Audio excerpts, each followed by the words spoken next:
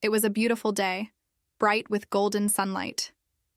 Rows of deep red roses bloomed around the white stone palace, its walls carved with exquisite detail, while a white airship drifted gently across the clear blue sky. The entire courtyard had been decorated in splendid fashion. Crimson carpets stretched along the white marble steps, and every guest was dressed in elegant finery, eagerly awaiting the moment the ceremony would begin. When the airship descended and came to a stop, the first person to step out was a girl wearing graceful red shoes. She was breathtakingly beautiful, yet a trace of melancholy lingered in her eyes like evening clouds, for today she was to marry a man she had never even met. The guests rejoiced at the sight of her beauty. With shimmering silver hair and vivid crimson eyes, she wore a deep red gown embroidered with brilliant golden thread, glowing like flame. Her mind was filled with thoughts of finally meeting her future husband. Suddenly, someone called her name. Her eyes widened as she recognized the voice. A young man bowed slightly, placing a hand over his chest, and spoke with perfect courtesy, saying he had been waiting for her for a long time. With a smile, he introduced himself as Grand Duke Casian. His blue eyes sparkled with playful mischief, and his silver hair reflected the dazzling sunlight. He said that they had finally met again. Arnée immediately pointed at him, her voice trembling as she exclaimed that it was him. She recognized the man before her, and horror washed over her as she realized she had agreed to enter this marriage. Their story had begun 3 months earlier, at an evening banquet in the imperial palace of the Western Empire. Masked guests drank wine, chatted, and laughed together, while whispers and fresh rumors spread endlessly through the hall. Meanwhile, the girl we now know as Arnée stood tiredly by a window, leaning against the wall and grimacing from the sharp pain twisting in her lower abdomen. Gritting her teeth, she silently cursed the fact that the palace banquet had fallen on this very day. Only yesterday, she had been drinking with her close friends at a tavern, enjoying herself so much that she had completely forgotten about today's event. Thinking back on the previous night, she wanted nothing more than to disappear from this place at once. But then she remembered that very morning, when her mother had calmly told her that a daughter ought to attend the banquet. Arnée frowned and sighed as she thought of her mother's determination to find her a husband. Standing on the narrow balcony, her golden hair stirred softly in the breeze, and she told herself that she only needed to greet the emperor briefly before slipping away to rest. Suddenly, her mother's voice rang out nearby, asking someone whether her daughter was here. Arnée could picture her mother's furious expression all too clearly. Lady Arnée thought that if she were caught now, she would be opening the gates of hell with her own hands. She decided to quietly greet the emperor first, then let her mother ask His Majesty herself whether her daughter had attended. Arnée lifted her gaze toward the neighboring castle, looking up at a third-floor window and guessing that the emperor was there. With extraordinary agility, she leapt forward and caught the broad railing with both hands. Using her momentum, she nimbly swung over it and landed on the tiled floor, reaching the destination she had set her sights on. But then she suddenly found herself facing an unfamiliar figure, a well-dressed nobleman. She froze and swallowed hard, realizing she had locked eyes with someone in a rather unfortunate situation. The stranger in the red and black military uniform stood motionless as well, his lips slightly parted. His blue eyes stared at her in astonishment, as though he couldn't believe someone had just fallen from the sky. The two looked at each other in silence, quietly studying one another, or rather gazing at each other in a daze. Only after several seconds did Arnée realize that she was crouched right in front of this stranger, and that they had been staring at each other for far too long. She shook her head, reminding herself that this was no time to sit there stunned. The man quickly reached out a large, warm, strong hand, as if trying to stop her. But before he could fully react, Arnée had already pushed herself up and vanished from the balcony. The blue-eyed young man remained frozen in place, his mouth slightly open in surprise. A moment later, several guards rushed over and asked if something had happened, saying they had heard a strange noise. He merely smiled and replied calmly that it was nothing, just a cute stray cat passing through. After that encounter, Arnée could not erase the image of that man from her mind. She kept wondering who he was, only to comfort herself by thinking that he probably had nothing to do with her at all. In the Western Empire, Arnée Brillhit was regarded as a heroine who stood at the very peak of martial achievement. She commanded the Empire's most elite knight order, the Golden Dragon Knights, and was admired by all. Her name was Arnée Brillhit, daughter of a duke, and one of the rare youngest swordmasters in history. Yet despite all that glory, her mother was not satisfied in the slightest. Day after day, Arnée Brillhit urged her daughter to marry without holding anything back. After hearing the same words again and again, Arnée could only stare out the window, dreaming of the day she could run away from home as soon as possible. Arnée constantly brought up examples of noble ladies she knew, all of whom had settled down and were living happily beside their husbands. She praised love endlessly and repeated that every girl Arné's age was already married.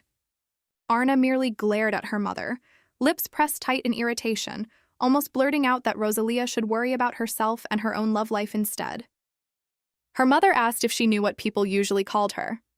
Arnée immediately assumed it must be something like legendary swordswoman or heroine of the empire, but Arnée firmly denied it. Confused, Arnée tried to think of what else people could possibly call her. After a few seconds of silence, she remembered an old nickname and asked, "Are you talking about people calling me a mad dog?"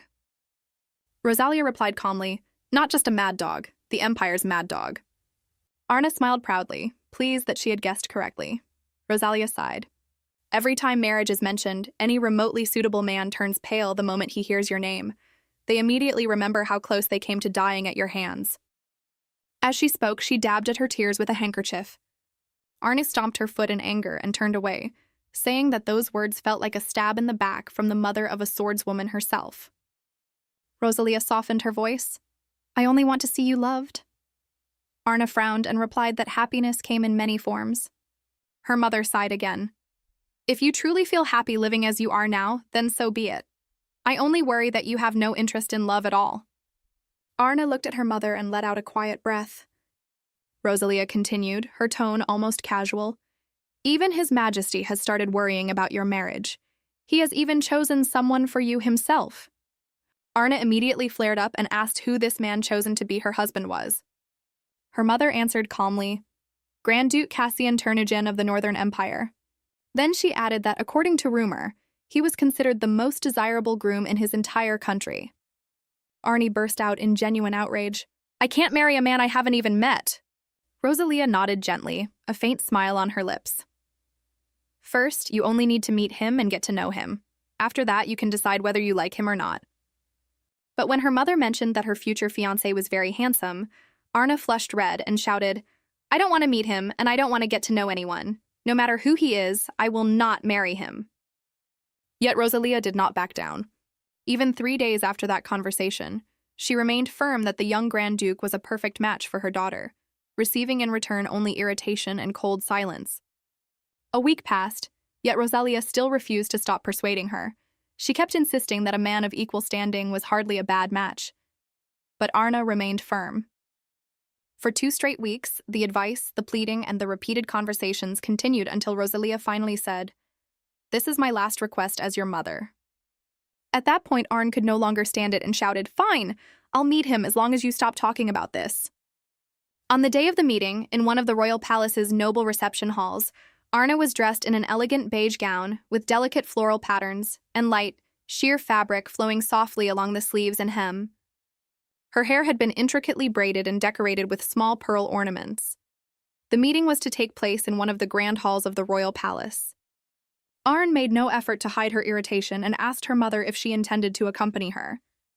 Arnée replied that of course she did, then added that the emperor and Arné's father would arrive soon as well. Arnée thought to herself that if she caused trouble in front of everyone, it would be no different from inviting her own death. Meanwhile, her mother continued chatting cheerfully with a servant, fanning herself as she praised the beauty of the interior. Arnée seized that moment to come up with a way to avoid this dreadful meeting. She decided to disappear. Quietly, she pushed open a window, and while her mother was distracted, she slipped through it and jumped outside the palace. Hearing the noise, Arnée turned around and froze in shock. She and the maid could only stare at the wide-open window before calling out Arné's name. Arnée's face flushed red with embarrassment as she tightened her grip on her fan and shouted the name of her cursed daughter. Having landed safely, Arnée lightly gathered up her skirt and stood there catching her breath, wondering what she should do next. The thunder of hooves made her lift her head. A 4-horse carriage was racing toward the castle gate, its wheels clattering loudly across the courtyard. The carriage looked luxurious, and the horses were strong enough to take her far away from her mother and all those schemes. Arnée immediately ran toward it, shouting for the driver to wait. She grabbed the handle and yanked the door open, seeing it as her final chance to escape. Inside sat the blue-eyed man she had met before, looking at his unexpected visitor in surprise. For a moment, Arnée froze, taking him in. He looked striking in a white coat and dark blue trousers. Casian smiled and said that they had met again, teasing her as the lost stray cat once more. Seeing the mix of surprise and confusion on her face, he merely smiled softly. Before long, both of them heard Rosalia and the maid shouting from the courtyard. Rosalia had already rushed outside, calling out as she searched for her runaway daughter. Arnée glanced back at her mother once, her eyes filled with determination. Gathering up the hem of her dress, she turned around. To Casian's surprise, she climbed into the carriage and sat down across from him. She spoke firmly, apologizing for the sudden intrusion and asking that the carriage continue in its intended direction, as quickly as possible. The man smiled and said she looked like a young lady trying to escape an arranged marriage. His blue eyes looked at Arnée with genuine concern and sympathy as he gently told her that if she needed help, he could help her. Arnée frowned slightly, repeating his words in her mind, both confused and surprised. She pouted, even briefly wondering if he might be some sort of swindler who would help first and demand payment later. As if he had read her thoughts, Casian let out a soft laugh and said, "I don't need anything in return." She silently concluded that he was probably just an overly confident man.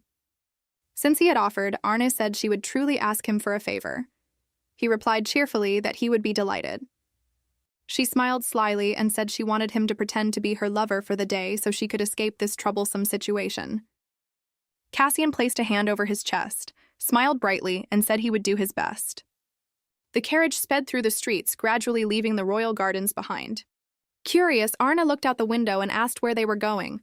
The man answered that they were going on a date. Her eyes widened, her thick lashes trembling slightly as she repeated the word in surprise.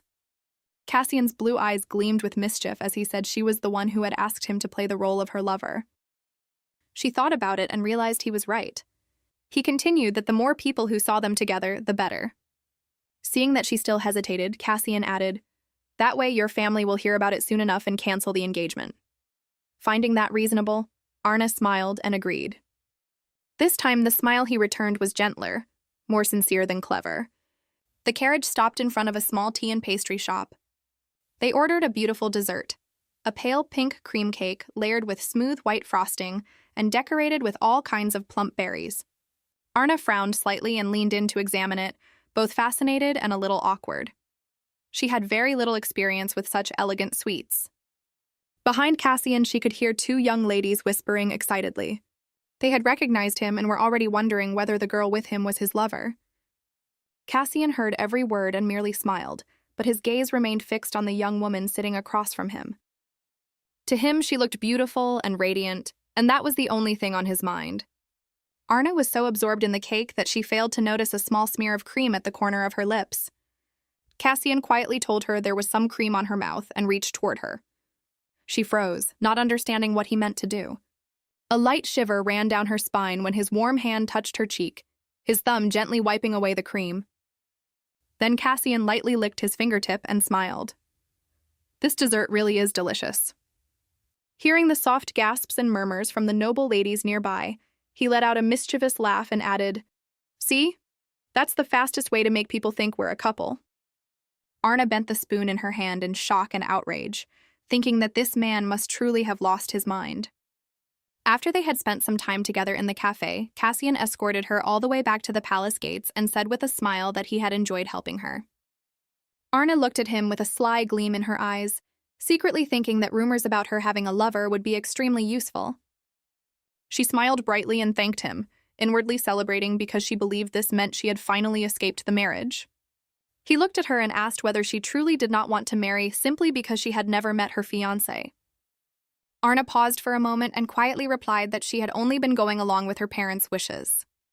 She recalled asking the opinion of an older married woman who had told her that if a man was considered perfect yet still unmarried, then something had to be wrong with him, or he was hiding a secret lover.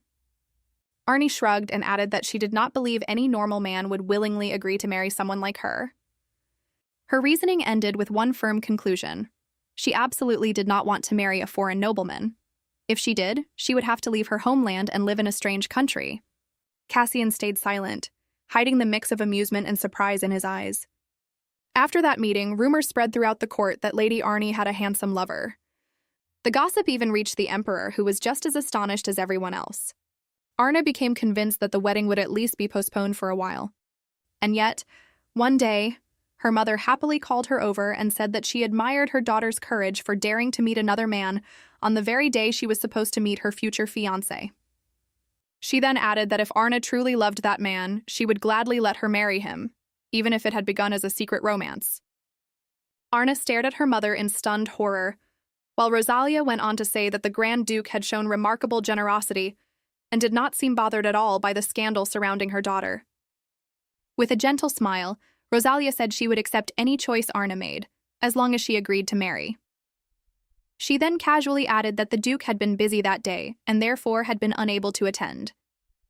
Arnée felt so furious she could hardly breathe. If even this method was useless, then only one path remained. She had to say it plainly.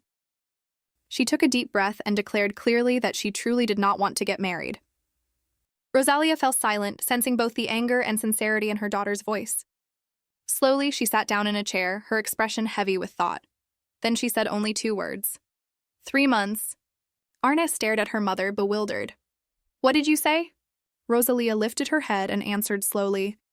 You only need to stay married for 3 months. If after that you cannot bear living with your husband, you may return home.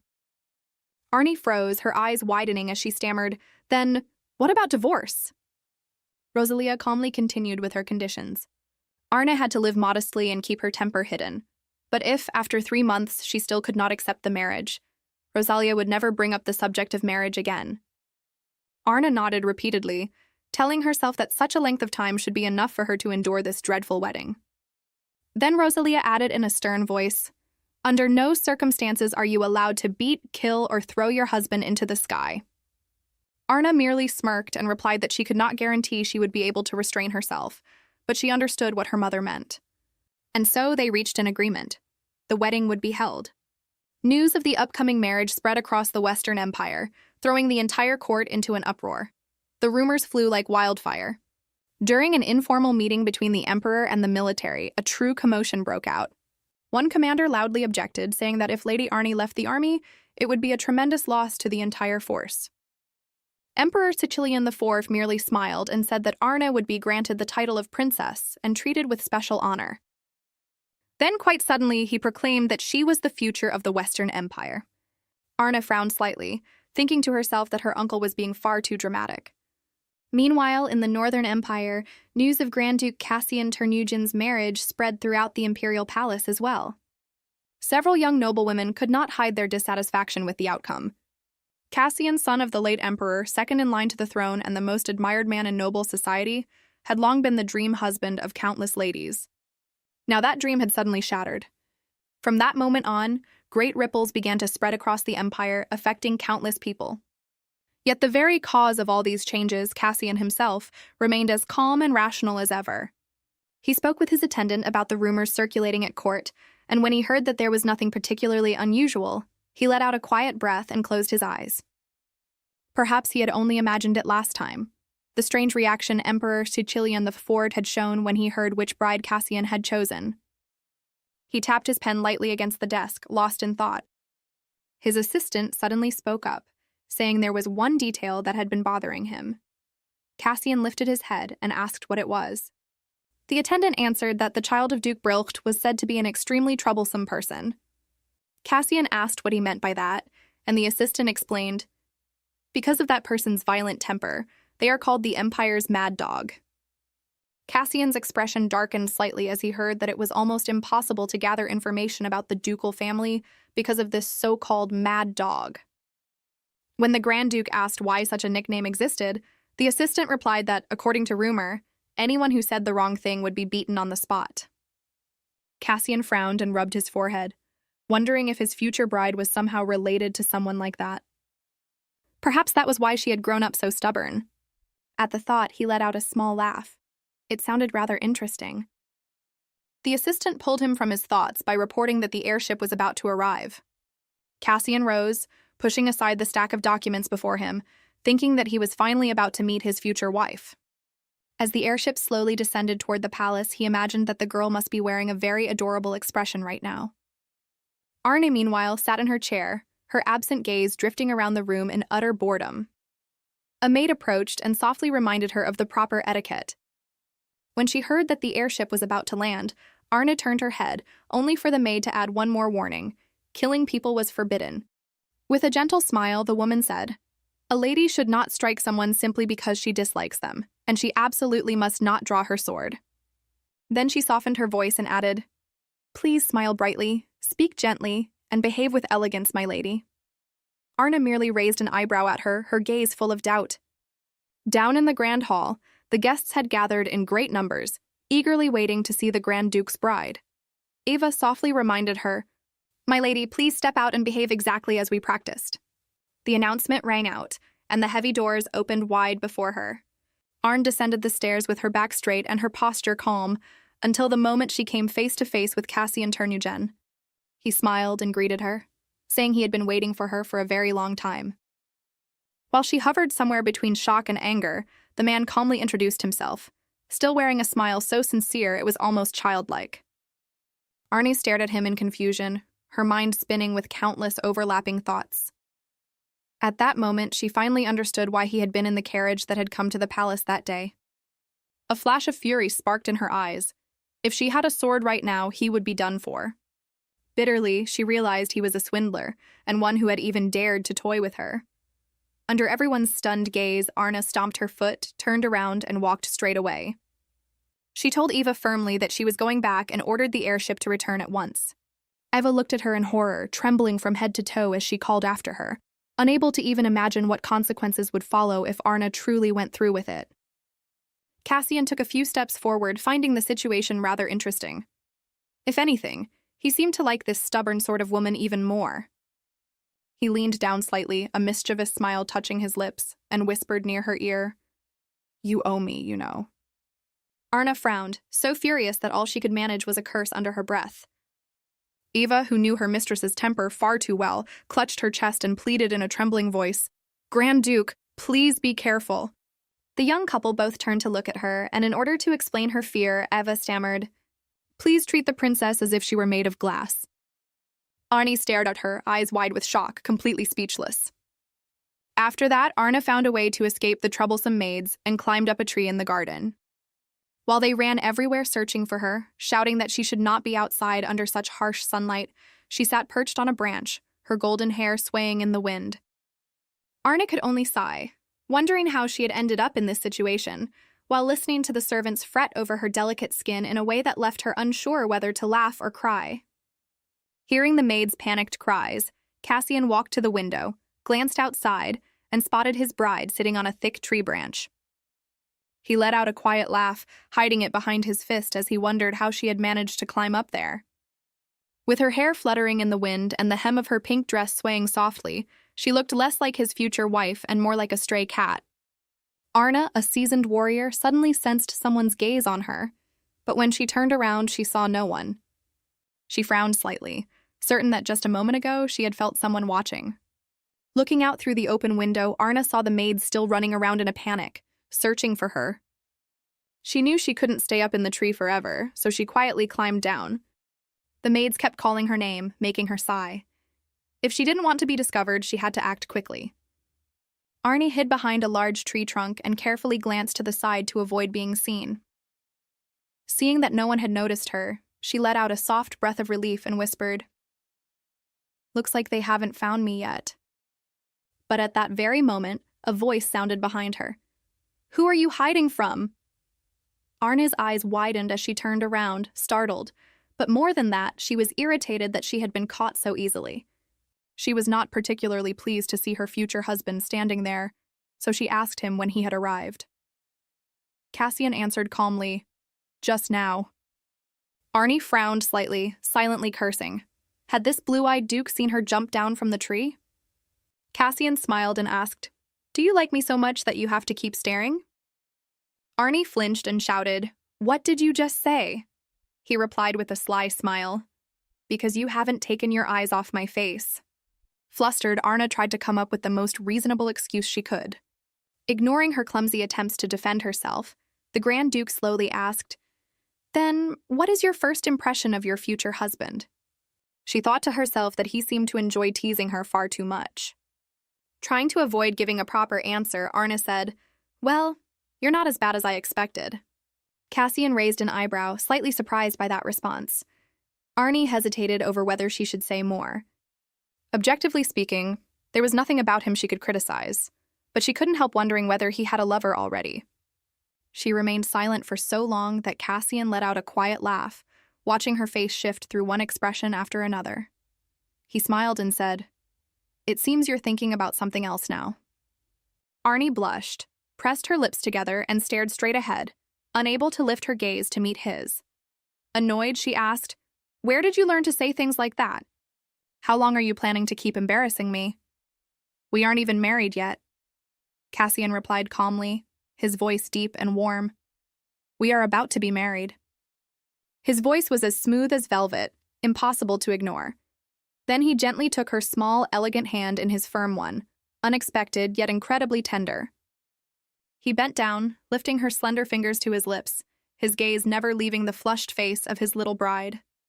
His lips brushed lightly over the back of her hand, and in a low voice he murmured, "It's too late to run now, my dear." On the day of the wedding, the Duke's castle was filled with voices and a lively bustle.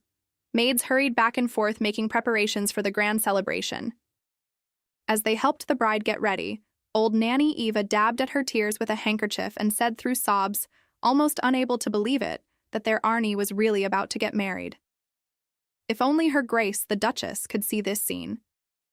Arnée frowned slightly at the way the old nurse spoke of her mother as if she were gone, when in fact Rosalia was watching everything through a purple magical crystal sphere and gently comforting her daughter.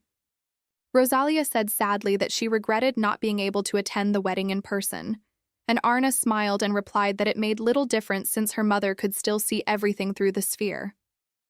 Rosalia let out a soft laugh, covering her mouth with her hand, and added that Arnée's father would be watching as well. She also mentioned that Emperor Chichilion IV had already set out for the Northern Empire to attend the wedding in person. Arnée looked at her mother in shock, because she herself was already planning for a divorce and had no idea how she was supposed to face all of this. At that moment, a thin veil was lowered over half her face, and the anger in her heart eased a little.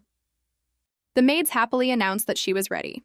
Arnée looked absolutely radiant in a white gown adorned with red floral embroidery along the sleeves. The veil was attached to a small tiara, and a silver necklace set with brilliant red gems rested around her neck. The maids standing on either side of the mirror could not hide their admiration, marveling that they had never seen such a beautiful bride. But Arnée simply closed her eyes. She did not want this wedding, and she certainly was not marrying for love. Nanny Eva stepped closer, holding a red cushion with the magical sphere resting on it. And as she handed it to Arnée, she said that Arnée had always been beautiful, but today she was more dazzling than ever before. Rosalia placed a hand against her cheek, her eyes glistening with tears as she looked at her daughter with deep affection and congratulated her on beginning a new family.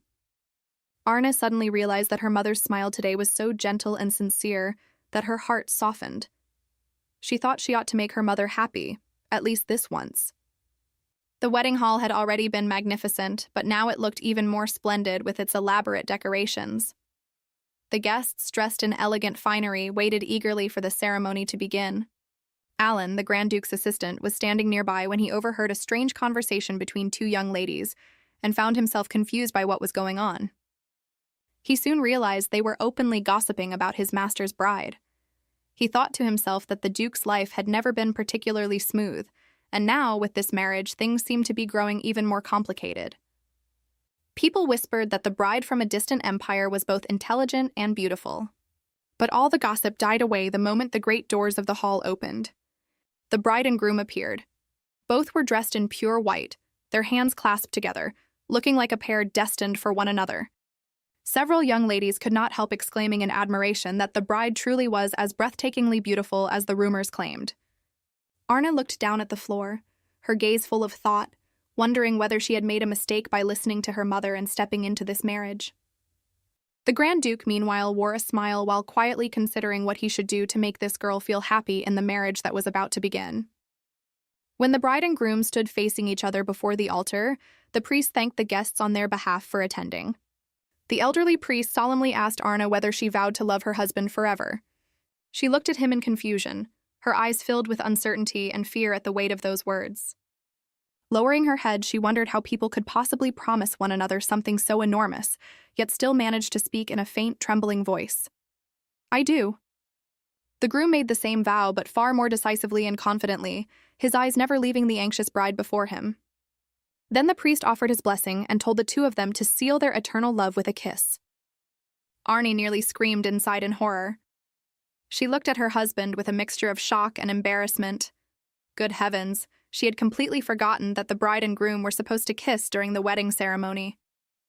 Casian stepped closer, gently lifting her chin, his fingers lightly brushing along her cheek as he whispered that if she wanted to run away, now was her final chance. She looked at him and in a quiet voice tinged with sarcasm, reminded him that he himself had once said it was already too late to run. The Duke paused for a moment, then smiled with unmistakable charm. Looking straight into her eyes, he nodded, agreeing with his own earlier words. Arnie's face flushed bright red.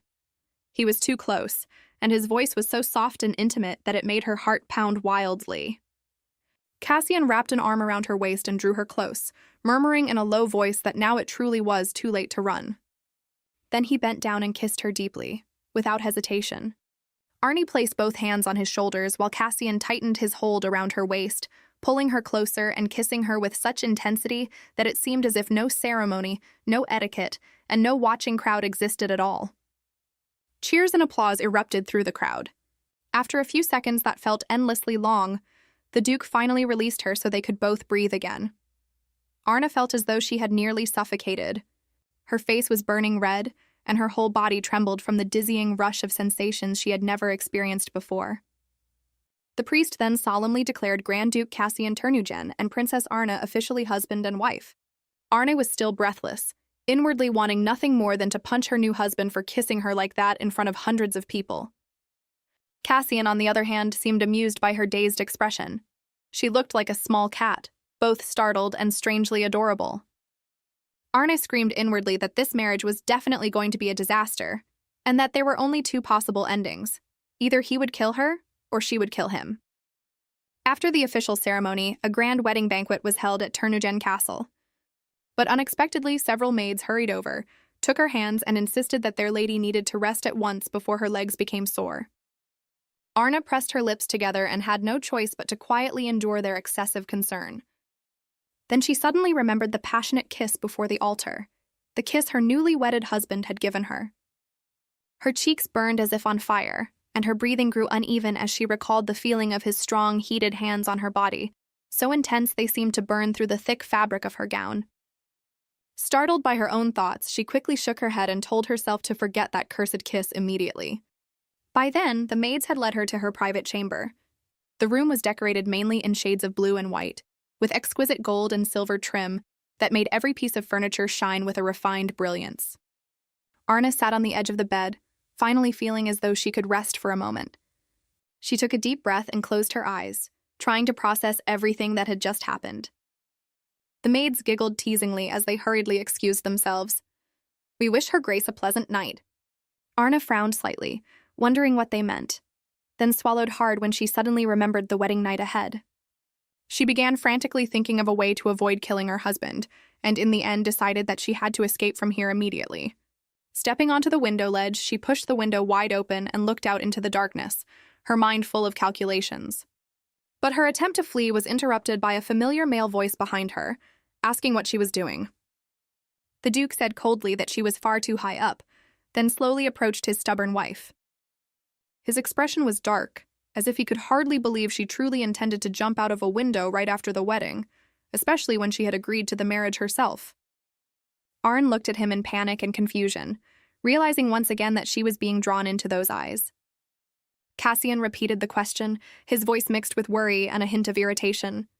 She tried to steady herself, still standing near the open window, torn between knocking her husband unconscious or telling him the truth.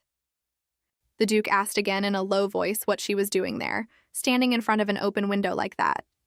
Arnée forced a smile and tried to joke her way out of it, saying she only wanted some fresh air. Casian raised an eyebrow. "And you had to climb all the way onto the windowsill for that?" In truth, she was balancing on the edge, her bare feet touching the cold stone. The Duke's face darkened further as he asked whether she was truly planning to throw herself down and die. Arnée froze, never expecting her new husband to interpret it that way, though on second thought, he wasn't entirely wrong. She quickly shook her head and stammered that she had absolutely no such intention. It was just that she herself had been wondering whether she would actually die if she jumped from this height, because the situation right now was simply too awkward. It seemed the man did not quite believe her. He simply let out a soft sigh, lowered his gaze, and said gently, "Very well." Arnée frowned slightly, then decided not to keep trying to explain. After all, how could she possibly admit that she had only wanted to run away because she was afraid of the wedding night? Casian stepped forward, the polished heels of his wedding shoes tapping steadily against the floor. He reached out, intending to help his wife down from the windowsill before she slipped. Arnée swallowed softly, realizing that even the thought of touching his hand made her heart beat wildly, yet she still placed her hand in his and felt the steady warmth of his palm, sending a shiver down her spine. Holding her husband's other hand, she stepped down from the ledge, her eyes never leaving his thoughtful face. Casian gently placed a hand on her shoulder and gave it a light squeeze, his voice soft as he told her to take better care of her health. Arnée had no idea how to respond. Her lips pursed slightly in unease, her mind filled only with the possibility that she might truly have to spend the night with him. The Grand Duke remained silent, trying to understand the reason behind his wife's strange behavior. In his mind, he recalled everything that had happened since she arrived here. He remembered how the servant had cried out anxiously about her lady's fragile condition, and had even told him to treat the princess like a delicate flower. Tightening his hold slightly on his newly wedded wife's hand, Casian led her deeper into the room. Until now, he had believed she was simply a weak young lady like any other. He had never imagined that her heart was so fragile she had once tried to end her own life. Arnée looked at her husband in confusion, secretly thinking that perhaps she really should just knock him unconscious. Then all at once, her body became weightless. Casian suddenly lifted her into his arms, his strong embrace supporting her bare legs beneath the folds of her gown. He looked down at his small wife with a gentle smile, briefly thinking that it would take a great deal of effort to care for her properly. Outwardly, he appeared calm and composed, yet his warm hands moved carefully while still holding her smooth skin securely. Arnée stared at him, eyes wide with fear. She could not imagine sharing a bed with a man she had known for only a few days. She squeezed her eyes shut, not knowing what to do in such a situation. But contrary to her fears, Casian gently laid her down on the soft bridal bed. His action left Arnée stunned, and everything suddenly became more confusing than ever.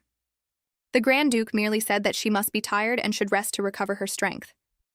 She opened her eyes wide and stared at him, unable to believe her own husband. Did he truly only want her to sleep?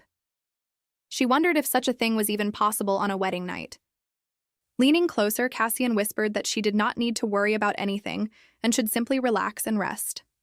Then he stood, quietly left the room, neither forcing her nor frightening her, leaving only that gentle instruction behind. The door closed softly with a small click, leaving his wife alone in the safety of the chamber. Arnée lay still and let out a weary sigh, thinking that everything had finally gone exactly as she had hoped. And yet she did not feel particularly happy because Casian had treated her no differently from a child. By custom, marriage among the nobility had always been one of the most important tools for ensuring a family's prosperity, nothing more than a transaction.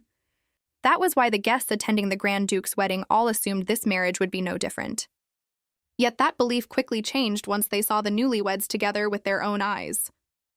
The young ladies chattered excitedly about the way the Duke looked at his bride, saying his gaze was so gentle and full of affection that it seemed to drip with honey.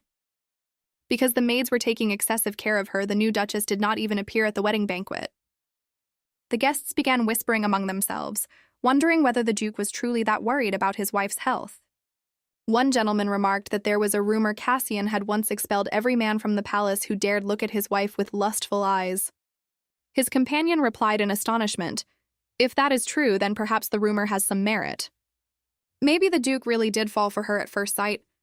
Meanwhile, Arnée was hiding in a tree to escape the endless nagging of the maids, who kept urging her to be careful and take better care of her health. There was the fairy tale of the princess sleeping in the forest. Now there was also a princess sleeping in a tree. From the window of his study, Casian looked at his wife, the corner of his mouth curving into a faint smile. Alan, standing beside him, noticed it and froze, unable to understand what his master was thinking, or whether he had truly become captivated by that foreign girl. The Duke turned to Alan and said, "I want to ask you something." Alan nodded, ready to answer. But then Casian asked, "What do you think about the fact that my wife tried to kill herself on our wedding night?" Alan went completely still, his eyes widening as he stared at his master, trying to decide whether he had misheard. After a moment of thought, he answered carefully that he was not certain, but perhaps it was the behavior of a woman who hated this marriage so much that she wished to die. Casian let out a soft sigh and murmured, "That really is the only explanation." Wanting to change the subject, Alan suddenly remembered his task. He handed the Duke a letter and said that the second prince, Mackenzie, had asked him yesterday to deliver this invitation. Casian asked whether Mackenzie had left immediately after handing over the letter, and Alan nodded in confirmation. The Duke stared silently at the envelope for a long while. When Alan asked when he intended to meet the Emperor, Casian merely placed the letter on the desk and murmured, as if speaking to himself, that he would go soon. At the same time, Arnée was sitting in the courtyard of the castle, leisurely sipping tea beside her attendants. She was using a magic orb to speak with her mother. Rosalia looked at her daughter with eyes full of love and pride, asking whether she was satisfied with her new life, then spoke in a sweet, almost sing-song voice about what a wonderful time this must be. Arnée nearly choked on her tea, her face flushing red as she suddenly felt an overwhelming urge to smash that ridiculous magic orb at once. Her mother's carefree voice continued, saying that Arnie's subordinates had caused an uproar and gone on strike, demanding that their swordmaster be returned to them. Rosalia added that the Emperor had asked for the matter to be settled quickly. At once, Arnée thought of the people who had once fought alongside her. Rosalia then said that contact with several of them had been completely cut off, which left her deeply worried. Arnée replied that if they could not reach them directly, they could ask Uncle Sarno for help. But her mother shook her head, saying that according to rumor, he was refusing to see anyone. Even Duke Sarno himself had been turned away. Arnée forced a stiff smile and joked that the man was probably just busy, since she could not admit that she did not want to meet him at all. Her fingers lightly traced the handle of her teacup as her thoughts drifted to the soldiers under her command. Just imagining the jokes they would make after learning of her new title made Arné's expression darken. If they wanted to have fun, she thought, then she could certainly make things truly entertaining for them. Just then, Erica, the orange-haired maid, approached with a smile as bright as the sun. Cheerfully, she pointed towards several enormous, colorful fruit baskets decorated with ribbons and glittering bows, saying that the Duke had sent gifts for his wife. Hearing this, Rosalia cried out in delight, saying that the man must truly love her daughter. Arnée, meanwhile, could only wonder whether he had done it because he believed she had once tried to end her own life. Suddenly, there was a strange rustling sound. Arnée frowned and noticed something moving in the bushes. She could have sworn she had just seen something behind the servants carrying the fruit. She rose abruptly, clearly sensing that someone was hiding nearby. Then a familiar red-haired head peeked out from behind the shrubs. The young man hiding there smiled brightly. Arnée froze, staring at that face without being able to say a word. A young man in a black military uniform appeared as if out of nowhere, his smile so radiant it was as though he had brought her a grand surprise. Stunned, she realized it was Crave, the soldier under her command, the very person who should still have been back in the West. Arnée rubbed her temple, thinking that she had not invited anyone here because she did not want the people around her to discover her connection to the Order. For a moment, she even wondered if she was imagining things, but when the young man cheerfully waved at her from inside the bushes, she could only sigh and accept that it really was Crave. Remembering that the maids and old nurse were right beside her, Arnée realized she had to send him away before anyone noticed anything strange. Pretending to continue sipping her tea, she quietly signaled for him to leave at once. But Crave merely grinned with delight and lazily replied that he had no intention of going anywhere. Anger surged within Arnée, and she nearly exploded at his stubborn attitude. She shot to her feet, slammed her hand on the table, and declared that if he refused to leave, she would throw him out herself. She was about to rush over and give the soldier a proper beating when a strange sensation suddenly swept over her, making her freeze. From behind, she sensed a powerful presence. Arnée frowned, unable to tell who it was. She started to turn around, but accidentally twisted her ankle, forgetting for a moment that she was wearing a heavy, cumbersome dress. Pain made her grimace, and only a few seconds later did she realize she was falling. Her reflexes slowed slightly by the sudden ache. Then she felt a strong hand catch her by the waist. The person standing before her was none other than her newly wedded husband. Casian smiled faintly and asked gently whether she was all right. Arnée frowned and blushed at the same time, realizing that the powerful presence she had sensed just moments ago had belonged to him. She thought to herself that she had never noticed his aura being this strong before. Staring at him, a suspicion flickered through her mind. Could he also possess some kind of special ability? If that were true, then perhaps he had already realized she was a swordmaster. Casian, however, merely smiled faintly, unable to take his eyes off her, because at that moment Arnée looked exactly like a disheveled little cat. With a hint of concern in his voice, he asked what she was doing here. Realizing that they had unintentionally interrupted a private moment between the young couple, the servants bowed and withdrew. Arnée swallowed, trying to come up with an excuse, but her mind was completely blank. In the end, she simply laughed softly and said that she was not doing anything. She knew the most important thing was to keep Casian from discovering Crave, so she quickly smiled and tried to distract him by asking why he had come to see her. Cassian's blue eyes looked at her with affection as he asked whether she liked the gifts he had prepared for her. Arnée froze, suddenly remembering that she had not opened any of the boxes at all. Both of them looked around at the room filled with carefully wrapped gifts. Casian went still for a moment when he saw that everything remained untouched, and a faint disappointment crossed his heart. Realizing the situation, Arnée hurriedly placed her hand on one of the boxes, gave him a bright smile, and insisted that she liked all of them. Her smile was somewhat forced, and she silently prayed he would not notice anything. Casian lightly clenched his hand, a quiet sadness settling inside him, as it seemed his wife had not cared about the gifts at all. Suddenly, a strange sound came from the nearby bushes, and a glimpse of someone's curly hair appeared among the leaves. Casian frowned because the sound was not like the wind rustling through the branches. At that very moment, Rosalia's voice rang out from the magic orb, cheerfully saying that she had long wished to meet her son-in-law. Arnée swallowed, suddenly remembering that her mother was still there, quietly watching everything unfold. Casian immediately bowed respectfully before his mother-in-law, formally introducing himself and offering his greetings to Duchess Arnée Brillhit. That only made Arnée, who was already flustered, even more embarrassed. Rosalia smiled brightly, praising her handsome son-in-law and saying Arnée was truly fortunate to have such a husband. She then added that her daughter was just as beautiful and that the two of them suited each other perfectly. Rosalia complimented Casian's eloquence and was about to continue praising him when Arnée could no longer bear it. She quickly interrupted and told her mother to stop. Arnée touched the orb and immediately cut off the connection before Rosalia could say anything else, thinking that she needed to throw that thing away as soon as possible. Her face burning red, she lowered her head and murmured an apology. But Casian only smiled and said there was nothing to worry about, adding that her mother seemed like a very lovely woman. Arnée turned to look at him, one brow slightly raised in suspicion, as if silently asking whether he truly meant that. Feeling that she could no longer endure any more talk about her mother or anything related to her, Arnée decided to steer the conversation elsewhere. This time, with a gentle smile, she asked the Duke, "Why did you come here?" She added that she thought he was usually busy with work at this hour. Casian answered with concern in his voice, asking instead, "Has your mood improved?" His gaze still held a soft worry. Arnée quietly wondered if she had heard him correctly, and her heart began to beat faster when she realized he was truly worried about her. At once, she remembered the moment from the previous day when he had caught her beside the open window, and she understood that the impression had not left his mind. Casian suddenly looked sorrowful, even a little melancholy, before asking softly, "Are you truly so unhappy about having to marry me?"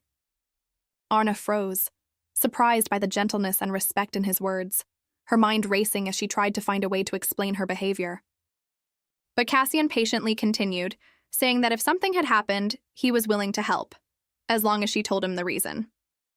Arnée could only answer that she was fine, too embarrassed to know what else to say, and repeated in a trembling voice that truly nothing was wrong. Casian's expression darkened slightly. He said softly that he understood, thinking to himself that his wife did not wish to be honest with him. Even so, he gentled his voice and told her that she could tell him everything whenever she was ready. Those words only made Arnée more flustered, her heart tightening with emotion. The Grand Duke said it was time for him to leave, then turned as if to go, with no intention of prolonging the conversation. Not wanting to hurt him or let him misunderstand, Arnée hurried forward and softly called after him, asking him to wait. Though she was still deeply embarrassed by the true reason behind her actions, she did not want him to leave while still confused. She reached out, and before she even realized it, her hand had caught the sleeve at Casian's wrist, holding him back. Surprise flickered in the Duke's blue eyes. He turned to look at her without resisting. Arnée lowered her head, her cheeks flushed, and mumbled something almost too quiet to hear. "About the first night?" Casian asked softly, his voice half doubtful and half confused, because that was certainly not the explanation he had expected. Gathering all her courage, Arnée nearly shouted in a trembling voice, "The truth is, I was just very afraid of the wedding night." She quickly added in a rush, "I wasn't trying to do anything foolish. I only wanted to run away for a while." Her words left Casian completely stunned. Arnée also grimaced slightly, unable to believe she had actually said all of that out loud. After a moment of silence, the Duke gave a soft laugh, his smile filled with surprise, tenderness, and a hint of concern. "You were so frightened of the wedding night that you wanted to run away?" Now that he understood his little wife's innocent fear, Casian could not help but chuckle. His low, warm laughter brushed against her heart like a gentle breeze. Arnée did not understand why his expression had suddenly changed so much, but he only laughed softly and lifted a hand to cover half his face, not wanting her to misunderstand and think he was mocking or disrespecting her. Then he told her she was adorable, which only made Arnée even more embarrassed. Casian gently placed his broad hand on her shoulder. He was no longer laughing, only smiling warmly. Leaning closer, he told her that if she did not want that kind of intimacy, he would not touch her, not even with a single fingertip. Arnée opened her eyes wide and asked softly whether he could truly promise that. Casian smiled, thinking that in some ways she was still like a child, not yet truly understanding love. He raised a finger to his lips and said that this agreement should remain a secret between the two of them. Arnée quietly repeated his words as if confirming her consent. In her mind, she suddenly remembered the times he had offered her his hand and helped her, always unexpectedly, without gaining anything from it. She thought it was strange, and perhaps she should learn more about this man's abilities. But for now, she simply closed her eyes and smiled, feeling relieved that the matter had been settled for the time being. When Casian returned to his study, he was still lost in thoughts of what his wife had said. He remembered her flushed face, her awkward gaze, and the way she had closed her eyes slightly when confessing the truth. The corner of his mouth curved faintly. Clearly, she was not the sort of person who was easily frightened by such things. Alan had been standing beside him for several minutes, yet Casian remained silent, lost in thought, a faint smile still lingering on his lips, as though he were remembering something amusing. Alan quietly thought that his master had truly been captivated by this girl. Then he carefully spoke up, pulling Casian out of his thoughts. Casian turned and asked what was wrong and why Alan had called his name. Alan replied that it was nothing. He only wished to ask whether his grace had any orders. Casian tapped his pen rhythmically against the paper, humming softly as though pondering something. After a while, the Grand Duke lifted his head and slowly said that it seemed there was a mouse in the castle. Then, in a colder voice, he added that it had to be found and dealt with. The next day, the castle courtyard fell into chaos with shouting and commotion after the maids discovered something. On the floor lay the shattered remains of the magical orb the Duchess used to communicate with her mother. The servants whispered among themselves, saying that the orb had been reinforced with high-level magic and that an ordinary person could never have broken it. Meanwhile, Arnée calmly sipped her tea, feeling wonderfully light. She had grown too tired of that thing and the awkward conversations with her mother, so when no one was watching, she had quietly broken it herself. Her tea was suddenly interrupted by a trembling voice apologizing. From among the servants, a girl with carrot-orange hair stepped forward, tears streaming down her face. Sobbing, she said she was the one responsible for guarding the orb. She lowered her head, crying and begging for forgiveness, saying she should have taken better care of it. The headmaid, a gray-haired woman, shouted angrily, scolding her that even if she worked herself to the bone for the rest of her life, she could never afford such an item, and even bearing 10 children to repay the debt would not be enough. A pang of guilt rose in Arné's chest. She truly felt sorry seeing the young maid trembling like that. She quietly called Eva closer and whispered, asking what would happen to the girl now. Eva answered softly that the child would be dismissed. Meanwhile, the maid stood there listening to those harsh words, sobbing in helpless misery. Eva continued that the girl would have to compensate for the orb and might even be barred from working in any other noble estate because of such a mistake. Hearing that, Arnée lightly cleared her throat, drawing the gray-haired woman's attention and putting an end to the harsh reprimand. She stood up, fully aware that she herself was the cause of this mess and could not simply leave the maid to suffer alone. The white-haired woman told the Duchess that she need not worry, and that she would handle the matter herself. But Arnée replied that how could she not be concerned when something like this had happened in her own castle? Eva looked at Arnée with admiration when she heard her call the place her castle, already thinking that she would have to tell Duchess Rosalia about this later. Arnée said she understood the situation regarding the magical orb, since everyone had been loudly arguing over who caused the trouble. In a gentle voice, she said she did not understand why everyone was making such a fuss. She added that this was not a serious matter at all, nor was it worth everyone spending so much effort debating. The maid stopped crying and looked up at her mistress with bright eyes, her mouth slightly open in shock. All the women who heard the Duchess's words were stunned. They looked at her with admiration and began whispering that she was truly generous and forgiving. Arnée merely turned away slightly, not wanting to face those bewildered gazes. The headmaid asked whether they could truly overlook the matter. Arnée smiled and replied that everyone made mistakes sometimes. They only needed to buy a new magical orb. Letting out a relieved breath, she waved her hand and declared that the matter ended there and that everyone could return to work without worry. Erica softly called Arné's name, making her turn and ask what she wanted. The maid suddenly burst into tears, sobbing as she said that from now on, she would serve her mistress with all her heart. Arnée was rather bewildered by the reaction and could only stare at her in surprise.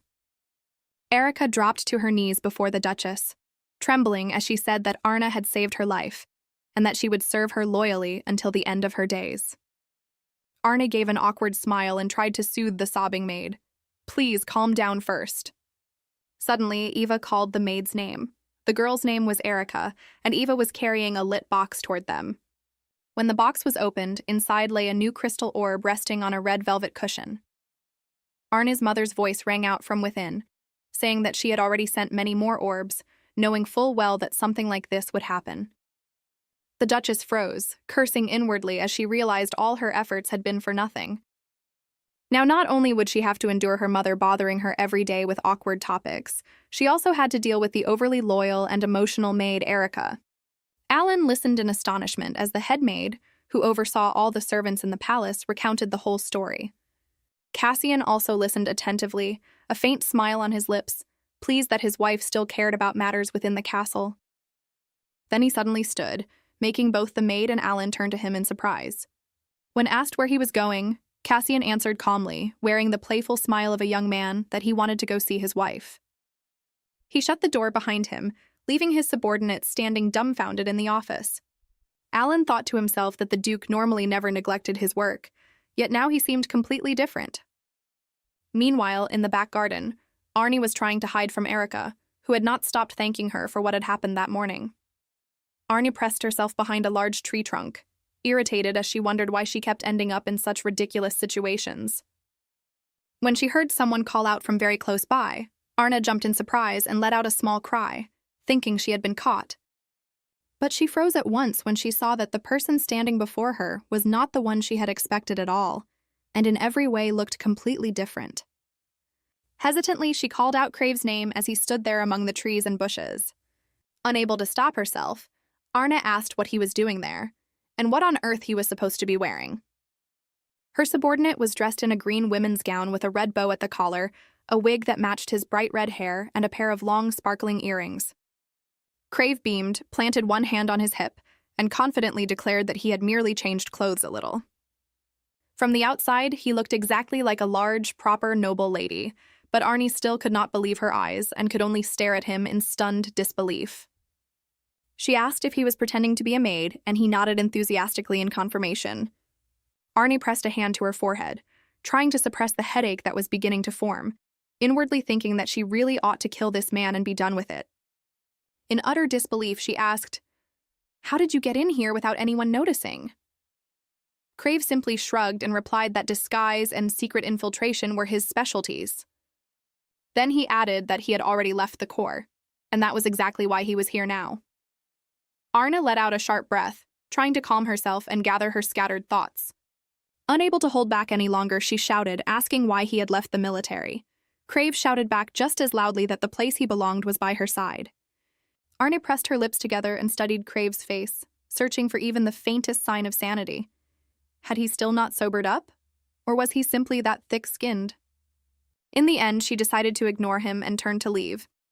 But Crave hurriedly continued, saying that although he had sworn loyalty to the Emperor, he would still follow only her. Arnée remained silent, but the young man shouted, asking whether she had truly forgotten that she had once saved his life on the battlefield. His loyalty to her ran deeper than death itself. Almost losing control, he demanded to know what kind of wedding she thought she was having, then begged her to return the fearless commander he had once known and stop pretending to be weak. Arnée already had her hand on the doorknob, thinking only that Crave was far too noisy now and that it would be better to leave him behind. But the young soldier clearly did not appreciate being ignored by his commander. He took several steps forward, his heavy heels thudding against the floor, and shouted that she had forgotten her own oath, questioning why she was acting this way. Arnée snapped at him to be quiet and go home, then added that her uncle would soon be returning to their homeland, so he could follow him if he wanted. Crave grabbed her hand tightly, looking as if he was about to cry. He pleaded desperately for her to let him stay, even if only as a servant. But she merely told him coldly to stop talking nonsense. Then both of them suddenly froze when they saw the Grand Duke standing ahead of them. The young soldier immediately panicked, praying that his disguise would be enough to fool the sharp-eyed man. But Casian simply smiled when he saw them and took a few steps closer. In a gentle voice, he asked what Arnée was doing there, calling her his wife. Arnée froze, her heart pounding as she realized how the situation must look. She hurriedly tried to come up with the most reasonable explanation possible. Her gaze darted toward her subordinate, unable to understand why she was the one who had to suffer the consequences of this ridiculous mess. Arnée turned back toward Crave, then stepped over to her husband's side. Beads of sweat formed on her forehead as she desperately tried to come up with a reasonable excuse, but her mind had gone completely blank from the shock. Casian quietly said that this was the first time he had seen this maid, and that he had never met her before. Hearing that, Arnée stared at her husband, unable to believe he could be fooled so easily. Casian went on to say that this person did not look like one of the maids in their estate at all. Arnée quickly replied that she had brought her the moment he saw the two of them together. Crave, still playing the role of a maid, bowed to the Duke and Duchess and said that he should withdraw so they could have some privacy. He bent awkwardly, nearly losing his balance because of the tight shoes, then hurried away. The door closed behind him with a heavy thud. Crave leaned back against it, breathing hard as he tried to calm himself after everything that had just happened with him and his commander. In his mind, he thought it was almost laughable that the Duke had not even realized the person before him was a man in disguise. But the moment he turned around, he froze. Casian was looking straight at him through the clear glass of the door. The Duke stood with his arms crossed, his gaze cold and tinged with anger, with none of the friendliness or trust he had shown moments earlier. Seeing that, Arnée panicked slightly. That expression was definitely not a good sign. She hurriedly called to her husband and pleaded with him to listen to her explanation. Casian turned back toward her. Standing before him, her face full of guilt, worry, and confusion, she quietly asked, "Are you angry?" Casian raised an eyebrow. "Angry? What do you mean?" Arnée answered softly that he looked as if he was angry with her. The Duke placed a hand against his chin and asked thoughtfully whether she was hiding something from him with that maid. Arnée hurriedly waved both hands in panic. "There's absolutely nothing like that." Casian smiled, seemingly pleased that she cared about his feelings, and said that he completely trusted his wife. Arnée let out a breath of relief. Then Grand Duke Casian asked whether that maid was all right, since she looked somewhat like a man. Arnée could only reply that she was not entirely sure either. Casian shrugged and said it would be wrong to judge someone by appearance alone. Arnée lowered her face, unable to believe that Crave's ridiculous disguise had actually worked so well. Casian continued staring at his newly wedded wife, unable to take his eyes off her face. Suddenly, he said that he had noticed before how beautiful her eyes became whenever she was deep in thought. Arnée paused slightly, then replied that others had once told her eyes reminded them of a murderer's gaze. Casian laughed softly and said he was not lying. He truly liked those eyes. Because of her bright red pupils, Arnée had always been treated as though she were a monster. People associated them with strawberry jam, with ill omens, and with misfortune. Unexpectedly, she told her husband that ever since she was young, everyone had been afraid to look into her eyes, believing they were the mark of a family curse.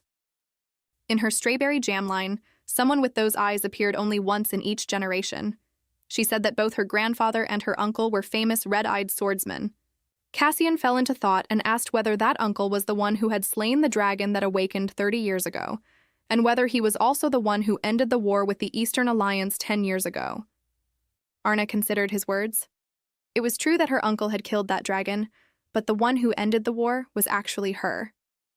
Where had that distorted rumor come from? Realizing she had been silent for too long, she quickly nodded and answered, "That's right. My uncle is an extraordinary man." Arnée did not understand why he was looking at her with such warmth. She let out a soft breath and quietly called him, "My lord." Casian frowned slightly and asked, "What did you just call me?" Arnée panicked, afraid she had misspoken or made some kind of mistake. Confusion flickered in her eyes, but then the Duke suddenly smiled brightly, his voice gentle yet filled with confidence. "Call me Casian." Arnée froze, her eyes widening in surprise as she stammered, asking why he would say that. In her mind, she realized she had never called him that before. Casian softly called her name and said that from now on he would call her that way as well. Placing a hand over his chest, he smiled tenderly. "So you should call me by my name too." Arnée lowered her head, trying to suppress her embarrassment and the rapid pounding in her chest. After hesitating for a while, she finally spoke, calling Casian's name for the first time in a soft, slightly trembling voice. Her cheeks flushed. Casian listened as though enchanted by the sound. He praised her, saying she had done very well while gently stroking her hair and cheek with affection. His warm smile and tender gaze seemed to tell her that she had done wonderfully. Afterward, he returned inside the castle. As he walked away, Casian recalled how she had stepped forward without hesitation to protect a stranger, even though it could have brought danger or suspicion upon herself. Of course, he knew perfectly well that the maid was a man in disguise.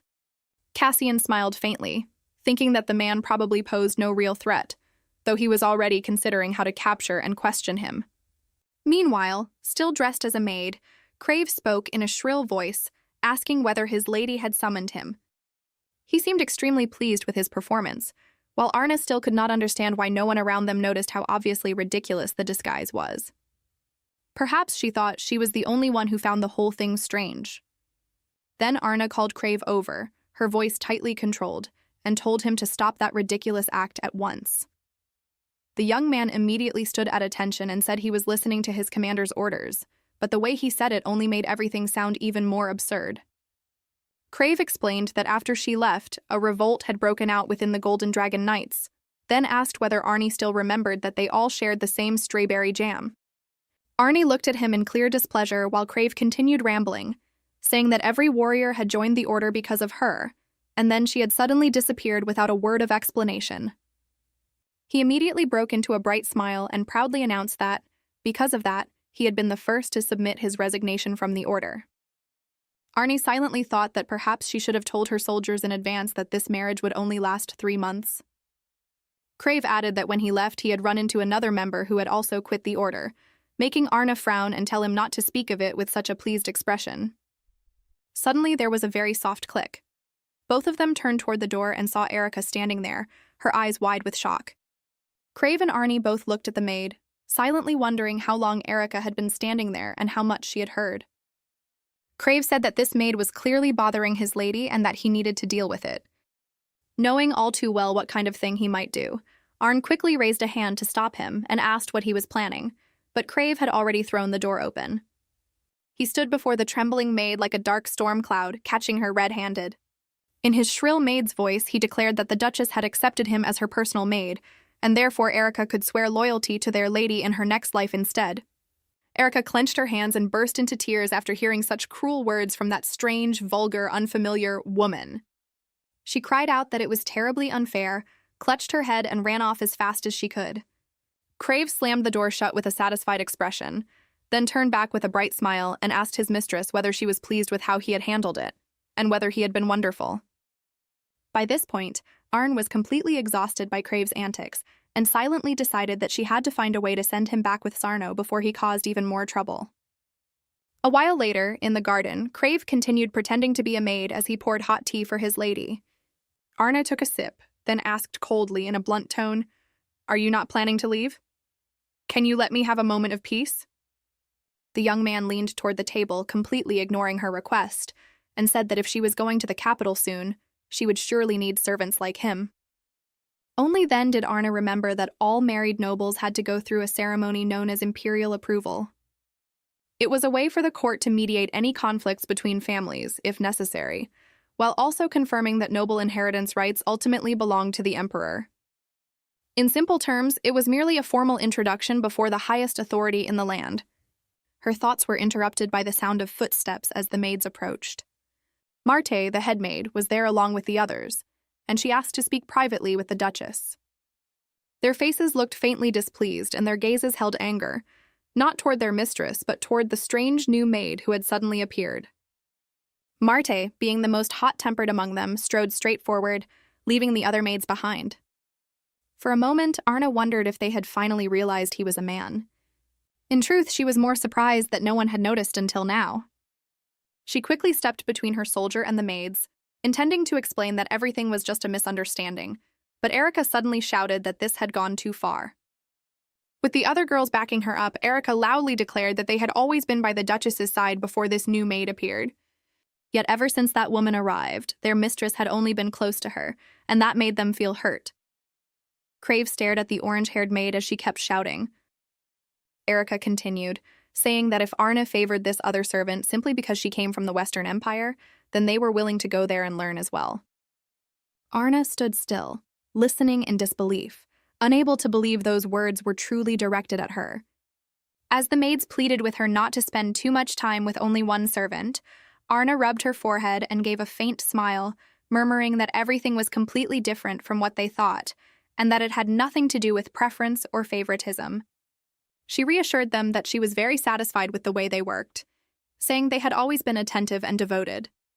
After hearing her words, the maids softened, smiled, and replied that they also loved their Duchess very much. A few days later, it was time for Casian, Ternugen, Arnée, and their entourage to depart for the capital to receive the emperor's formal approval. Standing beside his wife, the Duke gently told her that they only needed to make an appearance and that there was nothing to worry about. He lightly took her small hands in his, making her cheeks flush at once, as if he were deliberately trying to fluster her even more. Casian bent down and softly kissed the back of her hand, his eyes closed with a tenderness so unbelievable that Arnée nearly forgot to breathe, while he remained perfectly composed beneath all the gazes around them. The Duke added that because of work, he would have to stay behind for a few days, but after that he would come to her immediately. Arnée nodded, still unsettled by her husband's behavior, and said, "Then I'll go ahead first, since I still have matters involving Uncle Sarno." Casian only smiled reassuringly and said he would certainly join her soon. He placed his warm hand against her cheek, his thumb gently stroking her velvety skin. His eyes seemed to smile along with his lips, filled with tenderness and concern. Then Casian leaned closer and lightly touched his lips to her cheek. Arnée's face turned bright red and her whole body trembled slightly. Her breathing grew quick and uneven. She looked up at the Duke with a mixture of confusion and surprise. Casian smiled and whispered near her lips, "This should help keep you from feeling too lonely over the next few days."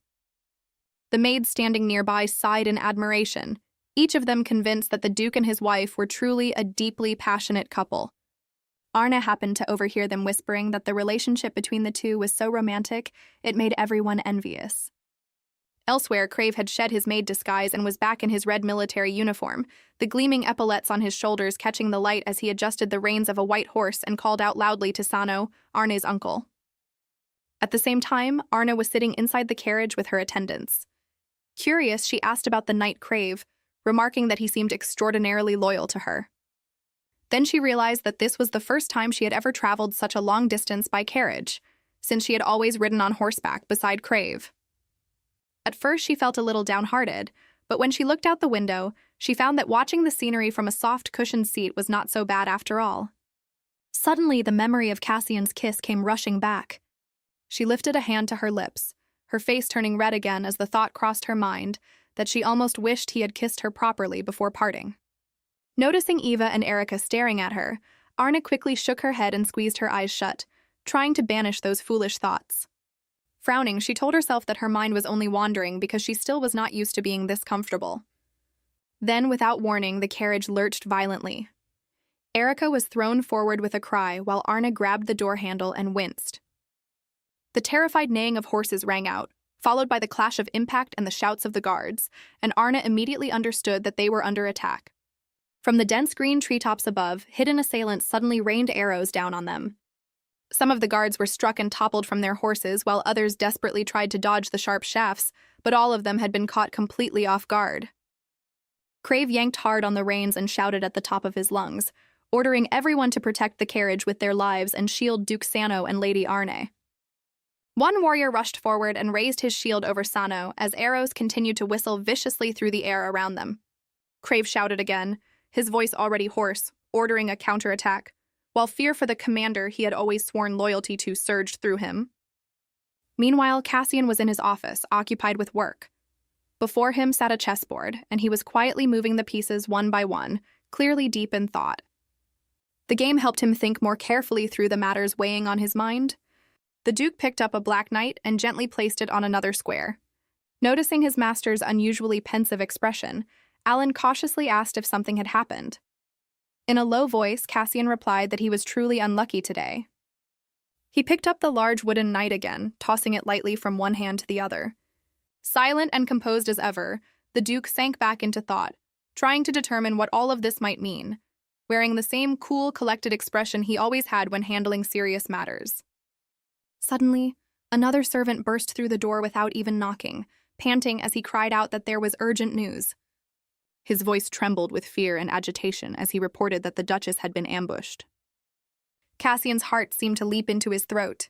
He immediately remembered what the housekeeper had said about his wife's fragile health, then recalled her innocent, awkward actions. She truly was still such a young girl. At that moment, Arnée had already smelled the thick smoke from the smoke bombs, while Eva and Erica began coughing violently. The attackers had used smoke rounds. The girls were gradually weakening, and even the small, delicate Erica still tried to promise that she would protect her lady. Arnée lowered her head slightly and said hoarsely, "Forgive me, Erica." Erica looked up in confusion and fear, asking what her lady meant. The next moment, Arnée stepped down from the carriage alone and walked straight toward the attackers. A knight holding a large shield and sword shouted a warning, telling her not to go out because it was too dangerous. Arnée sighed, frowning impatiently, then struck him precisely at the neck, knocking him unconscious. She had no intention of injuring him. She only wanted to put an end to his troublesome concern. Setting her foot on the ground, she raised one arm forward and a dark crimson portal opened, white light spilling from within. Her fingers lightly touched the hilt of the sword that appeared there, a blade as black as polished coal, with a large violet gem glowing brilliantly on its hilt. When the portal vanished, Arnée stood there gripping the sword firmly, ready to protect herself and everyone else from the enemy. At the same time, Casian hurriedly mounted his horse and rushed toward the scene. Alan rode closely behind him, shouting in fear that the Duke might be injured. But Casian no longer cared about his own safety. Cold sweat broke out across his skin, and his heart clenched as he imagined what might have happened to his wife. Her eyes, her flushed cheeks, her velvety skin flashed through his mind, and all he could do was pray that Arnée was safe. Casian could not understand why he was so shaken. He tried to convince himself that it was only because he was about to lose an important chess piece, but deep in his heart, he knew there was another reason. At the battlefield, Crave turned around and froze when he saw the two legendary swords of the Velgosa blood black and one white, complete opposites. One of them was Nevermore, the soul-devouring blade, and the one wielding it was his commander herself. Arnée fought decisively without a trace of hesitation. Her expression never changed, even as the enemy pressed in one after another, and they had clearly never imagined the battle would end like this. It had been a long time since Arnée had last tasted the chaos of war, yet she still stopped the strangers with ease. Crave broke into a radiant smile, practically shouting in excitement inside his head. His commander was truly extraordinary. She had turned the entire tide of battle with a single move. Nevermore clashed against another blade, yet for once it failed to split it in two as it normally would. That alone was enough to startle her. Arnée paused for a brief second and murmured that the masked opponent had actually managed to block a strike from the legendary sword. One of the enemy soldiers was trembling in absolute terror, unable to comprehend how such a slender young woman could so effortlessly wipe out his entire force. Realizing he was still a threat, Arnée swung her sword. An exactly stroke ended his thought at once. She stood in the middle of the field, surrounded by many enemies that had been inactivated. Then, a voice rang out. It was Nevermore itself. In a low, hoarse, irritated tone, the sword demanded to know why she had only summoned it now, and how she could use it so heartlessly after all these years. Unwilling to listen to its complaints, Arnée coldly told the sword to be quiet and sent it back through the spatial gate. Crave stepped closer and called out to her seriously, addressing her as commander and asking her to listen. Arnée lifted her gaze toward him in question. He told her that she should have left at least one of them alive so they could find out who had sent the attackers. Arnée replied calmly that if those people wanted something, they would come on their own sooner or later. Suddenly, a fully armed group of knights came charging in. It was Casian's men. Arnée had no idea how she was supposed to explain the strawberry jam-soaked scene before them. A moment later, everyone turned at once and bowed to the Duke who had just arrived. Casian jumped down from his horse, his face etched with worry, his eyes instantly searching her body for even the slightest wound. Arnée froze. She could not believe he had come here in person, only to make sure that she was safe.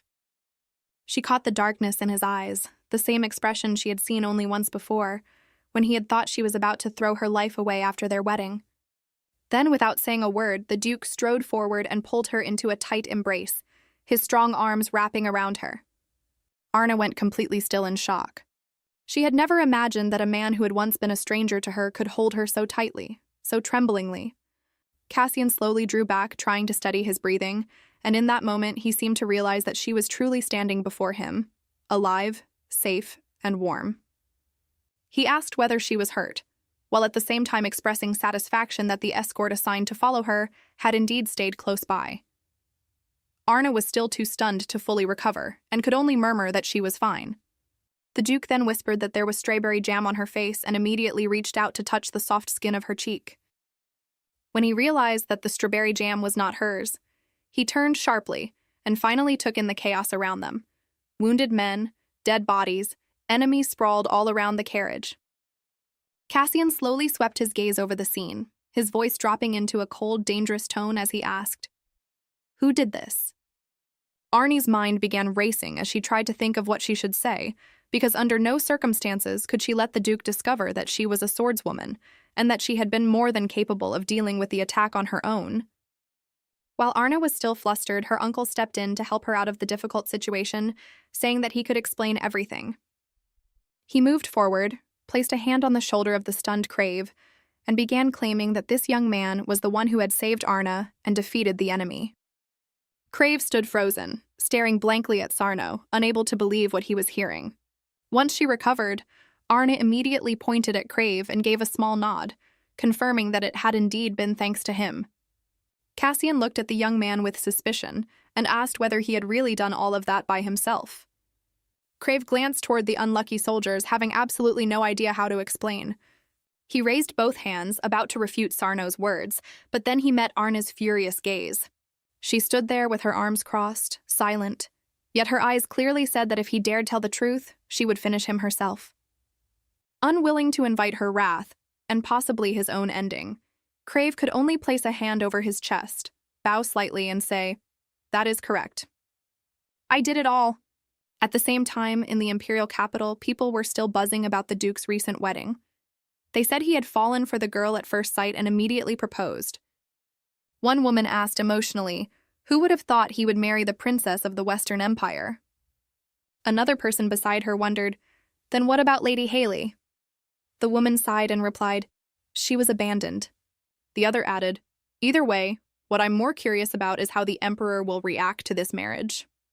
A few hours later, the newlyweds arrived at the Terneuzen estate in the capital, a luxurious and dazzling mansion grand enough to leave anyone overwhelmed. Arn could not help admiring the residence. Beside her, Casian, who had set aside all his work ever since the attack, stayed close to her the entire time, not leaving her side for even half a step. A gray-haired man with a mustache stepped forward to welcome them. He bowed deeply before the newlyweds, and Casian said that it had been a very long time since they had last met. Seeing the confusion in his wife's eyes, Casian suddenly realized that she had no idea who this man was. The man then introduced himself to Arnée, explaining that he was the head butler of the estate and offering to guide her through the building. Meanwhile, in the vast imperial palace of the Northern Empire, built entirely from white stone, another scene was unfolding. Duke Sarno sat in a reception room upholstered in luxurious black leather with gold stitching, waiting for his audience with the Emperor. He frowned, deep in thought over everything that had just happened. Only a few hours earlier, he and Casian had discussed the attack, and it was Sarno himself who had remarked that those assailants had not looked like ordinary bandits. Sarno had also asked his nephew-in-law whether he was truly all right. Casian had remained silent for a moment before turning back and saying that he was fine. Then, with a faint smile, he added that he knew who had taken down the enemy single-handedly, and it certainly had not been the red-haired young man, Crave. Sarno frowned, almost unable to speak, but Casian placed a hand on his shoulder and reassured him that there was no need to worry. Leaning close to his ear, the Duke lowered his voice and said that he knew what was going on, but he had no intention of causing trouble. Sarno lifted his teacup, silently wondering whether he had done the right thing by marrying Arnée to a man like this. He took a sip, accepting the possibility that everything happening now might be part of a larger scheme, and that his niece was the victim. But when he remembered Arné's personality, he calmed down again and even found his own concern somewhat amusing.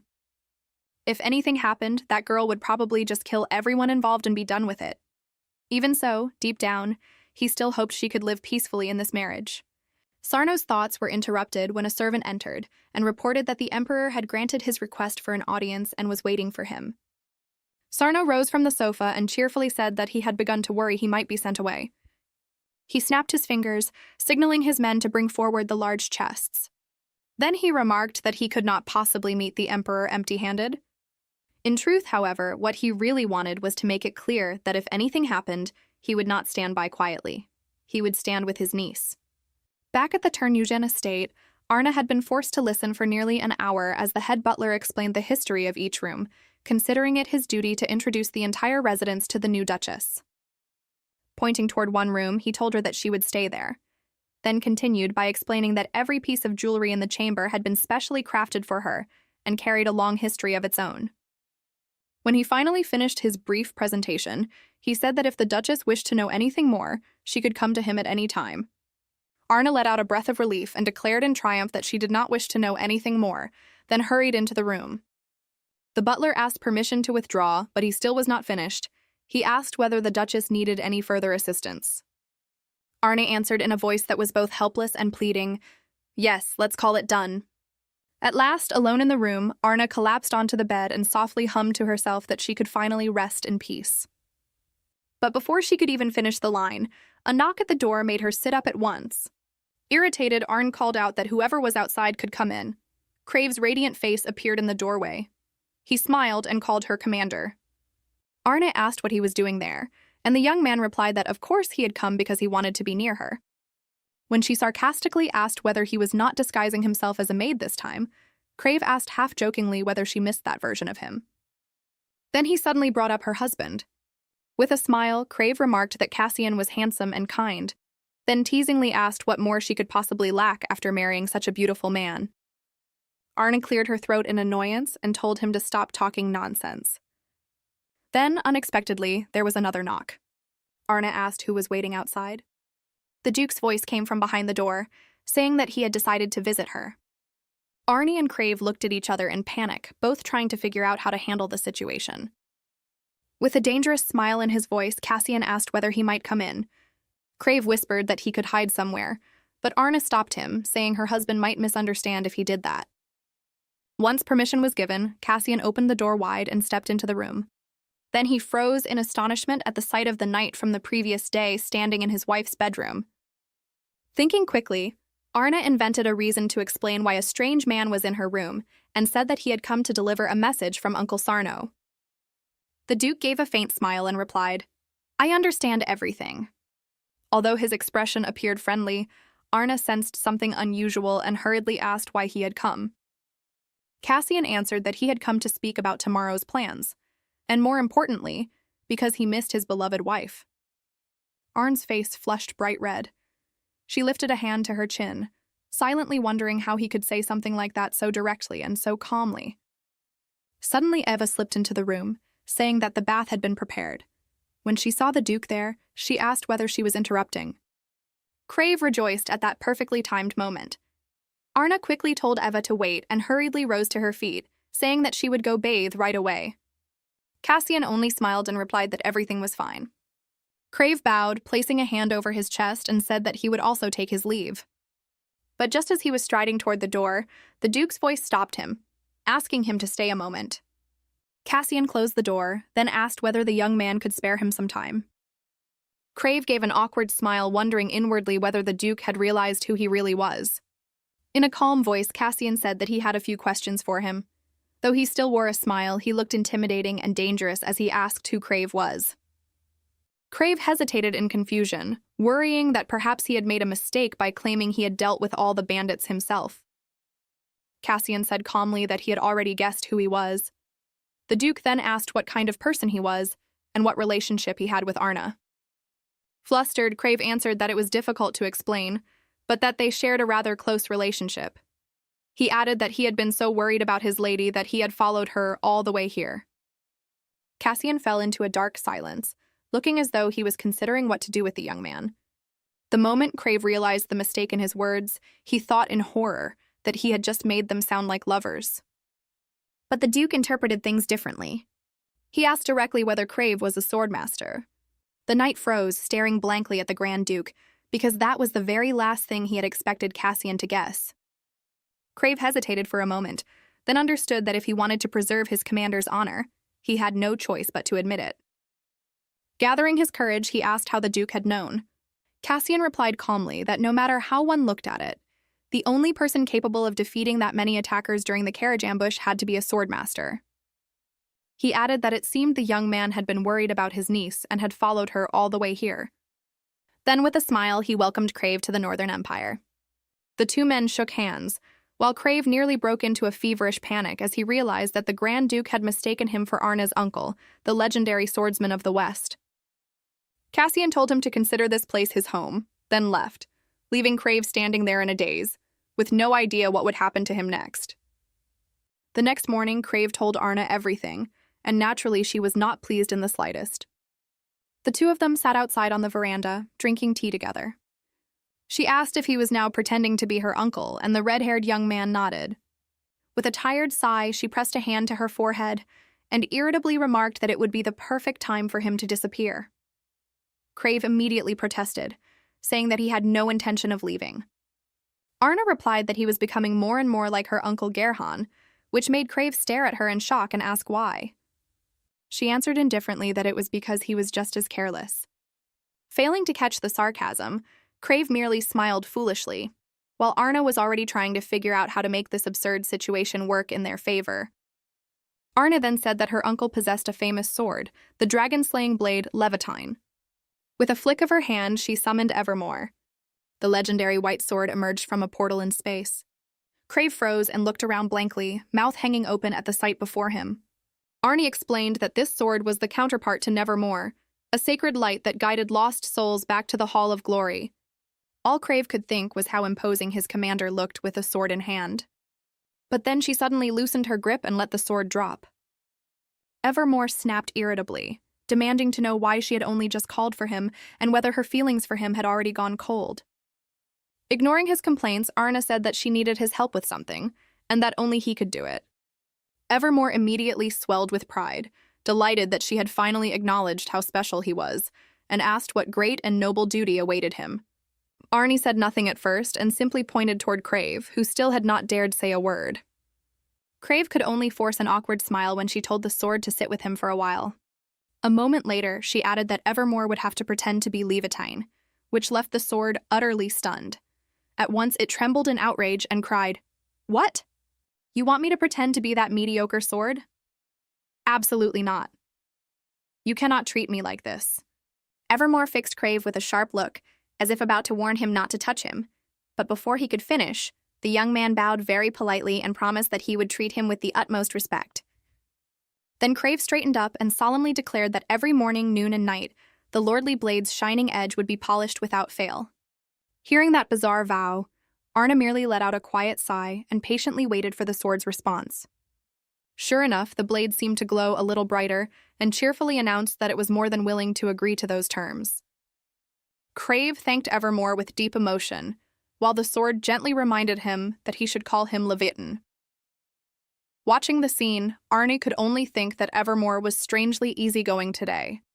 The next day, the Duchess walked through the estate courtyard in a flowing blue-green gown, accompanied on either side by Eva and Erica.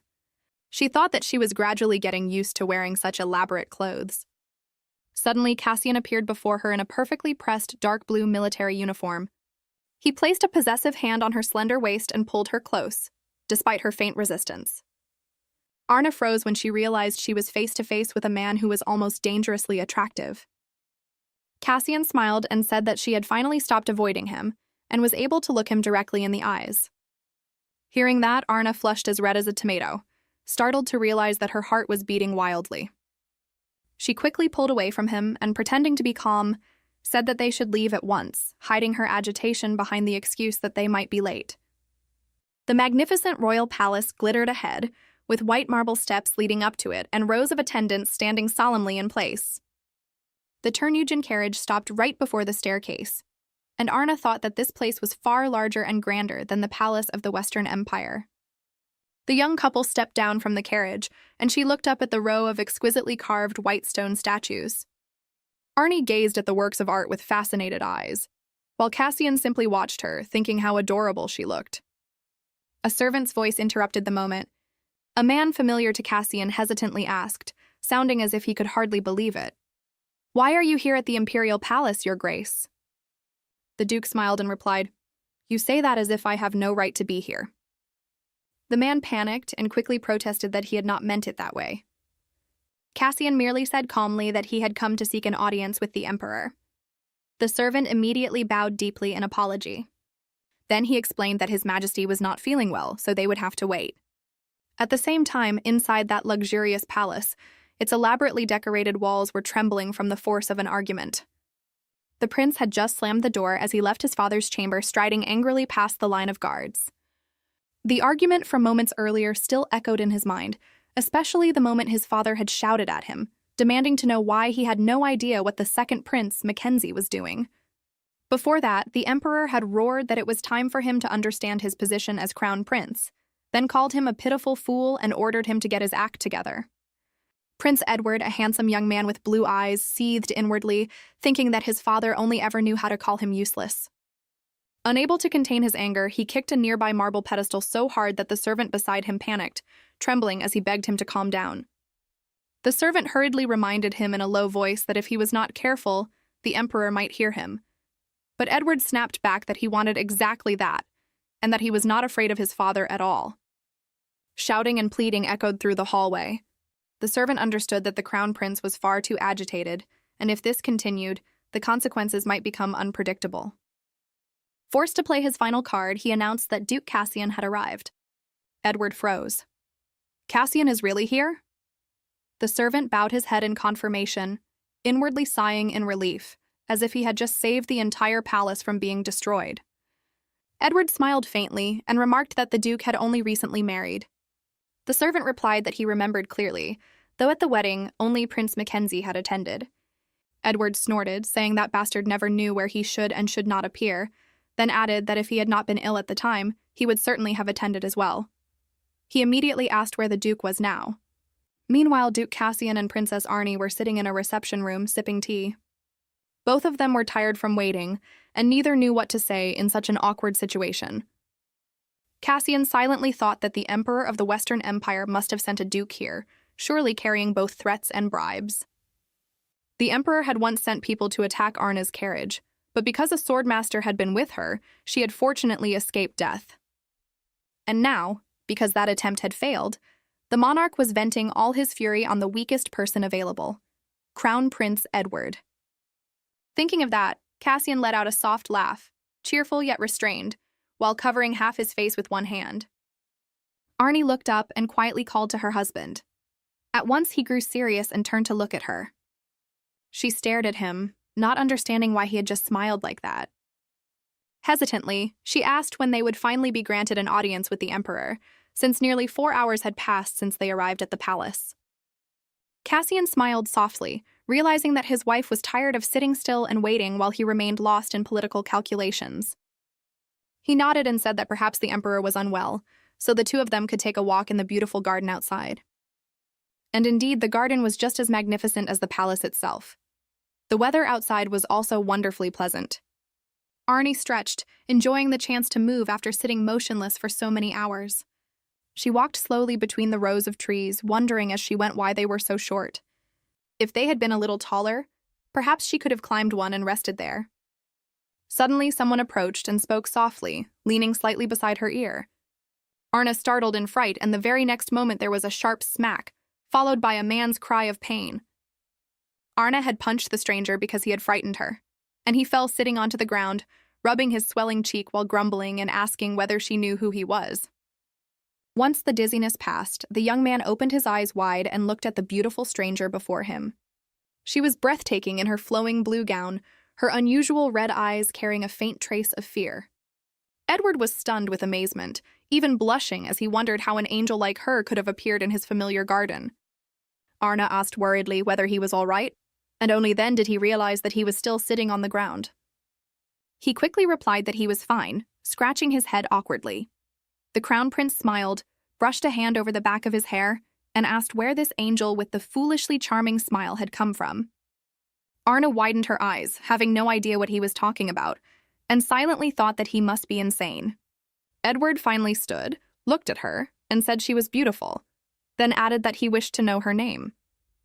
Arnée had little interest in revealing her identity. Still worried that this man was not quite normal, she only thought of escaping as quickly as possible. The prince lightly flicked the hair from his forehead, trying to look dazzling, and said that she surely already knew his name, so she should tell him hers as well. Their awkward conversation was interrupted when the servants called for the crown prince. He only answered absent-mindedly that he was very busy, but that was enough time for Arnée to vanish. When Edward turned his head again, there was no one before him, only an empty patch of grass. He stood there in a daze, wondering, where did that beautiful angel disappear to so quickly? At the same time, Grand Duke Casian was still sitting in the waiting room, wondering how much longer this unpleasant waiting would continue. He had quietly accepted that he probably would not be able to receive an audience with the emperor today, and was already considering requesting another brief audience instead. Then the door opened, and a familiar servant stepped inside. Casian rose, thinking he was about to be called to discuss matters concerning the sovereign, but the servant instead said that the crown prince was looking for him. Casian repeated the name in surprise, clearly not having expected this. The servant continued, "Since you are already here, why not meet him while you have the chance?" After saying this, he bowed politely and began explaining something further. When the servant mentioned the Duchess, Casian calmly replied that his wife was walking in the garden because she had grown tired from waiting so long. The man then hesitated before adding, "Recently, there have been quite a few attacks targeting young noble ladies." Casian lightly touched his chin and fell into thought over what he had just heard. The servant standing beside him added in a low voice that Count Thessalaka was gathering information, but the matter did not seem simple, and he might need the Duke's assistance. They were suddenly interrupted when Edward burst into the room and loudly called out Grand Duke Casian's name. Casian leaned slightly toward the servant and quietly said that he would meet Count Thessalaka himself at an appropriate time. He then turned to greet the crown prince, smiling as he remarked that it had been a long time and asked why he seemed so flustered today. Edward, breathing hard, braced his hands on his knees. After catching his breath, he suddenly blurted out with great excitement that he had found the ideal girl, the very image of the woman of his dreams. Casian raised an eyebrow slightly and asked, with a hint of skepticism, whether he had heard correctly. Edward quickly explained that he had met her on the way to visit his brother and believed it was love at first sight. The Grand Duke smiled and asked what kind of woman could have captivated the Crown Prince so completely. Edward frowned and replied that he had been about to ask her name, but before he could, she had vanished. Running a hand through his blonde hair, he went on to say that she had disappeared from sight in a moment of carelessness, but she had such distinctive features that he could easily recognize her again. Casian asked whether he meant some particular trait in her appearance. At that very moment, the door creaked softly open. Edward exclaimed with delight that the girl had shining silver hair. Then he added that her red eyes were just as rare. And at that exact instant, Arnée stepped into the room, and Casian immediately understood who had so thoroughly stolen the Crown Prince's heart. Casian smiled, trying to hide the amusement that was already flickering in his eyes. Hearing the footsteps, Edward spun around and cried out in astonishment when he saw the girl standing there, the very one who had thrown his heart into chaos. He seized her small hand in both of his, clasping it tightly, trembling slightly from sheer emotion. Arnée blushed and frowned, feeling utterly awkward and having no idea what was going on.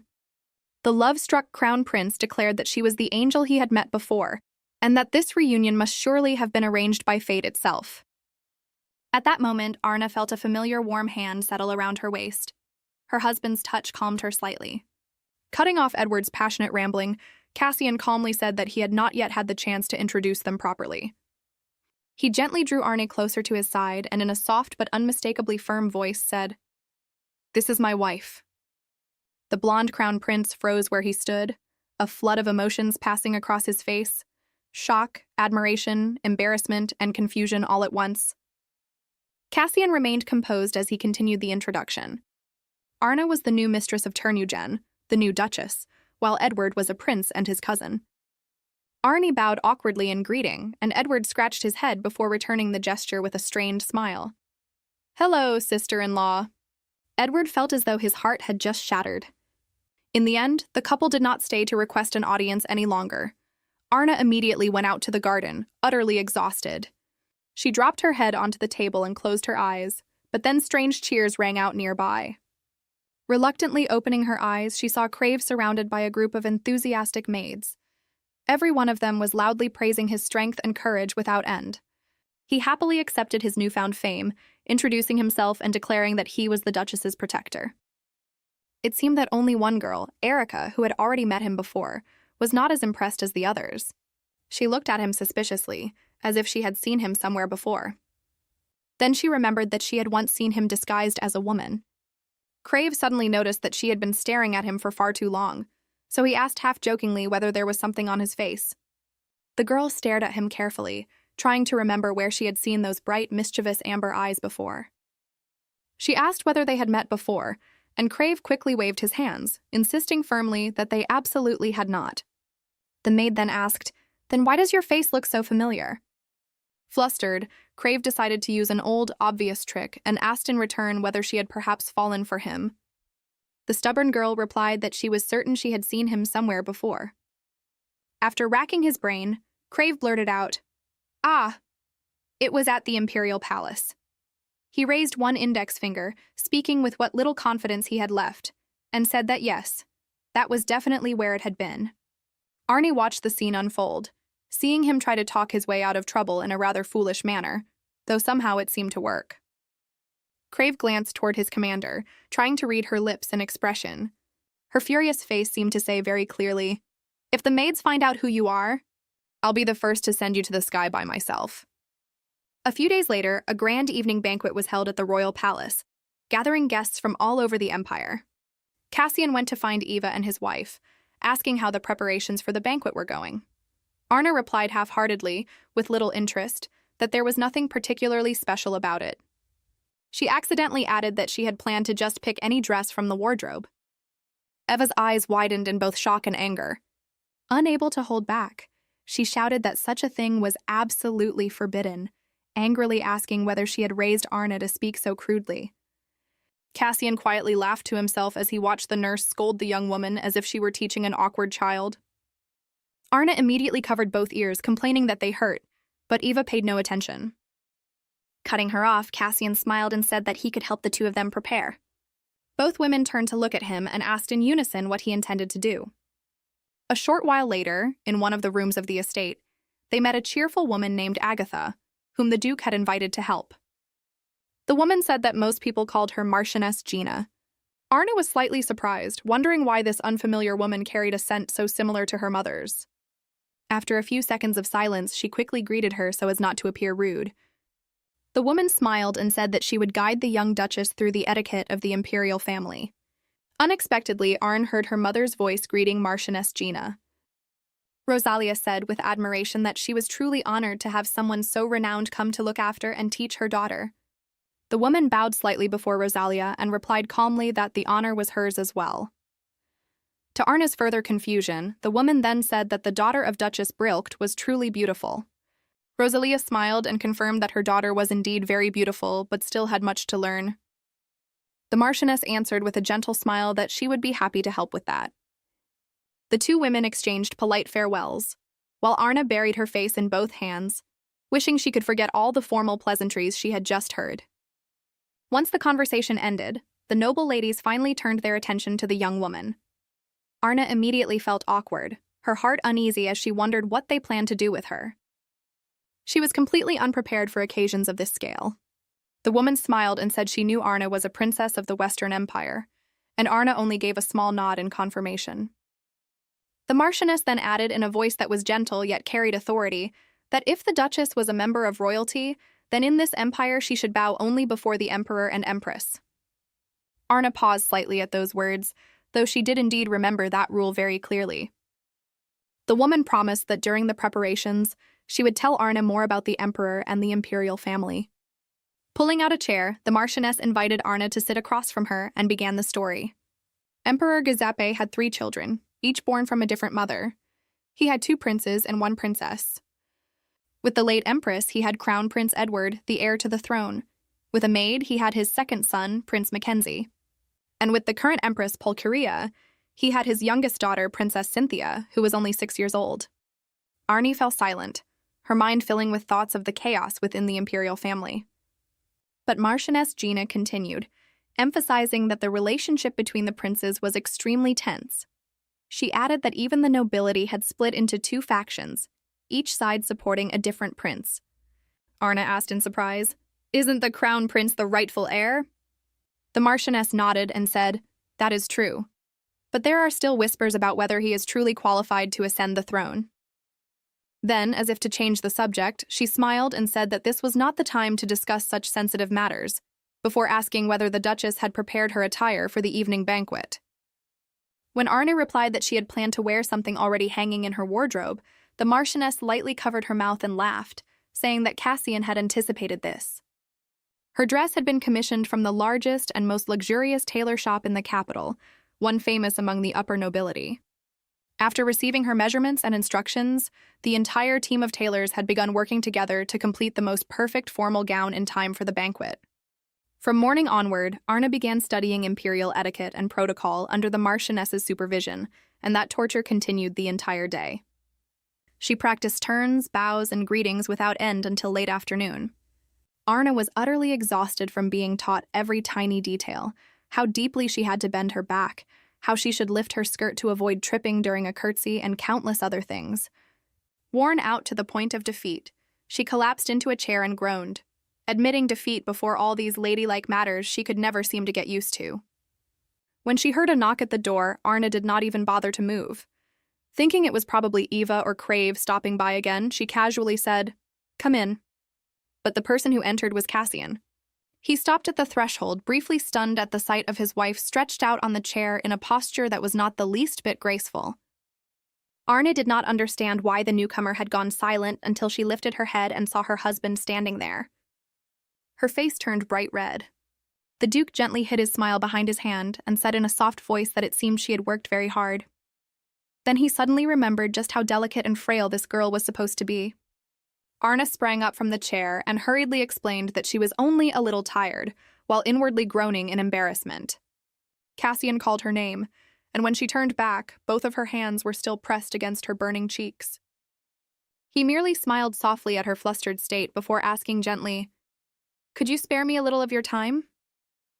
Taking her small hand into his much larger one, he gave it a light tug and led her out of the room. Casian told her to close her eyes and follow him. Arnée obediently did as he said, holding tightly to his hand so she would not get lost or stumble. A few minutes later, the Duke said quietly, "We're here. You can open your eyes now." She slowly opened them, blinking a few times to adjust to the light. Then she froze, struck with both surprise and admiration at the sight before her, the thing Casian had wanted to show her. They were standing on the terrace of a separate villa, looking up at a brilliant night sky.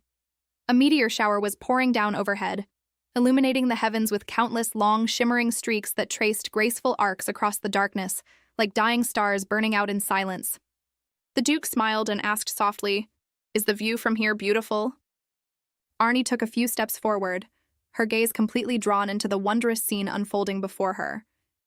Casian went on to tell her that when he was young, he used to come here alone to watch the falling stars. Arnée was faintly surprised to realize that this calm, serious man also knew how to cherish something so simple, and somehow that made him seem more familiar, more endearing than ever before. Without thinking, she reached out her hand as if she wanted to touch one of the falling stars or draw them closer to herself.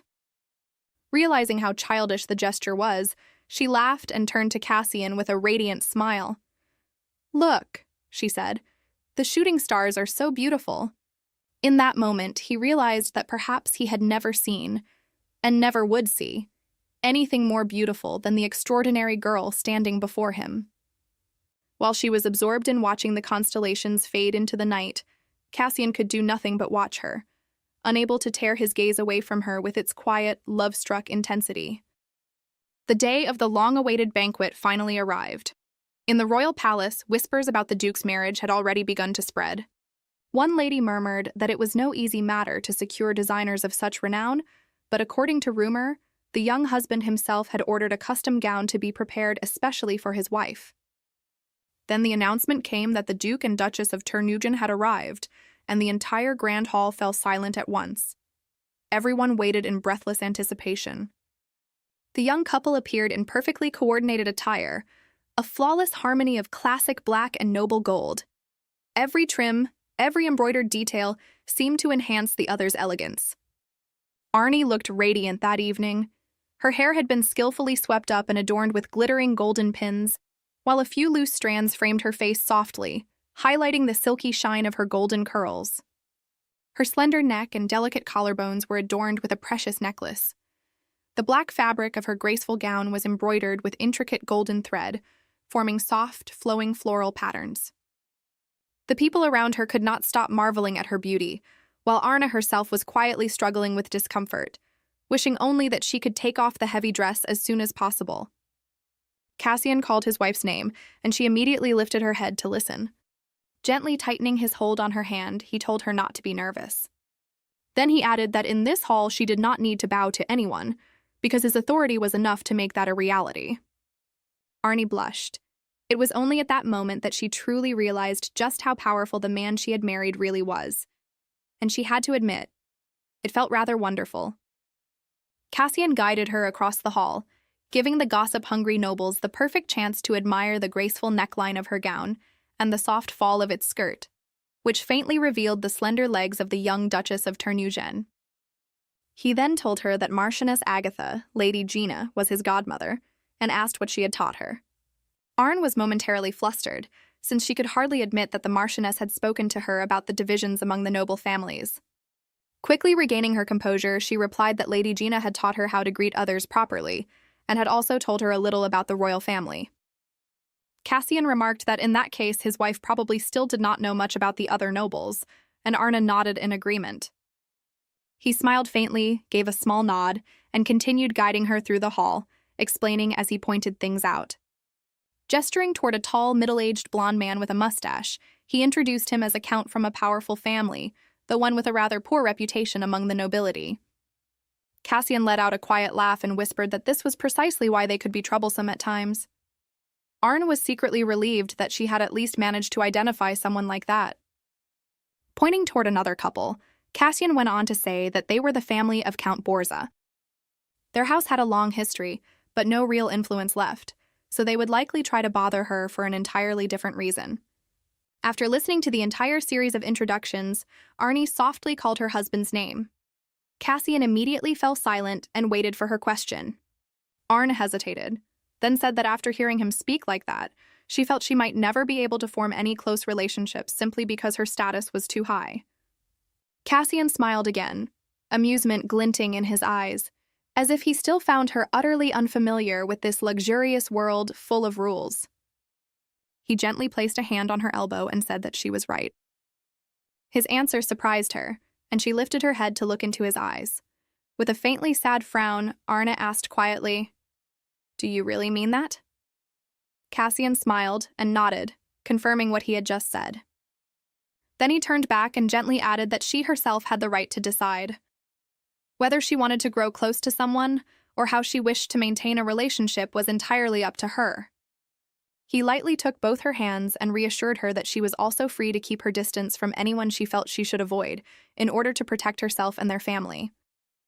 Casian looked at her with a warm smile because he honestly had not expected her to worry about such a thing. Arnée thought to herself that if anyone else heard him speak like this, they would surely envy her. But to her, that excessive consideration made her suspect that there might be something more behind it than simple kindness. Wanting to change the subject and avoid the awkwardness, she softly called his name again, drawing his attention. When Casian turned to listen, Arnée said that today, just like the last time they had come, the Emperor still had not appeared.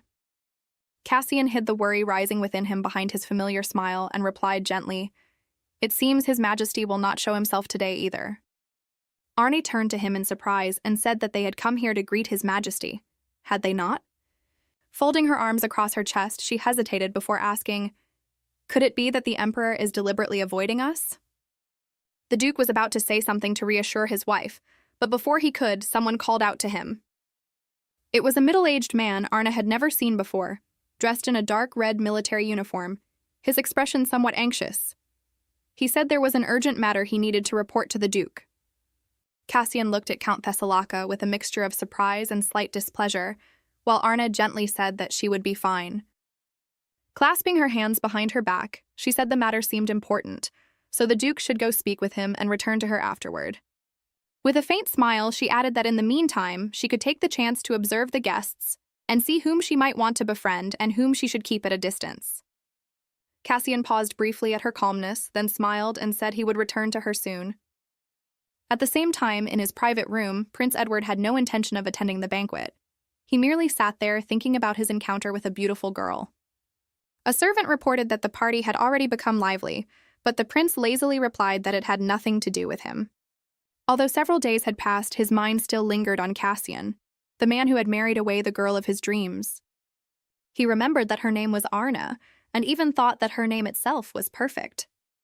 In Edward's imagination, the demonic duke had carried away that radiant yet unfortunate angel, leaving him with only bitter emptiness.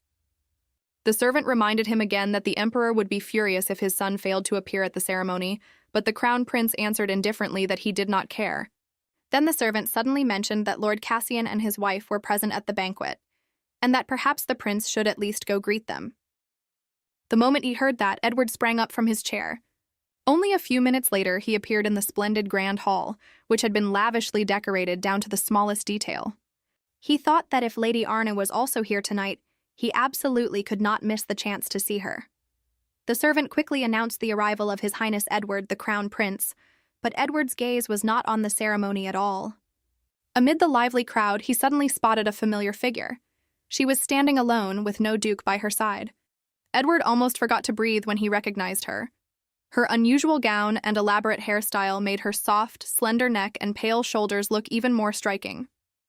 He thought himself truly fortunate that his cousin was not there.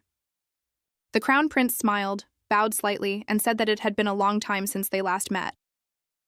Hearing that voice, Arnée turned around, and an unexpected smile appeared on her lips when she recognized him. The blonde young man brightened at once, overjoyed that she still remembered him, and for a moment, he believed she was just as happy to see him as he was. He blushed faintly, coughed to hide his embarrassment, and thought that perhaps she also felt something for him. Edward said he wished to speak with her privately and asked whether she had a few minutes. Arnée did not quite understand why he seemed so delighted, but she replied that she did have a little time. The prince invited her out onto the balcony. Outside, Arnée frowned slightly, wondering what he intended to say. Edward called her directly by name, making her feel faintly uneasy. Placing a hand over his chest, he asked what she thought love was. Arnée froze in surprise before she could answer, but Edward continued, his voice full of conviction, saying that only sincere feelings could truly be called love. She remained silent, looking at the crown prince with confusion and caution, unable to tell where he was trying to lead the conversation. Then, as if he had lost his mind, Edward declared that the fact she was married did not matter. He also had a fiancé of his own. Arnée raised an eyebrow, clearly unimpressed and even less approving. And then, with his next words, the young crown prince completely destroyed what little patience she had left by openly confessing his love. Yes. He shamelessly said that he loved her right in front of the fiancé of his own cousin. Arnée stood stunned, her mouth slightly open, unable to say a word. She froze in place, unable to believe what she had just heard. While she was still trying to process that absurd confession, Edward continued, saying that ever since the first moment he met her, he had been unable to think of anyone else. Arnée replied coldly that she was already married and that her husband was his cousin. Edward spread his arms and insisted that true love could still come even after marriage. Arnée crossed her arms, frowned, and asked whether he was seriously asking her to have an affair with him. Without the slightest trace of guilt, the prince nodded and even added that her marriage was merely an arrangement, while true love could only be proven through betrayal. Arnée pressed a hand to her forehead, thinking that he was trying to twist logic to justify utter nonsense. If he had not been the crown prince, she would have taught him a lesson on the spot. But then Edward suddenly crossed the line. He took her hand, bent down, and pressed his lips to her palm. His voice dropped, filled with desire. "Would you like to discover what true love really is with me?" The crown prince went on calmly, saying that if she disliked the idea of a secret relationship, they could choose another path. She could divorce Casian and become his wife instead. He even said without hesitation that he was willing to abandon his current fiancé. Arnée frowned, thinking that she had already endured enough, and that this man had truly pushed her past her limit. The final straw came when Edward lowered his head and kissed the back of her hand. Suddenly, she shouted that she had seen something and pointed toward the sky. Edward turned his head at once, naively believing her. Taking advantage of that moment, Arnée struck him hard on the neck with the edge of her hand, using just enough force to knock him unconscious for a few minutes without causing serious injury. The prince, who had never imagined he would be attacked, fell face first right in front of her. Arnée grimaced slightly at the sight, thinking that she had truly tried her hardest not to finish that detestable man. Meanwhile, Count Thessalonica was reporting to the Duke that the young lady had been kidnapped, but there was no evidence or trace connecting the incident to the previous cases, which was driving him mad. Casian listened in silence, his face shadowed, as Thessalonica explained that they had strengthened security to no avail and had to catch the culprit quickly before there were more victims. Seeing the Duke lost in thought, his gaze seeming to drift elsewhere, the Count asked whether he was listening and what he was thinking about. Casian merely walked past him and said they would discuss the matter later, leaving the Count staring after him in confusion. Stunned, Thessalonica spread his arms helplessly and asked, "Why is the Duke always busy with something else?" Casian, however, was occupied with wondering why his wife had gone out to the terrace with Edward. He had seen his cousin smile and knew perfectly well that the man harbored feelings for her. Yet for some reason, Casian still trusted Arnée, believing that she would never respond to such foolish advances. At that thought, the Duke frowned slightly, suppressing the jealousy rising within him. His thoughts were interrupted when Arnée returned from the terrace alone and seemed surprised to find him standing nearby. Casian gave a strained smile and asked where she had gone for so long, saying he had lost sight of her and begun to worry. When he asked again where she had been, she pointed outside and replied that she had gone to the terrace for some fresh air. But when her husband asked whether she had gone alone, she frowned slightly, unsure whether she should tell him about Edward and his shameless behavior. The Duke's blue eyes looked straight into her, deep and sharp, as though they could pierce through her very soul, waiting to see whether she would tell him the truth. Letting out a breath, Arnée gathered her courage and began to speak, because she did not want even the slightest suspicion to appear between them. Casian's expression briefly dimmed, as if he felt saddened or disappointed by his wife's hesitation. Arnée softly told him to stay calm and listen, because what she was about to say might surprise him. The Duke gave a small nod and narrows his eyes, trying to steady himself. Arnée said that his cousin, Crown Prince Edward, seemed to be in need of some serious mental help. Casian looked startled by that, and she frankly admitted that the Crown Prince had openly confessed his love to her on the terrace just moments ago. Cassian's eyes widened in shock as his wife continued recounting everything, including Edward's claim that true love could only be proven through betrayal. Then, with genuine concern, she added that if someone like him were to become emperor, the entire country might be in danger. Casian suddenly turned away and covered his mouth with one hand, his shoulders trembling slightly, which surprised Arnée. Unable to hold back, Casian burst into loud laughter, bending over so much that he had to wipe tears from the corners of his eyes. His young wife pouted, unable to understand how he could laugh after hearing something so absurd, especially when the country might truly collapse if such a thing were real. The noble ladies nearby began whispering among themselves. One said she had never heard the Duke laugh so loudly before, while another wondered curiously what had just happened. After hours of searching, Edward's guards finally found the prince lying unconscious on the terrace. The next morning in the sunlit garden, Arnée sat with Crave and told him the whole story.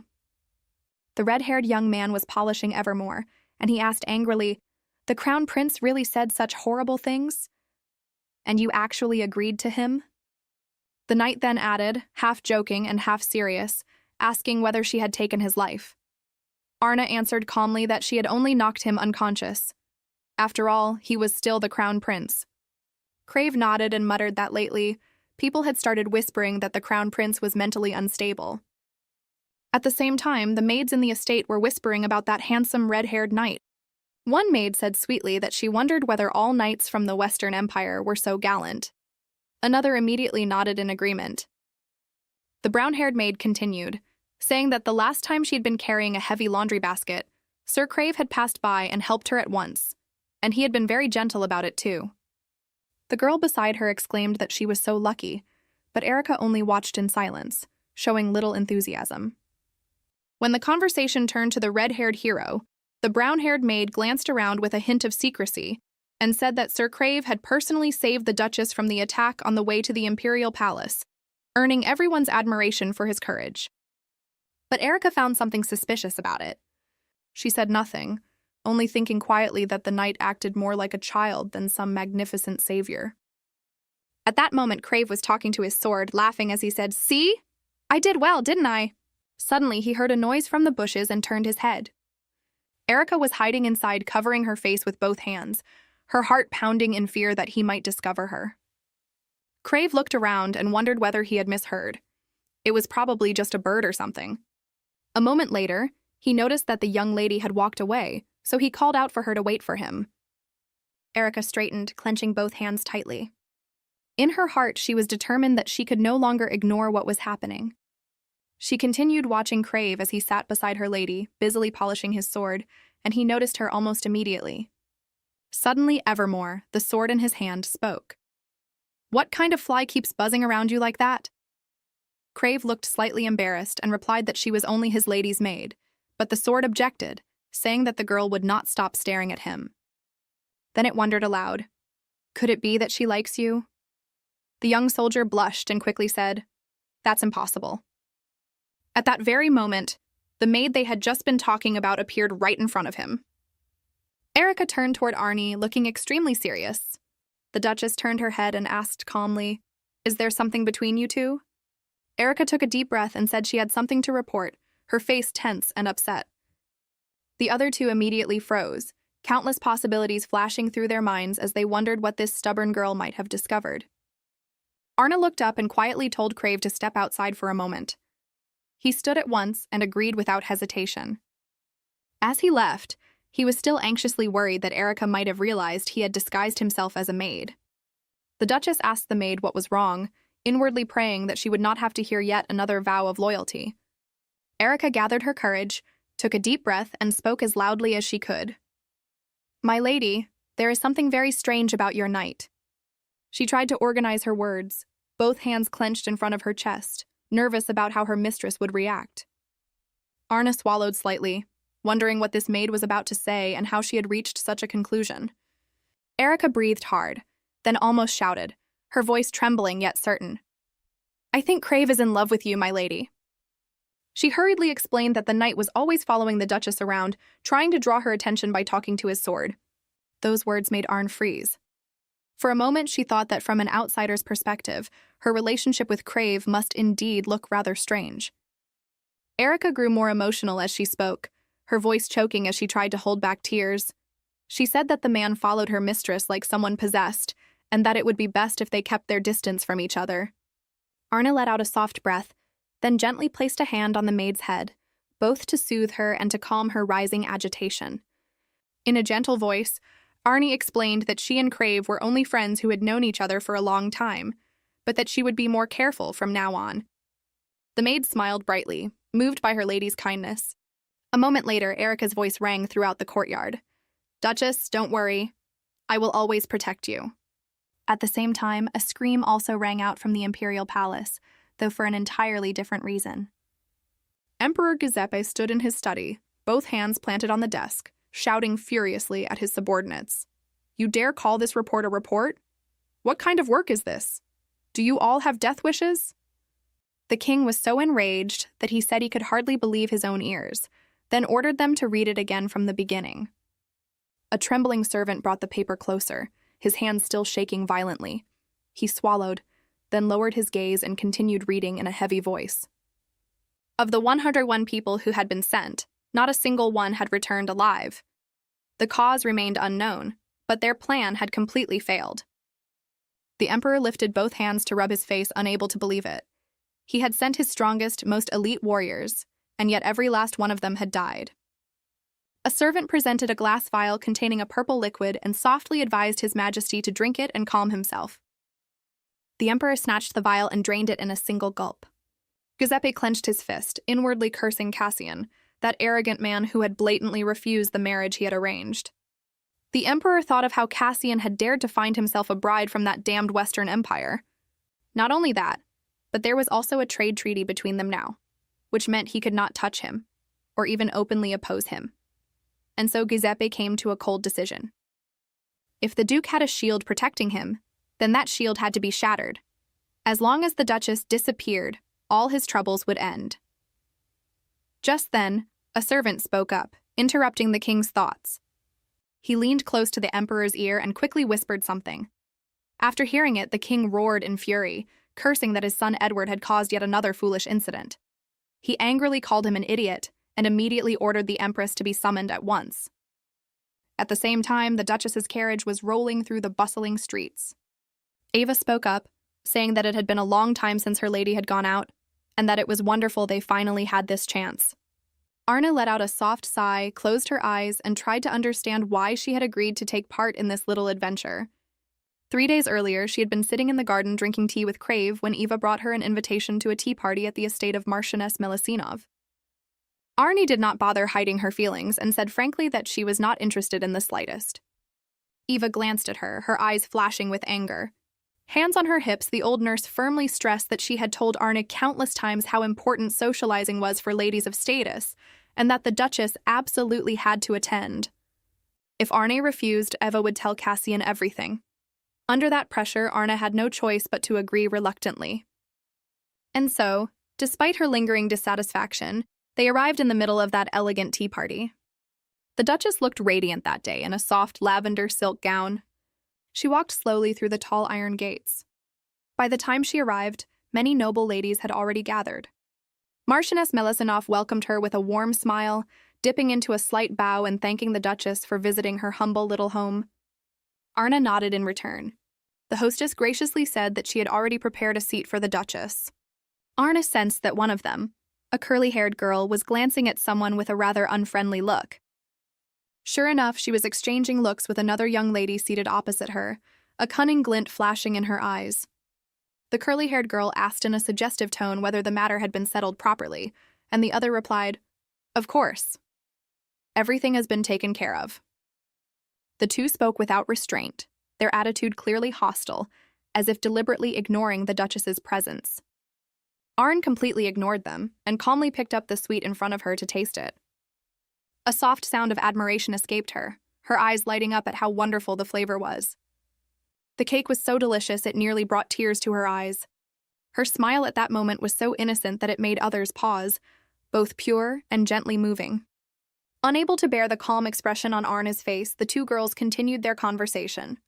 One asked about Lady Haley, who had fainted the moment she heard the Duke had married, and the other replied that she was gradually recovering, but was still not fully well. The curly-haired girl did not bother hiding the sly look on her face as she added that it was hardly surprising, since Lady Haley had once been madly infatuated with the Duke. Hearing that, her accomplice chimed in that the entire upper circle had known about it for a long time. Ignoring every malicious word, the Duchess continued eating her cake with composure, focusing instead on guessing what kind of jam the chef had used for that fragrant, sweet filling. Only then did she realize that everyone around her was chatting lively, yet no one had invited her into the conversation. Arnée tilted her head slightly, smiled gently, and said in a voice as light as the wind, "It seems the young ladies are discussing something rather private." The brown-haired girl laughed, though inwardly she was surprised to see that the Duchess seemed genuinely interested in such topics. Taking those words as sarcasm, she thought the Duchess needed to be taught a little lesson. At first, Arnée had not understood why they were acting that way, but then it came to her, and so she merely smiled faintly, even finding them somewhat cute. At the same time, in the palace, Duke Casian heard from a servant that his wife had gone to a tea party at Marchioness Malazinov's estate. He lightly rubbed his chin, repeating the name under his breath as he thought. Casian remembered his wife's concern that, because of her status, it would be difficult for her to make friends. He smiled, recalling how he had told her to do whatever she wanted, and then found himself thinking of how endearing she looked as she tried to fit in, no matter how awkward she might be. Alan's voice suddenly came through the magic orb, interrupting his thoughts. The young man said that the Duke should listen to the final part of the report on the attack, then added that their suspicions had turned out to be completely correct. All the evidence had disappeared. Alan asked whether they should continue the investigation or leave things as they were. Casian leaned closer to the orb and instructed Alan to keep investigating. As for himself, he would return to the castle, since without his assistant by his side, he felt deeply uneasy. After ending the communication, the Duke suddenly remembered that Marchioness Melisinov was part of the current Empress's entourage and had clashed with Marchioness Gina several times before. A thought flashed through his mind. Was that woman plotting to humiliate Arnée? He rubbed his forehead, unable to shake off the worry circling in his head. Then, all at once, the Duke rose to his feet, startling the butler with his determined expression. He declared that he was going to pick up his wife, who was currently in the middle of a battlefield. Twilight gradually fell, and the sun sank behind the Melisinov estate, staining the sky with soft bands of color.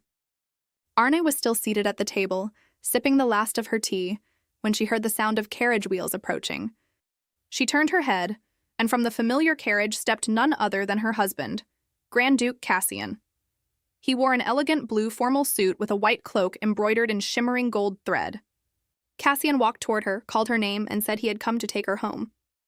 The young ladies around them stared wide-eyed, astonished by the sudden appearance of the young Duke in the role of such an attentive husband. Arnée could hear them whispering about the Duke's radiant smile, something they rarely ever saw. She lifted her head and watched her husband draw closer, thinking to herself that she had always known he was handsome, but now she only wished to see that smile up close, meant for her alone. Closing her eyes, Arnée let out a soft breath and tried not to think any further about it. After all, in 3 months she would have to return home. Casian frowned slightly, thinking that if she was sighing like that, she must have had a difficult day. Marchioness Melisinov offered a polite smile and said she had not expected the Duke to come in person. Casian looked at her, his expression softening slightly. "It has been a long time, Marchioness Melisinov," the hostess asked, half surprised and half intrigued, whether he had truly come all this way just to escort the Duchess home. Casian gave a small nod, confirming it. He decided to make his attitude toward his wife perfectly clear to everyone, so he placed his firm hand on Arné's shoulder. Startled by the gesture, Arnée lowered her gaze to his hand, her eyes widening in surprise. Casian said calmly that his wife was rather shy, and he hoped Marchioness Melisinov would take good care of her. The hostess, already captivated by the handsome Duke, immediately replied, "You need not worry so much, Your Grace." Casian nodded with a smile. "In that case, we will take our leave." The young ladies began chattering excitedly, saying that the Duke was so gentle, so admirable, and that he seemed to love his wife dearly. Arnée felt warmed by his unexpected consideration, yet at the same time, her face burned with embarrassment beneath everyone's gaze. Inside the carriage, Arnée and Casian sat facing each other in silence for a long while. The Duke was absorbed in thoughts of the day his wife had spent surrounded by people he knew all too well could be cruel. Arnée, meanwhile, leaned against the carriage window, her gaze distant. The sight made his heart tighten as he imagined what she might have endured. That thought left Casian uneasy. It was only because his wife was a princess of the Western Empire that the emperor was temporarily restraining himself and had not dared lay a hand on her. Casian realized he could not stop thinking about Arnée, and his gaze kept drifting to her without him noticing. He softly called her name, and she immediately turned back to him. With a faint smile, Casian asked quietly, "How was the tea party at Melisinov's estate?" Arnée thought for a moment, trying to find the right words to describe that afternoon. Then, to Cassian's complete surprise, she smiled and replied, "It was rather fun." They also served an excellent dessert. "I liked it very much." Arnée gave a small laugh and added that the ladies that day had been very kind. The Duke stared at her with his mouth slightly open, his eyes wide in disbelief. "Are you serious?" She nodded, remembering how no one had stopped her from enjoying the cake. With an almost childlike innocence, Arnée said, "While I was eating that dessert, it seemed no one was saying anything to me, so I was able to finish it in peace." Casian thought she was being sarcastic, but Arnée said with perfect confidence that she had truly enjoyed herself. They returned home after night had fallen. Arnée dropped onto her wide bed and complained softly that she was exhausted after such a long, tiring day. She rolled from one side to the other, comfortably thinking that no matter where she was invited next, she would never leave the house again. Unfortunately, the next morning was not at all pleasant for the young Duchess. She had barely woken up when Eva entered the room with news that left her stunned. The housekeeper reported that the Empress had sent an invitation requesting Arné's presence. Eva said the letter stated that the Empress wished to meet her for lunch at the palace that very day. Arnée asked in surprise, "Lunch? But it's only early morning." Somewhat irritated, she wondered aloud whether matters were always handled this urgently in the Northern Empire. Arnée opened the envelope, guessing that if the Empress had sent an invitation for the very same day instead of waiting for a reply, then she must simply be expecting Arnée to appear. Eva said that since both she and Sir Crave were citizens of the Western Empire, they were forbidden from entering the imperial palace for security reasons, which made Arnée pause. The housekeeper added that she had a bad feeling about this, and earnestly warned her lady to be very careful. Arné's expression darkened as she thought that the Empress's behavior was far too arrogant. This was the third time the young Duchess had come to the imperial palace. She rode into the main palace in a carriage with her maid, Erica.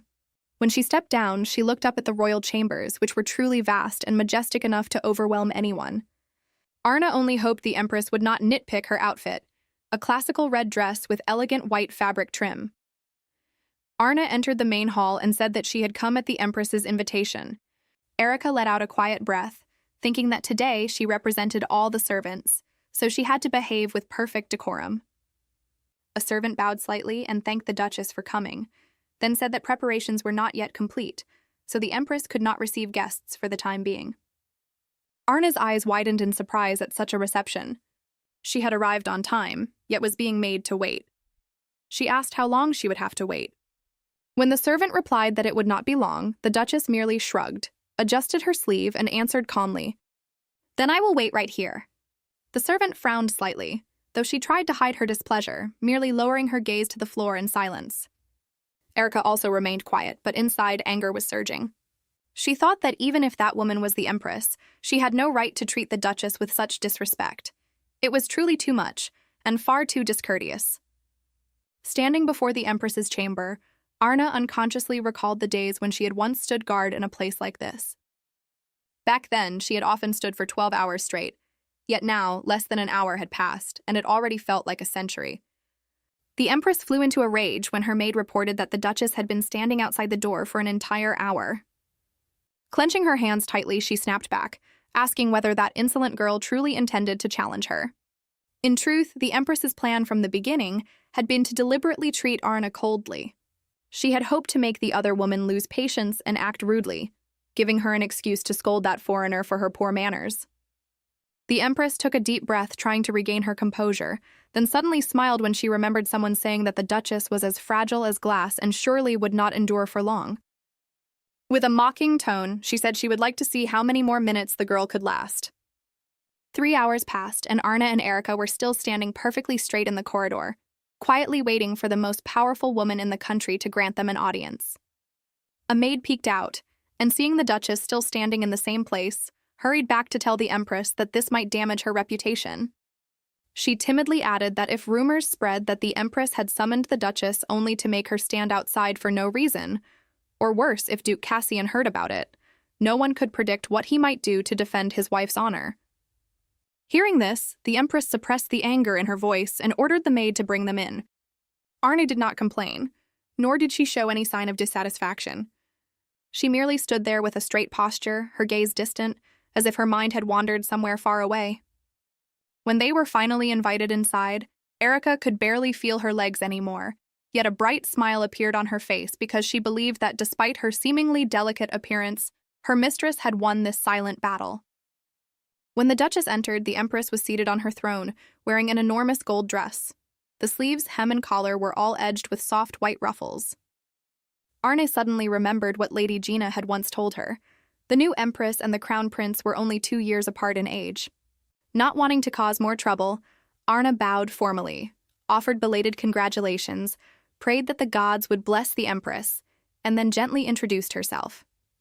The Empress said she had once thought this girl would know nothing of Northern imperial etiquette, but it seemed she was passable after all.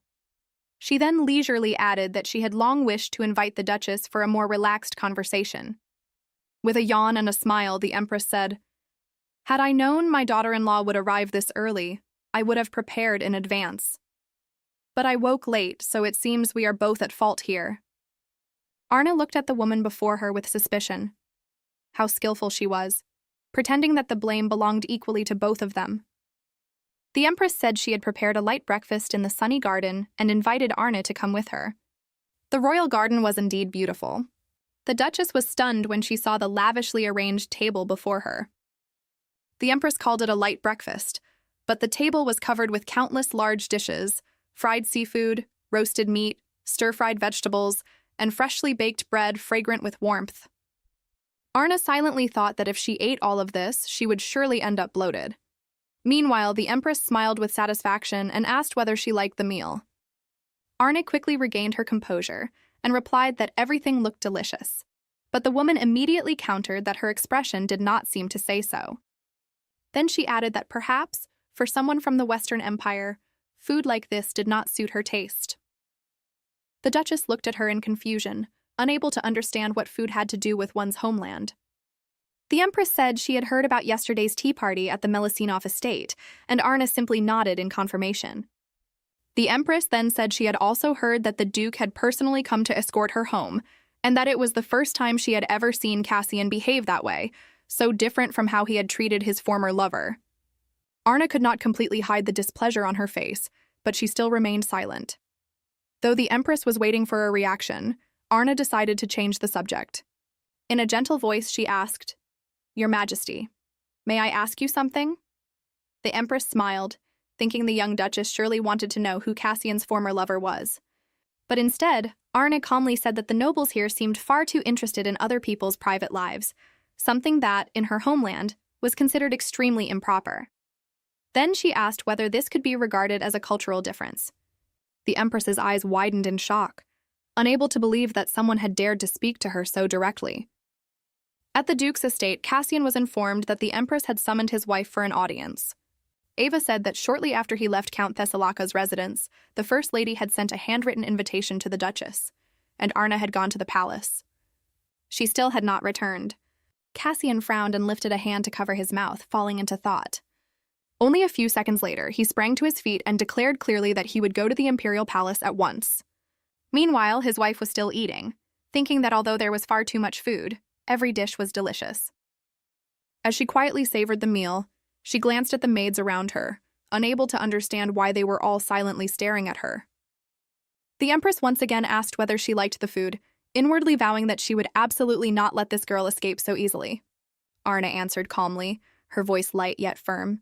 I like it very much. Thank you, Your Majesty. Everything is wonderful. Before anyone could respond, the Empress stood up with a smile and said they could now take a stroll through the garden, where the roses were blooming beautifully. The young woman looked after her in surprise, realizing that this was not exactly an invitation, but more of a command.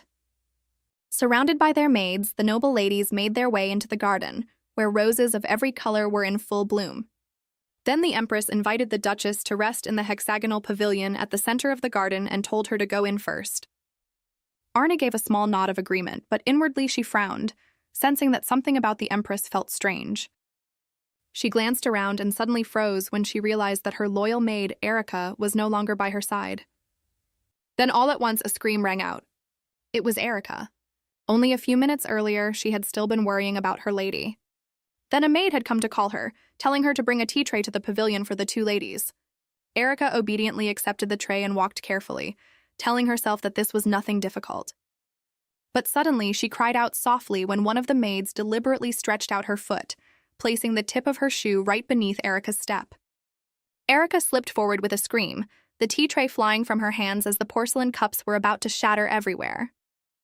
At that very moment, a strong hand wrapped around Erica in time, catching her and stopping her from falling.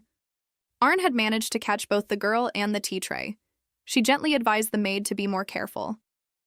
The maids stood frozen, mouths hanging open, unable to believe that the young woman had just moved so quickly and precisely.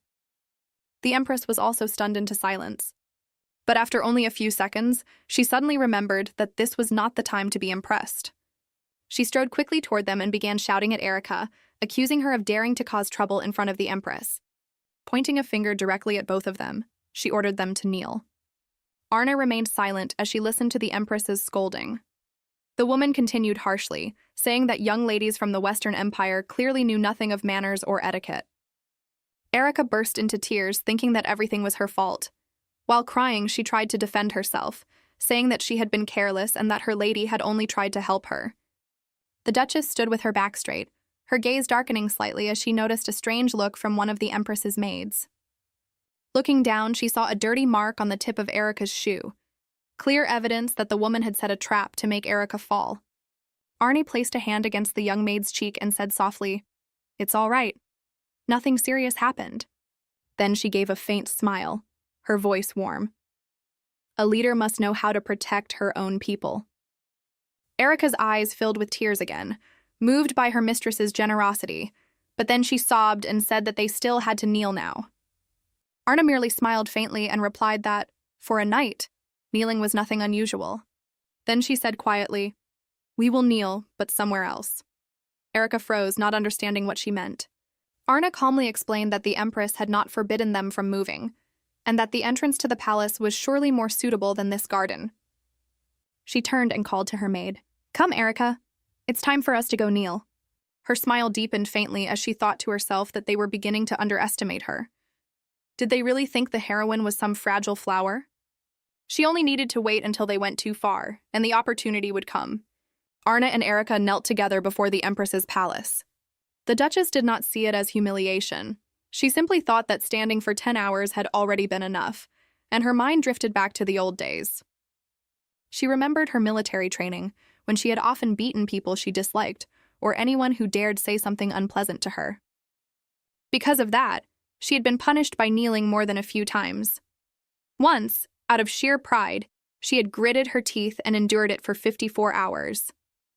The Empress was furious when she heard that the Duchess had been kneeling for 2 hours and was still smiling. She clenched her fists, glared at the maid, and shouted that she had heard the Duchess was supposed to be weak and delicate, like a fragile flower. The maid lowered her head and quietly replied that she had heard the same thing. The Empress walked to the window and looked outside, her anger flaring even higher. Through gritted teeth, she asked how that girl could possibly smile in such a situation. Darkness gradually descended over the palace as twilight settled in. At that moment, Crown Prince Edward was walking through the palace corridor, followed by his close aide. The aide shouted that this matter could reach the Emperor's ears, but the Crown Prince had no intention of stopping or changing his plan. Unable to dissuade him, the aide blocked his path and firmly said that he would not allow His Highness to take another step. Edward clenched his fists and shouted that he would not back down when the woman he loved was in danger. The aide refused to yield either, answering firmly that she could not be his lover, because she was the Duke's wife. Edward shoved his aide aside, strode past him, and slammed the door shut behind him. A few days earlier, the Emperor had harshly rebuked the Empress, asking what exactly she was so busy with and whether she truly intended to let the Crown Prince continue behaving as he pleased, regardless of the dignity of the imperial family. He said he could understand if she cared only about her own child, but at the same time warned her that if she failed to fulfill her duties, she should think carefully about her own future. The Empress had been furious and humiliated, but she had clenched her teeth and endured it in silence. Now she had wanted to push the Crown Prince into a scandal, so she had tried to humiliate the Duchess, but the plan had completely failed. A servant approached, bowed, and said, "Too much time has passed. This may lead to unpleasant consequences." Then she cautiously asked whether this was enough for today. The Empress looked out into the courtyard in silence, bitterly realizing that her plan had gone nowhere. While she was lost in thought, another servant suddenly opened the door and called out in a hurry. The girl could barely speak, her whole body and voice trembling with agitation, but she forced herself to calm down and reported, "Your Majesty, the Crown Prince has personally come." At that time, Arnée was still kneeling on the stone pavement outside. When footsteps sounded behind her, Edward felt as if his heart was breaking for the first time in his life.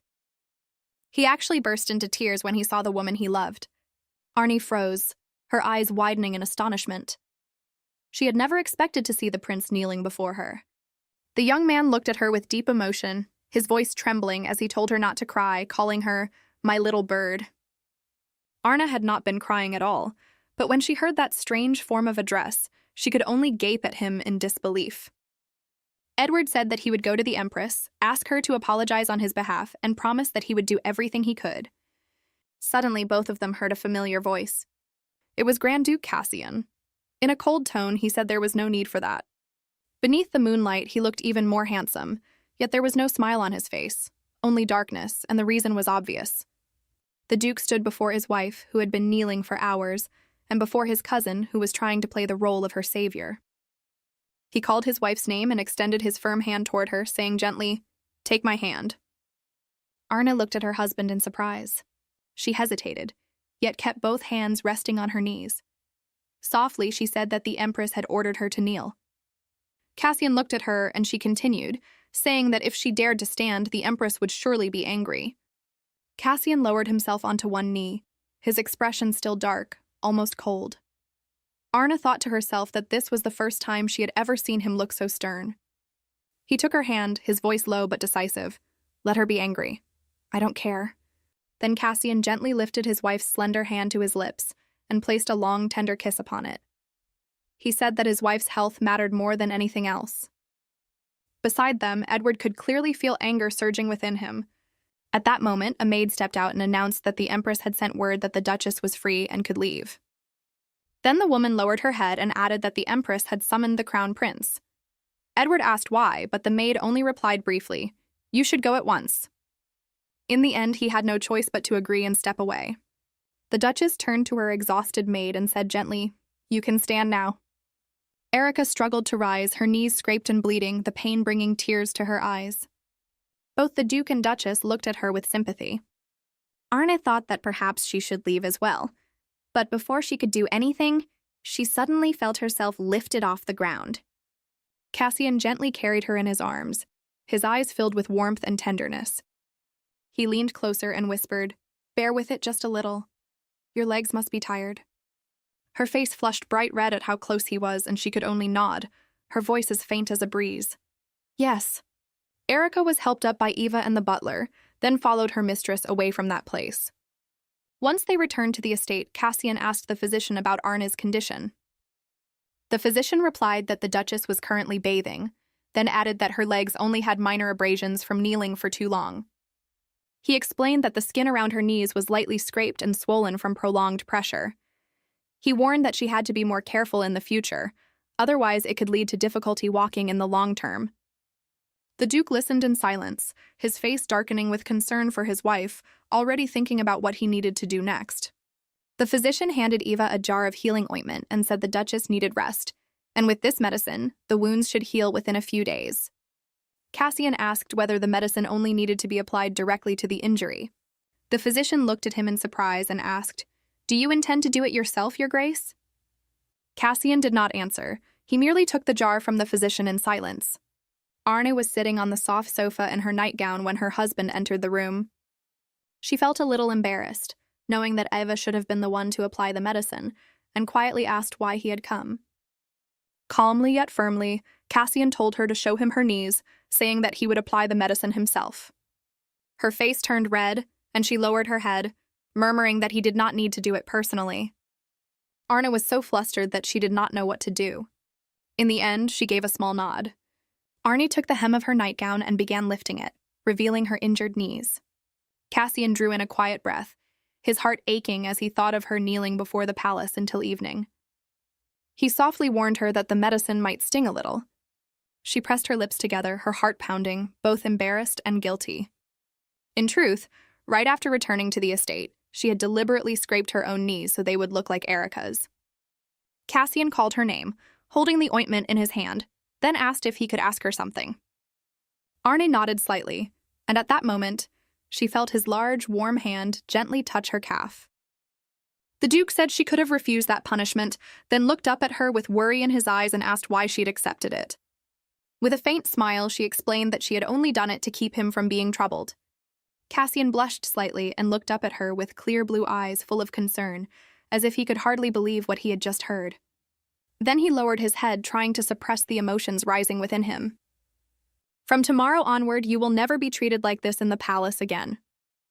Late that night, in the office of a famous newspaper, a heated argument broke out between the editor-in-chief and a stranger. The man shook his head, saying he could not publish such a dangerous article. If he did, his newspaper could be shut down at once. The stranger in the black cloak silently tossed a bag onto the table. Editor-in-chief Dominique opened it, and inside was a heavy pile of gold coins and jewels. The cloaked man spoke in a low voice, saying that if they wrote exactly as he instructed, he would send twice that amount afterward. As he turned to leave, the mysterious man simply said that he hoped Dominique would make the right decision. Hearing his real name, the editor-in-chief froze, then asked in a trembling voice how the man knew his true identity. After stepping out of the building, the cloaked man pulled down his hood. It was Alan. He took out a magic orb and contacted Duke Casian, reporting that the mission had been completed. Casian gave a faint smile upon hearing the news, already looking forward to the next morning and what would unfold then. The next morning, what seemed like an ordinary newspaper caused an unprecedented shock. People throughout the city buzzed with discussion, unable to believe the way the Empress had treated the Duchess. Even the noble ladies of high society spoke out, saying that such behavior was a remnant of an outdated past. The noblemen, too, said that even if the Duchess came from the Western Empire, such treatment had gone too far. And then, as if by coincidence, people began to wonder what the Emperor was doing at a time like this. Giuseppe glanced over the newly printed newspaper and could not believe his eyes. He swept the cup from his desk and roared in fury, demanding to know what this was. His rage exploded as he shouted that the editors and reporters must have lost their minds to publish something like this, as if they were inviting disaster upon themselves by daring to insult the imperial family. A servant stammered, urging him to calm down, but the Emperor thundered that he could not possibly remain calm in this situation. He immediately ordered the newspaper office shut down, then hurled the paper onto the floor. Across the front page, a large, bold headline stood out: "The Empress punishes the Duchess, clearly showing contempt for the Western Empire." Because of the harsh measures, the Duchess's knees were also covered in bruises and scrapes. The servant trembled and answered that he would contact the newspaper office at once, then added that an official letter had just arrived from the Emperor of the Western Empire. The monarch gritted his teeth and asked what the document said. With a shaking voice, the servant began reading the contents aloud. The Emperor expressed deep regret over what had happened to his Arnée and warned that if such a thing happened again, he would take retaliatory action. The Emperor slammed his hand down on the desk. In his heart, he immediately understood that Casian was behind all of this. Gritting his teeth, he cursed the man inwardly, calling him an arrogant brat who thought he was smarter than everyone else. At that same moment, Arnée was sitting in the garden at a small, lovely table, enjoying tea while speaking with her mother through a magic orb. Arnée Brillhit said she had been truly surprised when she read the article and that Arné's father had come running to her in tears. Those words made the young duchess turn to look at her mother in astonishment. Rosalia continued, saying that her husband had cried, insisting that they had to bring their daughter home immediately and that she had struggled quite hard to calm him down. Then she added that even the emperor had been furious and had sent an official warning letter. Arnée froze, still holding her teacup, then asked whether that warning had truly been sent to the Northern Empire. Her mother nodded in confirmation. Rosalia folded her arms and asked what her son-in-law thought of the article and everything that was happening. Arnée replied that it seemed the article had been published because of him. Without meaning to, she remembered her husband's promise from the day before, that from now on, no one in the imperial family would dare mistreat her again. Her expression changed as she realized that this was the very method he had meant to use to protect her. Her mother smiled brightly and said that her son-in-law was very clever, having used exactly the right method to ensure no one would dare insult her daughter again. Arnée only murmured with conflicted feelings that she was not sure whether that was something worth praising. Rosalia ignored the question and leaned forward, asking what exactly had happened between her and the Empress. Arnée answered that the Empress had invited her over for no clear reason, only to look for an excuse to find fault with her through Erica. But Arnée had skillfully turned the situation around. With no other reason left, the Empress had been forced to make both of them kneel for no proper cause. Rosalia said that her daughter had always been excellent and should continue that way. Arnée gave a faint laugh and replied that if she kept acting like this, everyone around her would eventually realize that she was not weak at all. Her mother laughed, saying there was nothing they could do if things naturally developed that way, then gently reminded her that she had raised her daughter to be strong and capable. With a warm smile, Rosalia said, "As long as you can hide the fact that you are a swordmaster, that will be enough. Otherwise, that entire kingdom will fall into chaos." Arnée smiled as well and answered that she could manage that. Rosalia asked where her son-in-law was, and Arnée replied that he had gone to the imperial palace. Indeed, Casian was there at that very moment, determined to discuss and thoroughly settle what had just happened within the imperial family. A servant informed him that the emperor was extremely furious, and that the empress was the cause of the incident. Therefore, His Majesty would spare the duke for now, but had sent word that next time would not be so easy. Casian merely smiled and joked that even today he had been denied an audience. The servant asked, "Are you perhaps trying to create an opportunity to meet the emperor by provoking him?"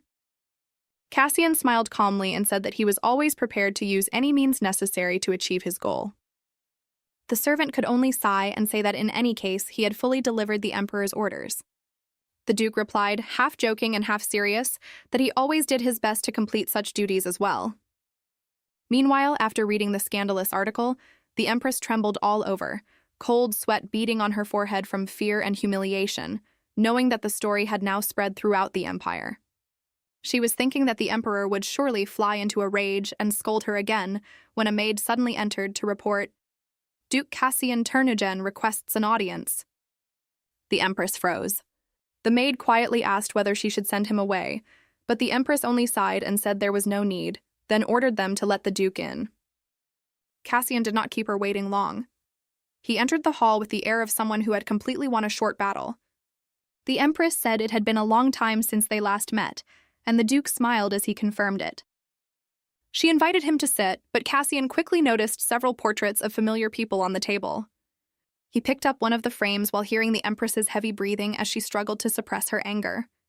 Raising the picture to eye level, Casian maintained his calm smile, the kind of calm that unsettled others more than it reassured them. He said that Princess Cynthia in the portrait was very beautiful and adorable. Then he continued, his voice quiet yet cold. The child was still far too young. The empress's face turned pale, fear clear in her eyes as she realized what Casian was implying. Casian went on to say that Cynthia had only just begun learning to read and write, and he would find it truly regrettable if the little girl were to learn on her own about what had happened, the things her own mother had done. Trembling, the empress asked whether he was threatening her, her fingers tightening around the fabric of her skirt. The duke pretended to be surprised, saying that he felt offended to be misunderstood in such a way. Then he slowly explained what he meant. It would simply be unwise for the empress to choose to oppose him. Casian's voice remained low, never raised, yet it was filled with authority. He said this was only a warning. Then he looked straight into her eyes and spoke each word clearly. "You are not permitted to touch my wife." At the same time, in the imperial palace of the Western Empire, another story was unfolding. The emperor stood silently by the window, deep in thought. Duke Sarno stood nearby, looking at him with a dark, puzzled expression. He remarked that the emperor seemed strangely pleased today. The emperor answered in a light but confident voice, "He has helped me.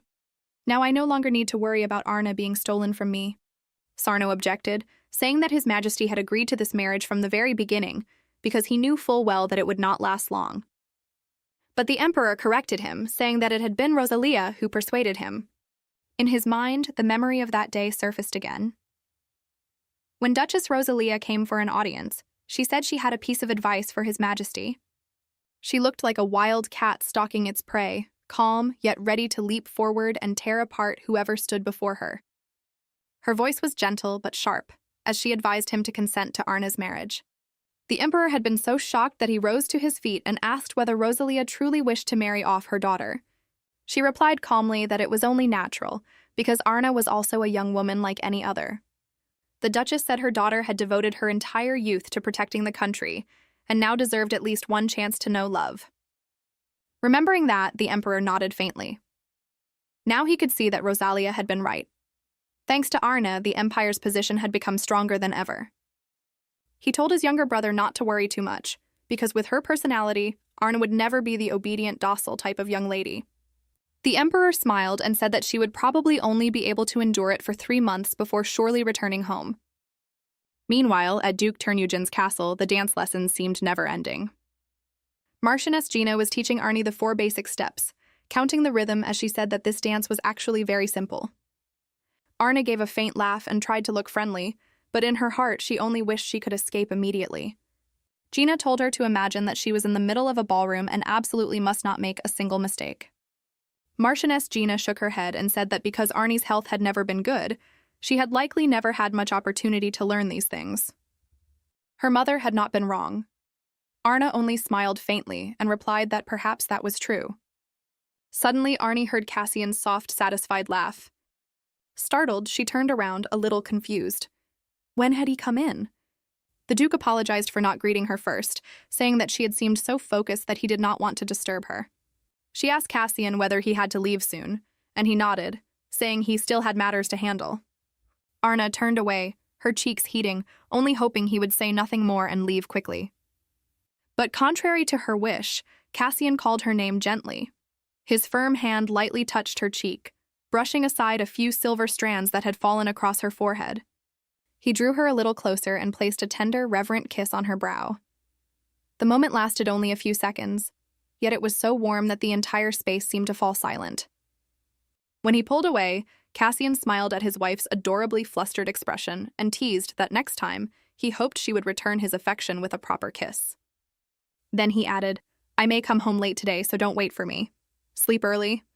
Marchioness Gina was deeply moved, pressing both hands to her cheeks as she praised the young couple for being so affectionate.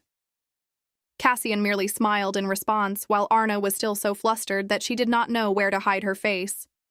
The day gradually passed, and the sun gave way to silver moonlight. Yet the Duke still had not returned, and Arnée sat sadly by the window. She lightly touched the cold glass with her fingertip, thinking that this seemed to be the first time her husband had been away from home for so long. Strangely enough, it left her feeling uneasy. Suddenly, a commotion rose from the courtyard outside. Arnée quickly looked out the window and saw one of the knights shouting that someone else had been injured. A suspicious person had appeared in the estate grounds. Standing by the window, Arnée watched everything unfold and clearly heard the murmurs below. She was surprised to hear them mention a suspicious figure. In the next instant, she distinctly sensed someone standing right behind her. Then came the chilling sound of a blade being drawn from its sheath.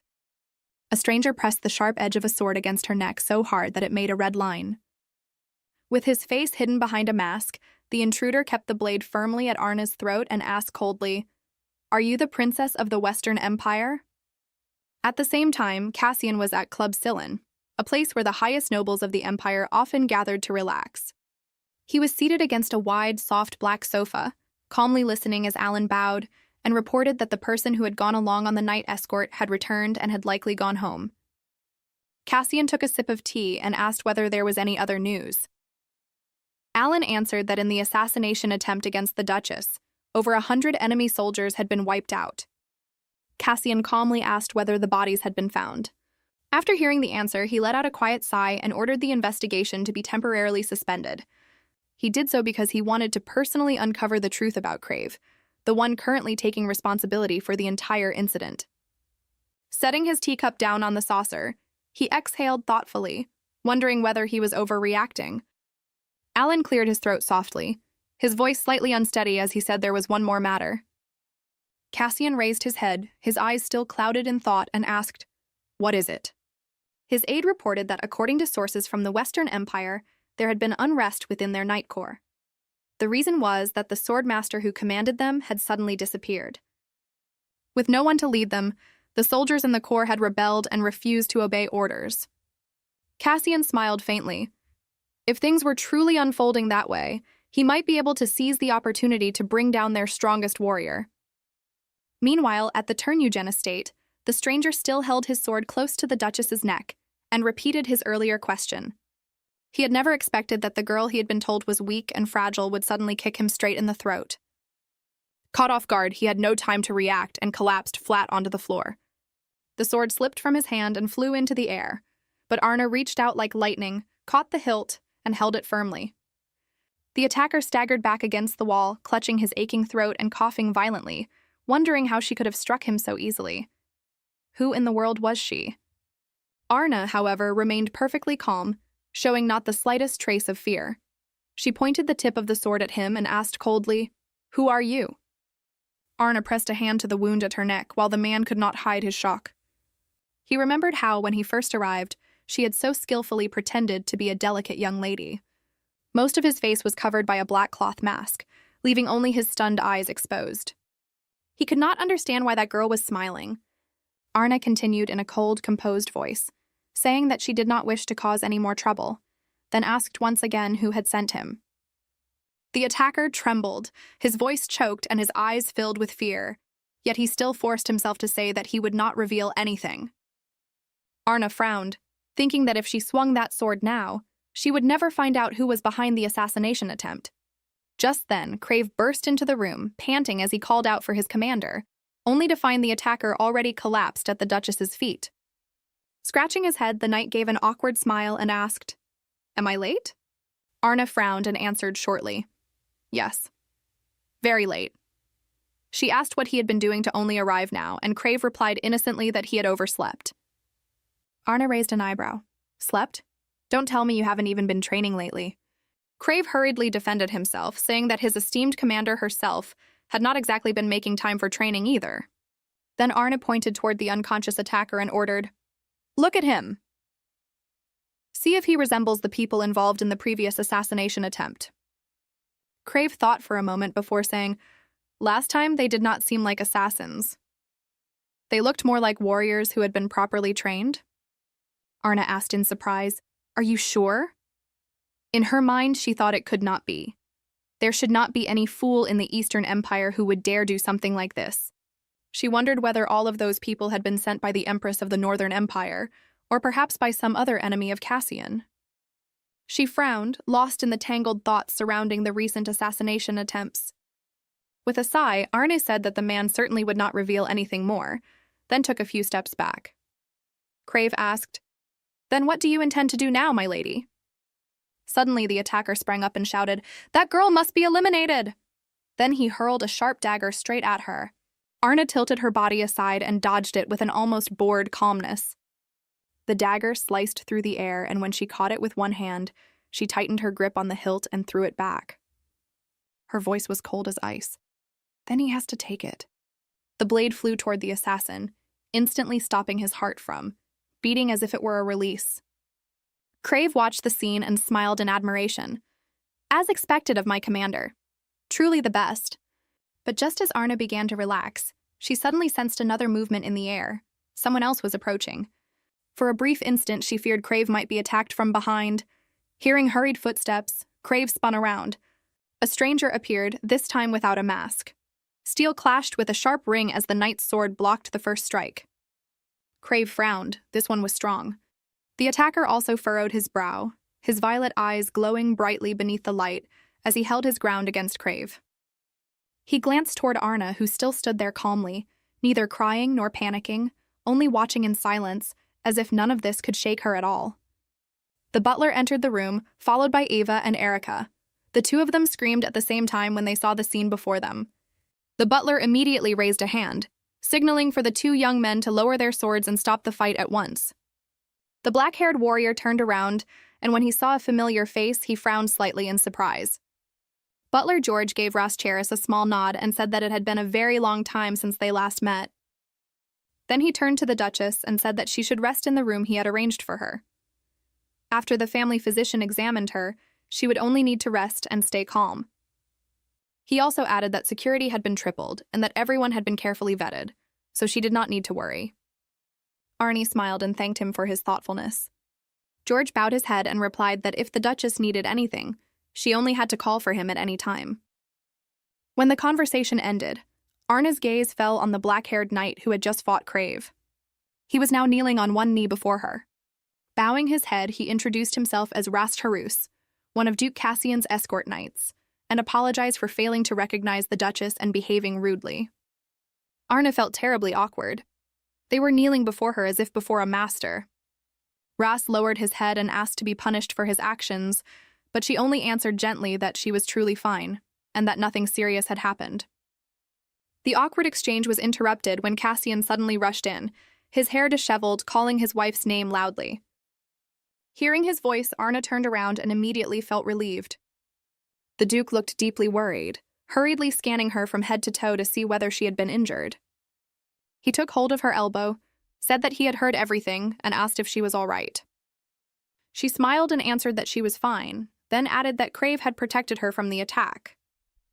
The red-haired knight, now fully committed to his role, immediately grinned, raised one hand, and declared loudly, "That's right. I was the one who protected my lady." Casian closed his eyes briefly, then suddenly told his wife that they would sleep together that night. Eva and Erica turned bright red at once, nearly choking as they tried to suppress their reactions. Crave only wanted to sink into the floor, feeling completely unnecessary in this situation. Lady Arne's mouth fell open, and she asked her husband in confusion what he had just said. She stammered that perhaps he was under too much stress today because she had heard some strange sounds, so surely he had not meant to say that. But the Duke simply looked at her calmly, his gaze serious, and replied that he was not joking. The atmosphere in the room instantly became unbearably awkward. Yet the Grand Duke continued with perfect composure, saying that it was completely normal for husband and wife to sleep together. As if he did not notice everyone's eyes on them, he even asked, "Or do you dislike me?" The question made Arnée want to die from embarrassment. She quickly shook her head and murmured that it was not like that, then stood on tiptoe and whispered into his ear, "You promised you wouldn't touch me unless I allowed it." Casian lightly tightened his warm hands on her shoulders, his voice low but firm, as he said that he remembered that promise very clearly. The girl looked up at him in surprise and asked, "Then what is this about?" The Duke answered that someone was trying to harm and kill her, so he could not leave her alone overnight. He knew very well that she was still in danger. Arnée blushed harder than ever, realizing that she had completely misunderstood him. So he had only meant that they would sleep in the same room.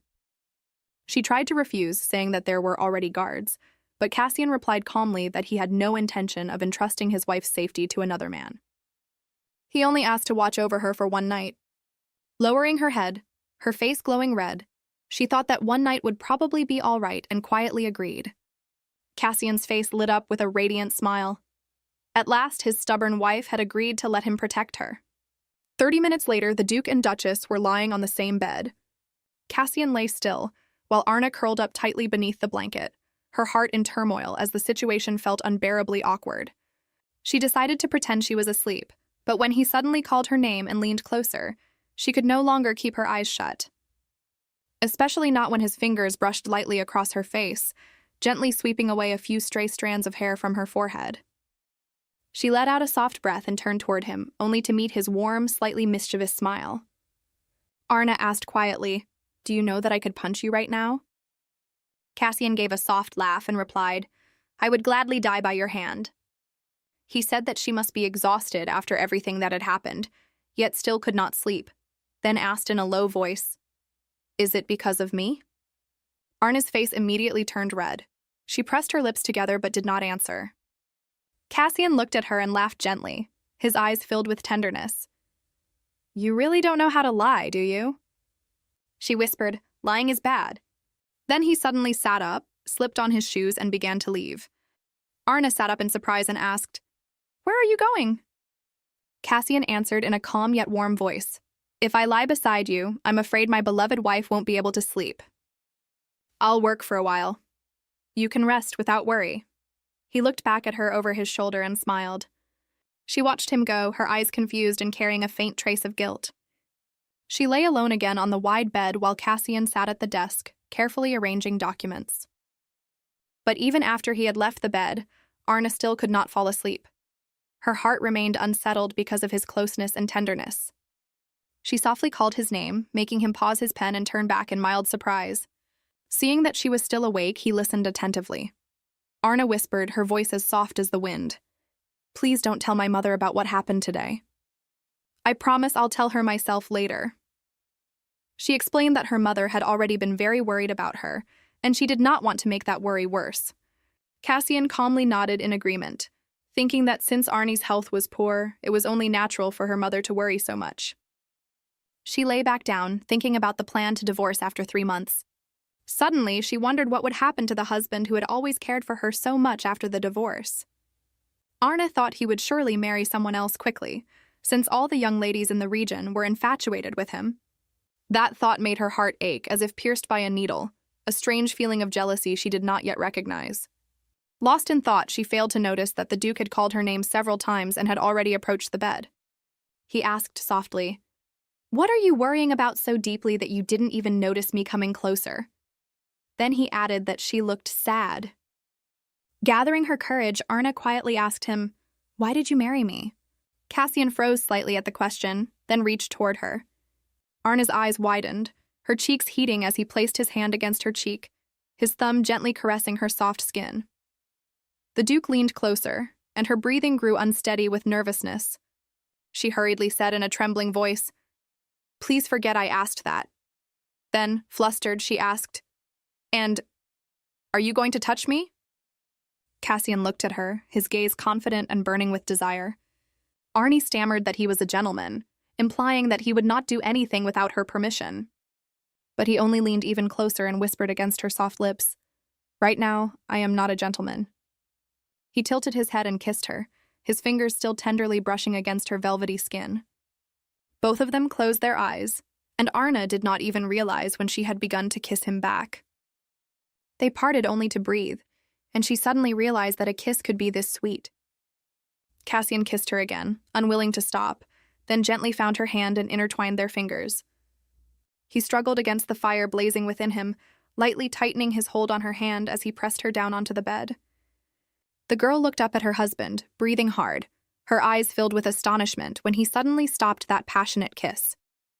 The Duke closed his eyes with a smile, forcing himself to regain his breath and restrain the fierce desire surging through him. He leaned down and placed a gentle kiss on her forehead, listening to the sweet, heavy breathing of the girl in his arms. Then he slowly drew back and wished her good night. Arnée stared at him in surprise. After such an unexpected and burning kiss, she had been certain he would not stop so easily. She lightly wiped her lips with her sleeve, hiding her confusion behind a falsely displeased expression as she looked toward her husband. Casian smiled again, realizing that she looked truly beautiful when she was angry. The next morning, Arnée and Crave were once again sitting in the garden, discussing what had happened the day before. Unable to bear it, she buried her face against the table, because she had not managed to sleep at all the previous night. Her mind was still spinning with far too many emotions. The young man sitting across from her wiped away his sword, growing more startled the longer he looked at her. Until last night, Arnée had still believed that if Casian dared to touch her, she would punch him immediately. And yet, when he had kissed her with all that longing and heat, every ounce of fighting spirit in her had simply melted away. Arnée began rhythmically banging her forehead against the table, as if trying to drive all those foolish thoughts out of her head. Crave stood there watching her, his face pale as a sheet. Trembling, he asked whether something else had happened. Irritated by her own mood and by her sleepless night, Arnée grabbed him by the collar and pulled his face close to hers. Crave looked genuinely miserable. He only wanted to know what had made her act like this. Then the Duchess suddenly thought that the face now so close to hers was not all that different from Casian's face last night. But this time she felt no fluttering in her chest, no embarrassment, no confusion at all. She shoved him away and said coldly, "At the very least, you should clean the sleep from your eyes." Crave looked bewildered. "But I washed my face." She sat back down with a sigh, thinking that Crave was not really the kind of man meant for her. He was more like a younger brother, and the fact that she felt nothing for him at all was completely natural and reasonable. Suddenly, Casian approached and said that he had finally found his wife. Arnée immediately rose to greet him, and the Duke introduced the man beside him as his personal knight, Sir Lachalouse, whom those close to him called Ras. He added that Ras had come today to offer a formal apology. Ras bowed his head and asked the Duchess to forgive his disrespect from the previous night. She answered calmly that it had been an emergency, so they could let the matter pass. Casian then asked whether Arnée was still bothered by what had happened last night. Her face turned bright red as she wondered whether he was talking about that kiss. The Duchess nearly shouted that everything was fine, though in truth she was still somewhat flustered, making her husband smile faintly. With that faint smile, the Duke explained that he had only meant how well Crave had carried out his duty yesterday. Crave immediately shouted in confirmation, "That's right! I am ready to sacrifice even my life for my master." Arnée covered her face, despairing as she realized she had misunderstood everything yet again. Casian continued, saying that the assassin's body had disappeared that morning, and he still did not know why. Arnée looked at her husband in confusion, trying to guess what he was implying. The Duke went on to explain that a team of specialists had examined the room where the attacker had been and found traces of a strange magical force. Casian did not believe the Emperor would be reckless enough to personally send someone to assassinate his wife, but since someone had still dared to do such a thing, he had decided to take measures to ensure it would not happen again. Arne's face paled in surprise when her husband announced that he had ordered Sir Ras to take charge of her protection. She quickly waved her hands and said that what mattered most was that he should think of his own safety first. Crave immediately cut in, pointing to himself with a wink. "Just leave the Duchess's protection to me." The Duke silently wondered whether the young man was so confident, because he truly was a swordmaster. Then he nodded and said that, this time, he would continue entrusting his wife to Crave's care. Arnée let out a breath of relief. Casian said that because of work, he would have to be away from home more often than usual for the time being. While he was absent, someone special would assist her. A young man whom Arnée had previously assumed was merely an attendant stepped forward, bowed to her, and introduced himself as Count Alan Irmano. With a smile, he said she could simply call him by his given name. Arnée answered in a friendly voice that she was pleased to meet him. Alan bowed politely, though inwardly, he wondered why the Duke had chosen him to look after the Duchess when he was already buried under other work. But then he noticed Casian's gaze, a look that clearly demanded greater respect toward his wife, and he became slightly flustered. Alan immediately added, his voice full of sincerity, that it was truly an immense honor to be granted an audience with the Duchess, then bowed to her several more times. The Duke smiled faintly and said it was time for him to leave, and that everyone could continue the tea gathering. As they walked away, Casian heard Crave quietly asking Arnée whether he had done well. Once the three of them had left together, Casian turned back and said that everyone could now proceed with the duties he had assigned. Ras bowed his head before the Duke and said that he was ready to carry out his orders.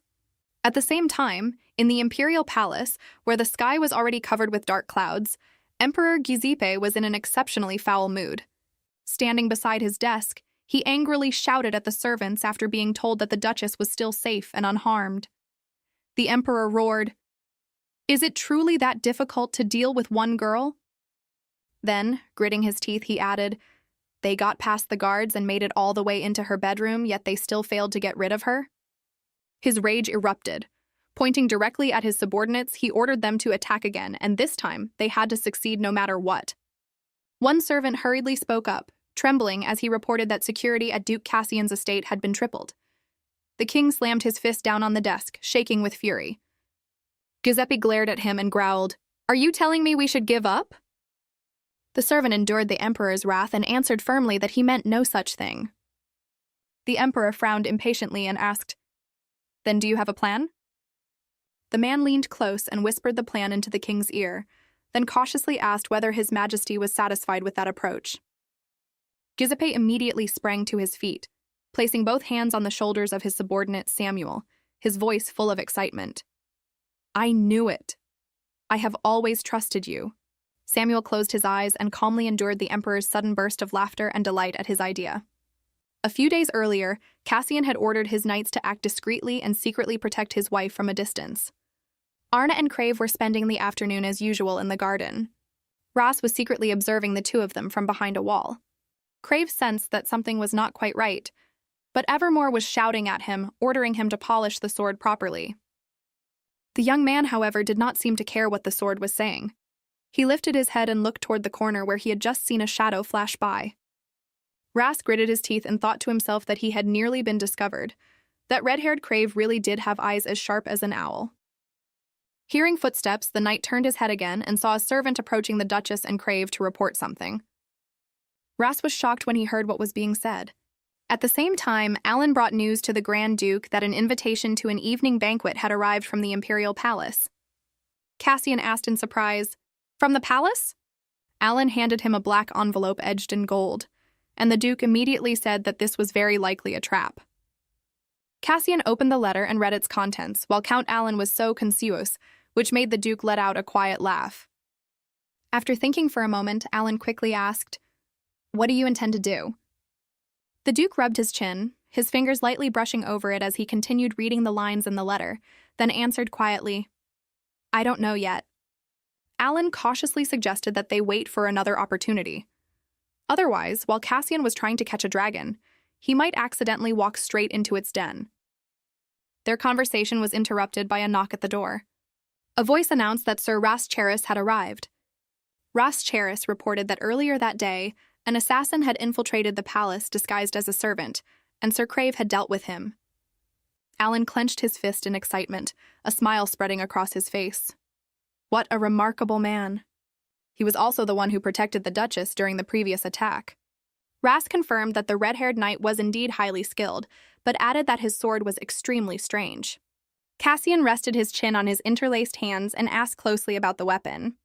Ras replied that Sir Crave sometimes spoke to the sword, and it seemed to possess a will of its own. It might very well be the legendary dragon-slaying sword, Levitine. Hearing that, the Duke fell into thought. He remembered what he had once heard about that weapon, the legendary Levitine, said to pierce a dragon's heart and drain away its life force. It was a sacred blade meant only for the greatest warrior, a true swordmaster.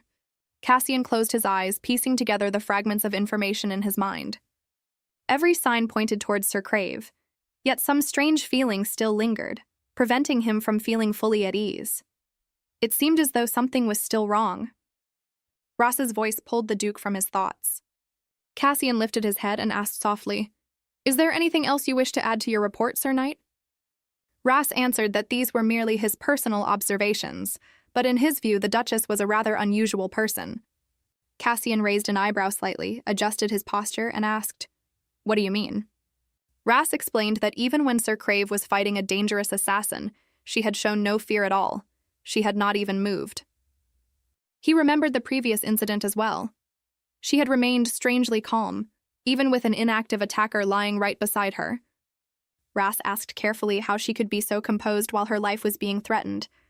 The Duke listened silently to every word, admitting inwardly that he too sometimes found his wife's reactions unusual. He clasped his hands together, rubbed his chin, and sank into thought. At that same time, Marchioness Gina was once again teaching the young Duchess proper etiquette, from how to bow and curtsy lightly to how to walk with grace. Arnée glanced out the window and froze when she saw a familiar figure. She stopped moving, realizing that Casian was standing by the window of his office, watching her. When he saw her look back, he smiled faintly and gave a small wave. Arnée blushed a little, then smiled back, unable to hide her happiness at unexpectedly catching sight of him there. The Marchioness noticed the scene and smiled warmly as well, saying that the young couple truly seemed harmonious. She added that she had heard from the servants that Arnée had suffered many unfair hardships at the Empress's hands, so she had been worried. But now, seeing such a bright smile on her face, she felt more at ease. Inwardly, Arnée cursed the ridiculous rumors Eva had spread about her, but she still tried to look confident and replied that it had indeed been a difficult time. Lady Gina said that despite her weak health, Arnée clearly had a strong will. The Marchioness smiled brightly, then seemed to gather her thoughts before deciding to speak about something more personal. She said she still found it surprising that although Casian had grown into a man, in her eyes, he remained the boy from long ago, and now that boy had met such a wonderful wife. She added that the place beside the Duke was a special one. Not every young woman could bear it, and not everyone was worthy of having it. Arnée looked at Lady Gina in slight confusion, not fully understanding what she meant. The Marchioness slowly explained that Casian had lost his parents when he was very young and had never truly known familial warmth. She said softly that almost no one had taken care of him, and that he had grown up alone in the cold castle of Ternugin. Even after he became an adult, although he had servants and subordinates around him, no one had truly seen the person he was. Some had even tried to approach him only to fight for the power and wealth belonging to the Duke. She said they were drawn only to his authority and fortune, and that no one had ever smiled at him sincerely or greeted him with such warm eyes the way Lady Arnée had just done. The Marchioness lowered her head slightly, making Arnée blush with embarrassment, then said, "That is precisely why the position of Duchess is so special. Please continue to stay by Lord Cassian's side, just as you are doing now." Arnée fell silent, looking at the woman with widened eyes as a gentle sadness rose in her heart. She thought that no one had ever spoken to her with such sincerity and earnestness before. That evening, Arnée went out to the terrace alone and contacted her mother through the magic orb. As soon as Rosalia appeared within the faint light, she asked why her daughter had taken the initiative to contact her today. Arnée took a sip of tea, thinking that only 2 months remained before the time for her divorce. But then she remembered someone's sincere plea, asking her to stay by Cassian's side. Seeing the unease on her daughter's face through the orb, Rosalia grew worried and asked again in a gentle voice, "What is it?" "You look terribly unsettled." Arnée set her teacup down on the saucer, the porcelain making a soft sound. She sighed, turned toward her mother, and asked with heavy eyes, "Mother, can I really get divorced?" Rosalia paused slightly and asked why she was suddenly bringing this up. Arnée replied that she was afraid people would say she had been sent back like an unwanted object. The woman shook her head and said gently that when she married her daughter off, she had not thought much about romance. She had only feared that her daughter would spend her whole life alone. Arnée answered that she had never felt lonely, even without marriage. Rosalia smiled sadly and said that time would pass, loved ones would gradually leave, and when that happened, Arnée might truly feel alone. She added that swordmasters lived long lives, and that was exactly why she worried about her daughter's empty future. Arnée listened in silence, saying nothing. Her mother asked softly, "Do you understand now why I did this?" Arnée let out a breath and said that her mother worried about too many things, but Rosalia only gave a faint laugh. A mother is supposed to worry about her daughter. Arnée blushed, embarrassed by that obvious affection, then murmured, "But you're weaker than me?" Rosalia smiled and shook her head. "In this world, my child, people do not live by physical strength alone." She looked at her daughter for a long while, then said tenderly, "Do what your heart tells you." Arnée held the cup in her hands and breathed out softly at those words. Then, in a tiny voice, she asked, "Then can I get divorced right now and go home?" Rosalia immediately grew stern. "No, a promise must be kept." Then her mother yawned, said she wanted to rest, and told Arnée to call again tomorrow. The light inside the orb gradually weakened before fading completely, even though Arnée still wanted to say something more. She lowered her head, thinking that if she stayed just a little longer, perhaps something might happen. Only then did she realize that perhaps because of Casian, she had begun to waver and want to stay. Hearing footsteps, she turned around and saw her husband stepping out. Casian smiled and said he had come to inform her about tomorrow's evening banquet at the royal palace. Arnée fell silent, thinking that his presence was quiet and warm, like gentle moonlight spilling over a summer night. The Duke softly called her name because she kept staring at him without answering. Suddenly, Arnée embraced him, resting her cheek against his firm chest. Feeling the steady beat of his heart, she slowly drew back, remembering the Marchioness's words. She suddenly understood that Casian had grown up in such a world, and perhaps that was why he had learned to live so calmly and gently. The Duke looked slightly flustered and asked whether she truly liked his face so much that she kept staring without looking away. For the first time, Arnée honestly admitted that she found him extremely attractive, then gave a small smile. Casian froze in surprise, his cheeks turning red and his eyes widening when he heard her say that he was handsome. After a few awkward seconds, he let out a soft laugh, and Arnée realized that her husband at that moment looked no different from a teenage boy who had just been praised. The next day, they returned to the royal palace for the ball. Casian stepped down from the carriage first and held out his hand to help his wife down. Arnée followed, wearing a bright smile. She looked breathtaking in a vivid red dress, the color making her eyes stand out more than ever. Casian, dressed in black formal attire with a red lining inside his cloak, quietly said that tonight's ball would surely set the entire palace buzzing. Arnée opened her eyes wide in surprise and asked why.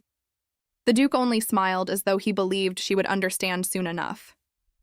Inside the grand hall, which had been elegantly decorated, classical music flowed through the air. The guests had already begun dancing and chatting with one another. One gentleman turned to Count Schilding, who stood beside him, and asked whether he knew the reason for tonight's celebration. The nobleman replied that he had only received a sudden invitation and had not been given any explanation. Count Thessalaka, wearing a gloomy expression, happened to overhear the surrounding whispers that banquets like this were rarely held without a reason. At last, he spotted Casian in the crowd and called him over. The Duke sighed and said wearily that they could discuss the matter after returning home, but Thessalaka quickly waved his hand and insisted that he needed to know the news immediately. Casian glanced back at Arnée. He did not want to discuss important matters in front of his wife, but for safety reasons, he also could not let her out of his sight. Understanding this, Crave stepped forward to shield her and said the Duke could attend to his business without worry. He would protect the Duchess. Casian exhaled, nodded, and said that he trusted him with the task. That scene was seen by Crown Prince Edward, who stood on a high balcony reached by white stone steps. The young man smiled radiantly, gripping the railing with both hands, his love-struck gaze fixed on the girl he adored. "My little bird," he thought, "you look magnificent in that red dress. Your eyes shine just like rubies." Sensing his gaze, Arnée turned and looked up. Edward raised his hand and waved to her, then hurried down the stairs. She frowned slightly, wondering what he was plotting this time. Crave also saw the crown prince and immediately frowned, unable to understand why the man looked so delighted. Seeing Edward wave even more eagerly, the young knight asked in a low voice, "Is that the ridiculous crown prince?" When Arnée nodded in confirmation, Crave merely muttered, "He's stupid-looking? He seems pretty normal to me." Arnée turned sharply and quickly walked in the opposite direction, leaving her knight stunned and confused. She thought that today should have been her chance to meet the Emperor, yet neither he nor the Empress had appeared. As she kept walking, she wondered whether that woman had been punished for what happened last time. Then she stopped when she saw Casian speaking with Count Thessalaka. Crave caught up with her and asked whether she had any plans for today. Arnée replied quietly that something about today felt different from usual. She said there was something haunting her, and Crave curiously asked what it was. Arnée answered that she wanted to know a little more about someone. Crave immediately said, "Then just go ask him directly." But she murmured that she was not sure she could remain calm, because if she learned what she wanted to know, she might end up thinking about that person constantly. She tightened her fingers, then let out a breath and confessed that there was something else bothering her as well. Crave followed her gaze, still not understanding who she was talking about. Arnée sighed softly, her eyes still fixed on the Duke as he spoke with the Count. Still looking at him, her voice grew quieter. "I'm not even sure whether I truly want to know more about him." Realizing that she had misspoken, she hurriedly exhaled and told Crave to forget everything, because even she did not understand why she was thinking such things. The knight stared at her with his mouth open, as if he had just witnessed something earth-shattering. Arnée asked calmly, "What is that expression supposed to mean?" Crave said solemnly, "Commander, be honest with me. Are you really yourself right now? Someone has taken over your body, hasn't they? Because there is no way you would say something like that." He spoke rapidly, his voice almost rising to a shout. "Have you really fallen for that man?" Startled, Arnée asked indignantly, "What are you talking about?" Crave shouted again, No, my commander would never be like this. She immediately clicked her tongue and said sternly, "Who do you think I am?" But the more Crave spoke, the more incoherent he became. He began babbling that Arnée was a person born to live, and that she would live until the time came for her to lie down and die. That was the real Arnée. She asked coldly, "Has it been too long since you were last beaten?" Crave lowered his eyes and retorted that his commander had once belonged to the Golden Dragon Knights. Then, in a sincere voice, the knight continued, "Ever since the day you saved my life on the battlefield 10 years ago, you have been the hero in my heart. From that day on, I have respected you as a true knight and sworn to follow you to the end." He bowed his head slightly, his voice choking. "Just thinking that the commander who once thundered across the battlefield might no longer be here makes me so sad I can hardly bear it." At the same time, Crown Prince Edward was standing above, frowning as he looked down at them. The heir thought darkly, wondering what bastard was lingering around his little bird, and decided that he had to get rid of him at once. He strode down the stairs, filled with the intention of sending that stranger as far away as possible, but the Crown Prince stopped short when he saw two people standing in his path, talking. He overheard part of the exchange between the head butler and a clerk. The clerk said that in order for the plan to proceed, the red-haired knight had to be dealt with. He asked whether there was anyone suitable for the task. The head butler answered awkwardly that he did not know whom to recommend. Suddenly, Crown Prince Edward cut in and loudly declared that he was willing to help. Though he did not yet know what the plan was, he insisted that the red-haired knight had to disappear from this place as soon as possible. A little while later, Edward appeared before the Duchess and spoke sweetly to her. "My little bird, you look beautiful today."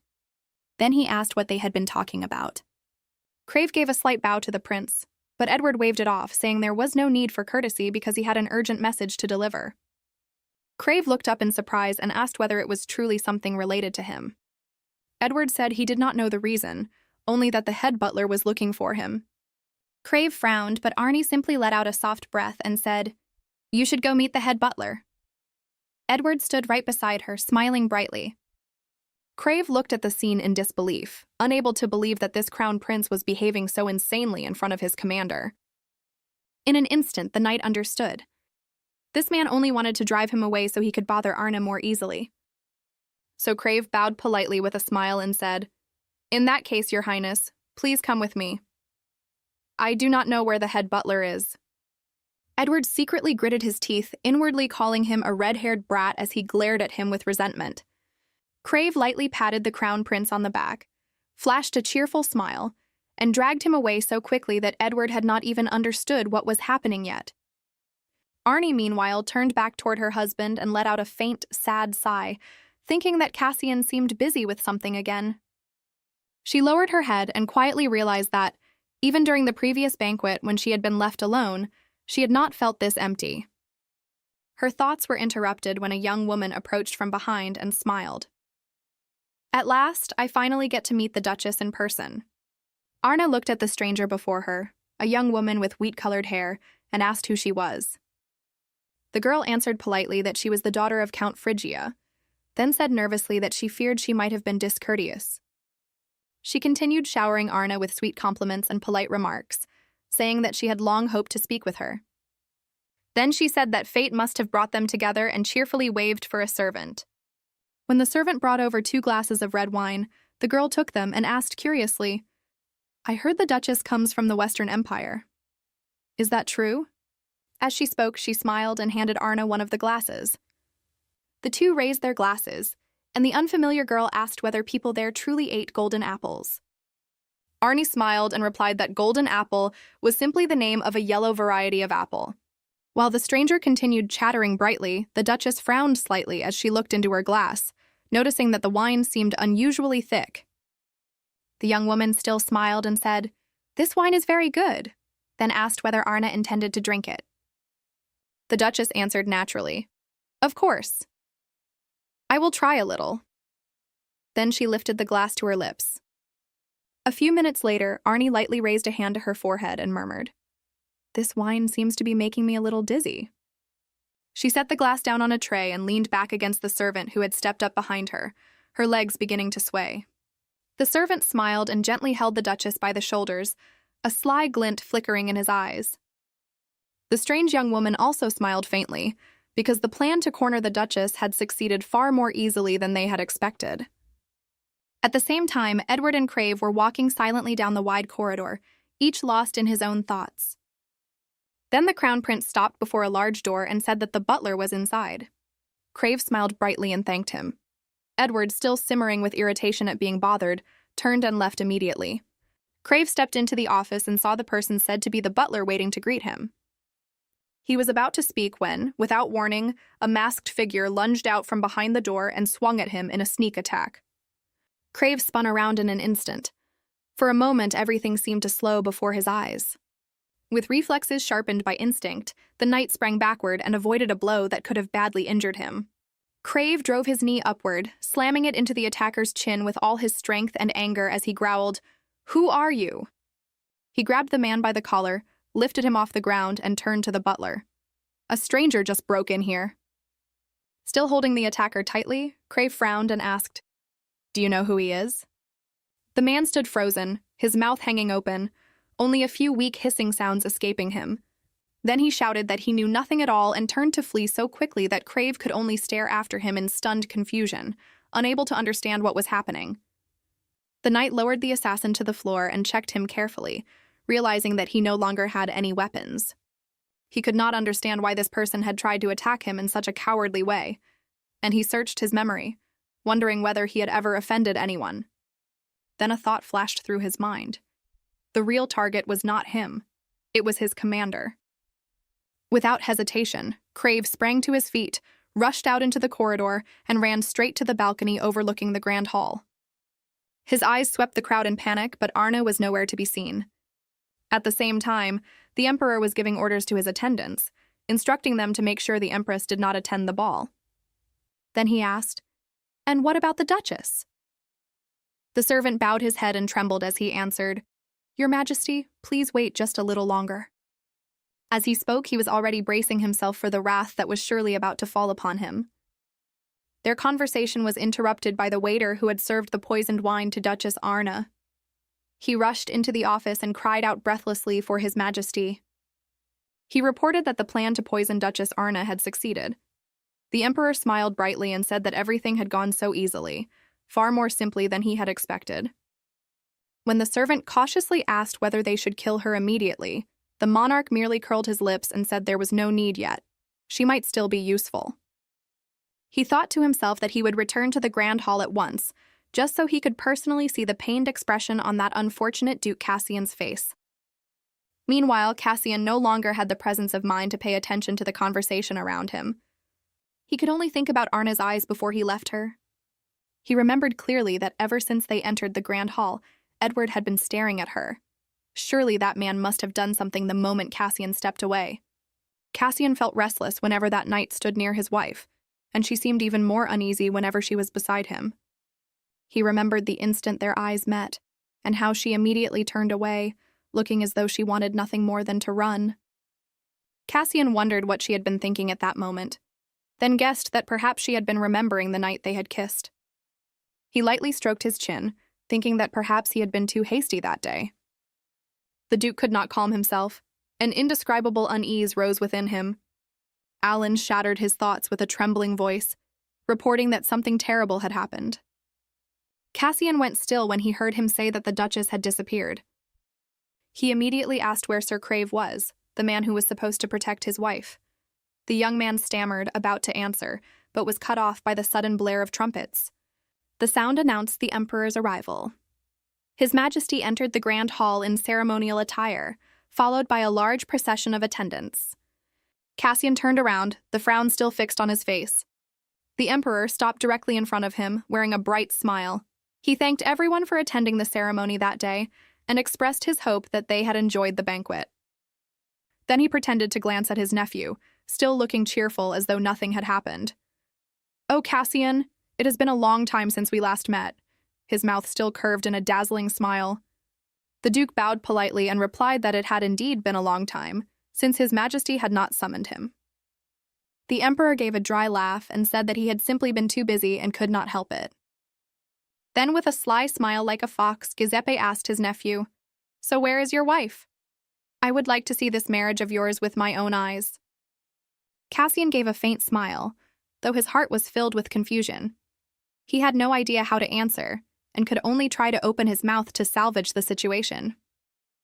The emperor watched him with amusement, waiting for the moment the duke would crumble. But then everyone was taken completely by surprise. Arnée appeared like a goddess. She bowed and apologized to His Majesty for arriving late. Both men turned to look at her at the same time, wearing equally astonished expressions at her sudden appearance. 20 minutes earlier, Arnée had immediately noticed that her glass of wine had an unusual smell and color.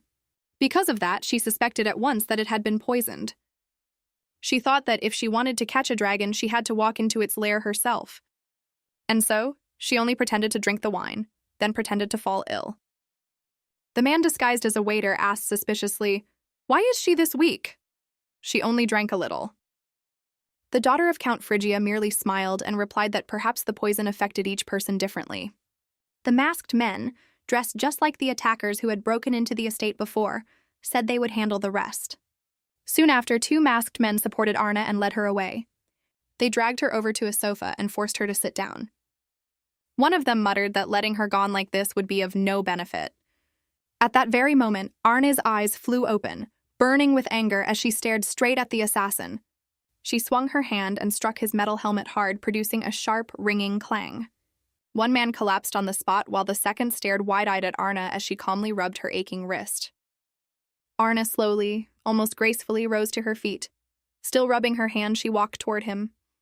She smiled, her gaze icy, while fear spread across his face. The man raised his sword and shouted, "Don't come any closer!" She calmly ordered, "Lower your weapon and tell me who sent you." The mercenary gave a harsh laugh and asked, "You think I'll confess that easily?" The Duchess curled her lips faintly and answered, "Then let's see whether your mouth stays that firm once I start breaking your bones joint by joint." The man panicked and swung his sword wildly, terrified by the calm yet frightening woman he had believed to be weak and fragile. Arnée lightly tilted her body aside, dodging his attack with the grace of someone dancing. Then she struck him cleanly in the throat, hearing the choked, wheezing sound that escaped him. When he collapsed, the Duchess placed the heel of her shoe on him and pressed down hard, saying coldly, "Stop pretending. I hit you hard, but not hard enough to knock you unconscious." The assassin screamed in pain before blurting out, "It was all under the Emperor's orders." Arnée froze, her voice turning serious. "You mean the Emperor of the Northern Empire?" In that instant, she realized that all the previous assassination attempts had been orchestrated by Giuseppe. She let out a quiet breath, her voice low and cold. "Fine. Then first I'll deal with his lackeys." She softly called Nevermore's name and the sword appeared, receiving the order to end everything. And now, Arnée stood calmly before the Emperor, bowed, smiled gently, and introduced herself by name. The king's voice trembled with obvious embarrassment as he said it was an honor to meet her and welcomed her to the Northern Empire. Arnée smiled and thanked him, but inwardly she didn't feel good. Meanwhile, the Emperor standing before her tried to keep his composure, though he was clearly trembling from shock. He gritted his teeth, his hand shaking slightly as he thought about the report he had received, that she had been poisoned. And yet, here she was, standing before him, completely unharmed. By now, he was certain that his subordinates were utterly unreliable. As for Casian, he was still trying to understand what had just happened. But he had already noticed the Emperor's reaction, the emotion he could not hide no matter how hard he tried. The sight made Casian smile brightly, because it was obvious that the Emperor's plan had failed completely. Casian said that he sincerely thanked His Majesty for congratulating them on their wedding. The Emperor gritted his teeth, immediately understanding the hidden meaning behind those words. Then, in a hurry, he muttered that this marriage was an alliance between the 2 empires, wished the young couple a lifetime of happiness, and turned away. The guests who witnessed the scene all broke into radiant smiles, because the Emperor himself had just publicly acknowledged the marriage between Duke Temujin Casian and Duchess Arnée. But while everyone was still rejoicing, the Emperor stormed off in anger. As he left, he heard someone among the high-ranking nobles say that the young couple had now officially become husband and wife, recognized by both nations. Arnée softly called out to Casian, a gentle smile blooming on her lips while he frowned. He could not understand how she had managed to turn the situation around and escape that scheme. He answered her and turned to look at her, still unable to comprehend how she had escaped the Emperor's claws. Arnée smiled and quietly asked if she had done well. That smile only made Casian even more confused. He lowered his gaze, feeling an inexplicable awkwardness and a vague silence drifting between them. Arnée stopped smiling and softly asked if something had happened. Then she let out a breath and looked around for Crave, while her husband thought that she seemed completely different from the Arnée he had once known. The Duke took hold of her elbow, still struggling against the tangled emotions in his heart. He wanted to ask everything that was weighing on his mind, but he could not bring himself to say a single word. Arnée looked at him with lost eyes. Her gaze was so innocent and fragile that it made him lose all his courage. In the end, he could only say quietly, "Nothing's wrong." Cassian's blue eyes glimmered with sorrow and doubt, but he still lowered his head, trying to hide it all. Despite all the chaos of the previous day, the sun still rose over the Tenyujin territory, gilding the deep blue domes of the towers and mansion. Casian rested his chin on his hand and asked the man what Lord Crave had done during the ball that night. The young count brought the report closer and read aloud. According to the knight's statement, he had accompanied Crown Prince Edward to meet the steward, but while they were in the office, he had been attacked by a stranger, one he had quickly subdued. The Duke's frown deepened as he realized that, at the time of the theft, Arnée had been completely alone, and that she had dealt with the criminals by herself. Casian suddenly rose to his feet, startling Alan, then strode toward the window. He looked outside where the garden came into view. Arnée and Crave were sitting there, having tea as usual. His wife looked pensive, without even the faintest smile on her face. She simply stared silently at the teacup in her hands, occasionally narrowing her eyes. Casian sank into confusion, his mind filled with unspoken suspicions. He lightly touched the window frame, his brows drawn together. At the same time, the Duchess was recounting to her knight everything that had happened during the kidnapping. Crave reacted far too loudly, his voice filled with anger, insisting that the people who had tried to murder her must have been acting under the Emperor's orders. Arnée lifted her teacup to her lips and replied softly, "Most likely, he was the one behind everything." The Duchess told Crave to keep the matter completely secret, because she had no proof, only the mercenaries' words. Crave agreed, but still looked puzzled as he asked why the Emperor would want to hunt her. She merely shook her head and said she had absolutely no idea. The knight frowned slightly, wondering to himself how someone this careless could possibly have made the Duke so infatuated. Then he asked whether she had cut off the attackers. Arnée replied that she had spared their lives, but had placed a seal on them. Crave's eyes widened, and he asked curiously what kind of seal it was. She told him that if those mercenaries dared to reveal the secret, they would suffer unbearable pain. Hearing that, the knight could not help praising her, but Arnée only said quietly that the Emperor would certainly not let this matter end here. While drinking her tea, she calmly asked Crave what he had been doing at that time.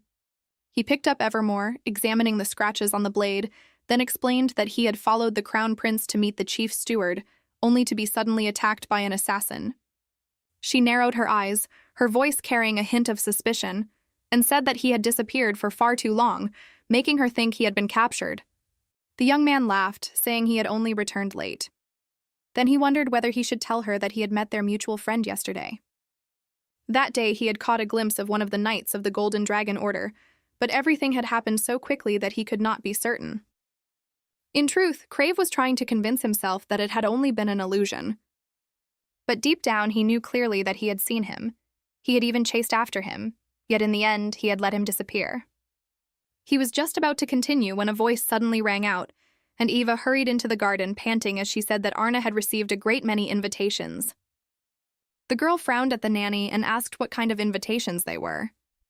Eva replied that after what had happened yesterday, rumors had spread, and many ladies now wished to invite the Duchess to various parties and events. Arnée nodded, then turned back to Crave and asked what he had been about to say. The knight smiled and replied that he would tell her next time, because the story was not boring in the slightest. She rose to her feet and walked toward Eva, saying that she would look forward to hearing it later. Arné's mouth fell open, and for a moment she could hardly speak when Eva led her into the inner room. She cried out, asking what all of this was, her eyes fixed on the mountain of letters and envelopes piled high on the table. Marchioness Jenna explained that they were all invitations addressed to the Duchess. One maid exclaimed that now it was their turn to choose, while another said they could not possibly allow their precious young lady to go somewhere dubious. Headmaid declared firmly that they would personally select the events most suitable for her. One maid pulled a large envelope from the pile and said that the ball at the Count's residence was an event they absolutely could not miss, because the entire high society would be attending. Another said that the art evening and the riding event were also things they must not overlook. Then the group began discussing whether any of the dates overlapped. Arnée watched everything unfold with little interest. She thought that even if they did manage to choose the best events, there was no way she could attend all of them. Suddenly, the Marchioness raised her hand to draw everyone's attention and asked whether the Duchess might host the upcoming reception herself. Arnée straightened in her seat, surprised, and asked if she had heard correctly. The woman smiled and replied that she had, then asked, "Have you ever had any experience hosting this kind of party before, my lady?" Arnée shook her head. "No, never." The Marchioness nodded thoughtfully.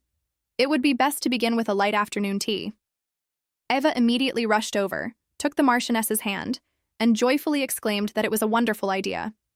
Jenna smiled softly. Perhaps the Duchess might even make friends she could talk to and confide in. Arnée thought to herself that ever since she was young, all she had ever known was swinging a sword and training. She had never truly had any real friends. That unfamiliar feeling made her heart tremble slightly. She hurriedly coughed into her fist to hide her embarrassment and nodded in agreement. The Marchioness then asked why they did not try hosting an afternoon tea in the style of the Western Empire. Arnée looked slightly surprised, but Marchioness Jenna explained that it was her homeland, and that the ladies here were very fond of Western culture. She also said that she would introduce Arnée to a reputable merchant guild where nobles often shopped, one that carried many goods imported directly from the Western Empire.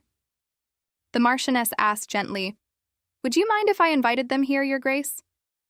Overwhelmed by the sudden flood of suggestions, Arnée could only reply softly, "No, I don't mind." A servant then reported that the head of that merchant guild had personally come to the estate. The Marchioness looked surprised. Usually it was difficult to meet him, so the fact that he was showing this attitude toward the Duchess already spoke volumes. Arnée let out a small laugh, unable to understand why everyone was so excited. Just then, a man with black hair and bright green eyes stepped inside. He bowed his head and greeted her. "Your Grace, it is an honor to meet you." Then he introduced himself. "I am the owner of the Western Golden Merchant Guild." Arnée nearly lost her mind the moment she saw that familiar face. She wondered if she was dreaming, and cursed inwardly, asking herself what on earth he was doing here. The Marchioness added, "He was originally a Viscount of the Western Empire." Arnée forced a smile and replied with a hint of sarcasm, "How astonishing." Inwardly, she thought that he must have received that title after the war with the Eastern Kingdom had ended. She suddenly remembered how Crave had appeared before her as well, and now Ergen was here too. At this point, all she could do was silently pray that the entire Night Order would not come rushing here next. She was already exhausted. Ergen pointed toward the cart a servant had just brought in, piled high with exquisite porcelain pieces. With a smile, he said, "What do you think of this Western-style tea set, my lady?" It was the work of a famous master craftsman from the Western Empire. Every piece of the sapphire blue tea set bore the touch of the artisan, leaving the Marchioness unable to hide her admiration. "How elegant!" Ergen smiled faintly and replied, "Even in the Western Empire, it is not easy to find a treasure like this." After admiring it, Nanny Eva could not stop exclaiming over how beautiful it was. The Marchioness then asked whether the Duchess liked this kind of beauty. Arnée, who had only just recovered from her shock, immediately answered that she liked it very much as well. Noticing her expression, the Marchioness said that if there was anything making her uncomfortable, she should feel free to tell her. But Arnée only thought to herself that the real problem was that her former subordinate had suddenly become a merchant and appeared here so unexpectedly. Nanny Eva hurriedly stepped in front of her mistress and said that the Duchess had stayed up all night, so she was simply tired. The Marchioness immediately apologized, saying that she had kept her for too long. The woman then said that they should stop here for today. When everyone left together, Arnée was left alone with Ergen. The young man bowed his head with a mischievous smile and said that it was time for him to go. But the Duchess crossed her arms in front of her chest and ordered him to stop. She narrowed her eyes and said that they needed to talk. Ergen placed a hand over his chest and said in a half-joking, half-serious tone that no matter how adorable he was, She really should not behave like this in front of other people. The maids giggled, whispering among themselves that the merchant truly was charming. Arnée waved a hand dismissively and said that if he kept spouting nonsense like that, she would buy from someone else. But Ergen merely bowed and said that he would give the Duchess a discount. After that, in Arné's room, her former subordinates, who had somehow appeared here without her knowing how, were standing before her. She looked at the black-haired young man and asked whether he had left the night order as well, and he gave a small nod with a smile. Crave cried out happily that both of them had done the same. The two clasped hands like children. Arnée raised a hand to rub her forehead, unable to believe that two of the three greatest knights of the Golden Dragon Order had appeared in the Northern Empire. Number 1 was the red-haired old man who was always joking around Crave Rules Colsburno. Number 2 was the handsome black-haired merchant, Ergen Rowan Whalen, who had once been the brave vice-captain of the order. And if things continued like this, she had a terrible feeling that the third one would appear as well. Arnée crossed her arms, thinking that if she started naming all the knights one by one, they might all end up gathering here. She rose to her feet and said that leaving the Night Order was something she could forgive. But the reason he had come to the Northern Empire was much harder to understand. Ergen calmly replied that his father had always wanted to go into trade. He had been the owner of a merchant guild that connected the Northern Empire and the Western Empire, and Ergen had promised to fulfill that dream. Because of that, he had been entrusted with an entire branch in the north. The young man added that, as they knew very well, he was quite skilled when it came to commerce. Arnée remained cold and said that she did not believe he had come all the way here merely to fulfill his father's last wish, so he had better tell her the truth. Ergen asked in return, his voice lowering slightly. "Then what other reason do you think I could have come here for, Commander?" His expression turned serious. He lifted his head and answered his own question. "Of course, I came because of you, Commander." The Duchess flinched and took a step back, unable to believe what she had just heard. She pointed at him and said that if he had truly come because of her, then simply visiting would have been enough. There was no need to get involved in trade. Ergen smiled calmly and replied, "I knew that foolish redhead would immediately come looking for you, Commander." He added that the two of them could not both show up at the same time and cause trouble for her. Crave put on an innocent expression and asked what kind of trouble he was talking about. Arnée frowned and asked what all his long-winded words were supposed to mean. Ergen explained that, being the smarter one, he had gone to the place where she was certain to appear. Since she had gotten married, that meant she would undoubtedly come to have her marriage officially confirmed. Crave cheerfully cut in, saying that this was why the black-haired one had been present in the Imperial Palace back then. Ergen continued, saying that their eyes had even met. Arnée snapped out of her thoughts and shot Crave a displeased glance. The red-haired knight scratched his head and said that he had intended to tell her, but had missed the right moment. Arnée let out an irritated sigh and said that she understood, but she still wanted to know why Ergen had suddenly chosen to become a merchant, and told him not to give her any ridiculous excuses. Ergen put on an innocent smile. Then he leaned closer to her and said that he first needed to establish himself in the capital. Only then would he be able to help her. Arnée asked back, her voice turning cold. "Help me how?" Ergen looked at her with bright green eyes, then explained that noble society was essentially a battlefield of information. Neither he nor Crave was good at such things, so he had no choice but to step in and help. The Duchess said that it sounded admirable enough, but then asked why he had to go that far. Ergen replied that he was doing it so she would not be able to throw him away. Arnée stared at him in bewilderment, not truly understanding what he meant. Inwardly, she thought that things were going far too far, and now there was no way she could confess that she was planning to divorce within the next 2 months. She asked if not all the knights of the Golden Dragon Order had left as well. Ergen laughed. They had all submitted their resignations, though they had probably been held back by force. Arnée asked why, and Ergen explained that if the entire group came rushing to the Northern Empire, it would only create more trouble for her, so he had taken care of it in advance. Arnée frowned and asked what he meant. Ergen answered that he had told the Emperor everything. He cheerfully added that others had probably been caught before they could run away. Suddenly, Ergen's expression changed. He began speaking about the ball at the Imperial Palace. He said that he had used every connection he had just to get inside and see her. He told her it had been quite entertaining to watch her teach the Emperor a proper lesson, then concluded, his voice lowering slightly, My commander has changed for the better. You've even become more rational than before. Arnée warned him that he was bringing trouble upon himself, then added that if his business here was finished, he could return to the Western Empire. Ergen said that she was right, he really should go back.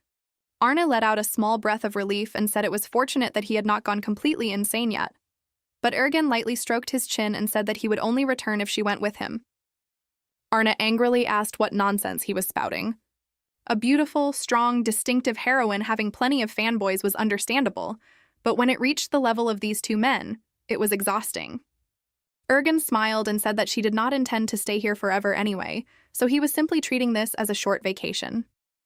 He gave a confident smirk, while Arnée looked at him in annoyance. Then, as if to wrap things up, he asked whether she intended to buy all these goods and held out a paper for her to sign. At the same time, in the Duke's office, Alan suggested that he should ask his wife directly about what had happened that day.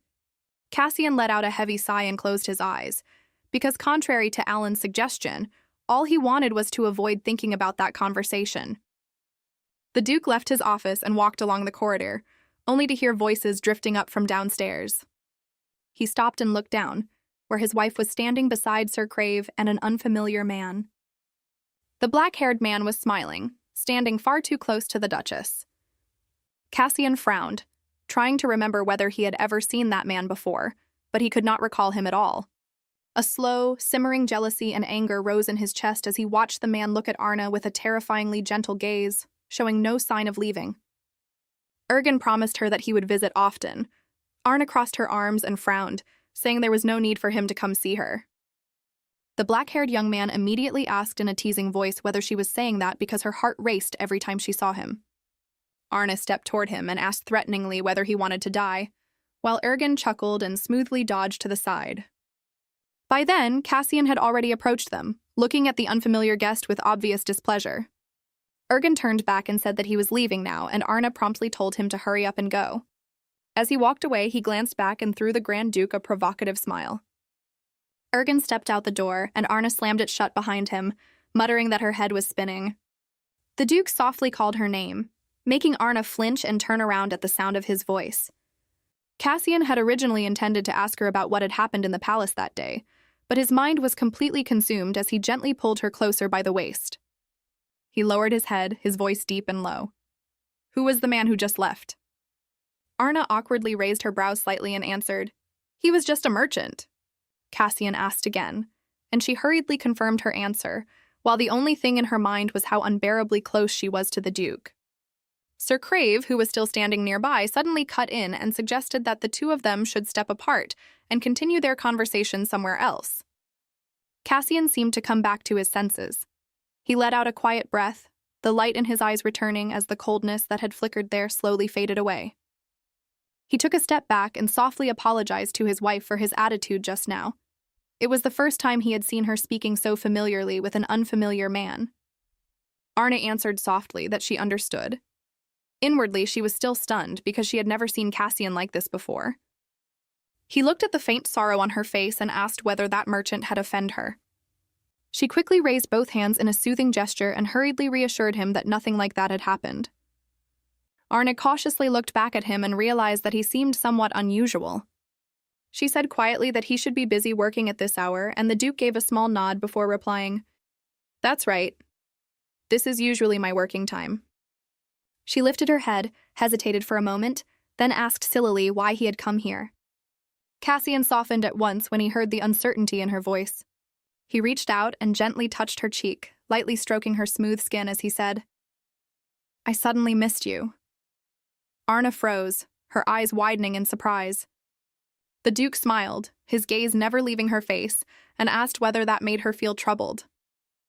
Feeling her cheeks grow hot, Arnée whispered in admission that, actually, it did make her a little embarrassed.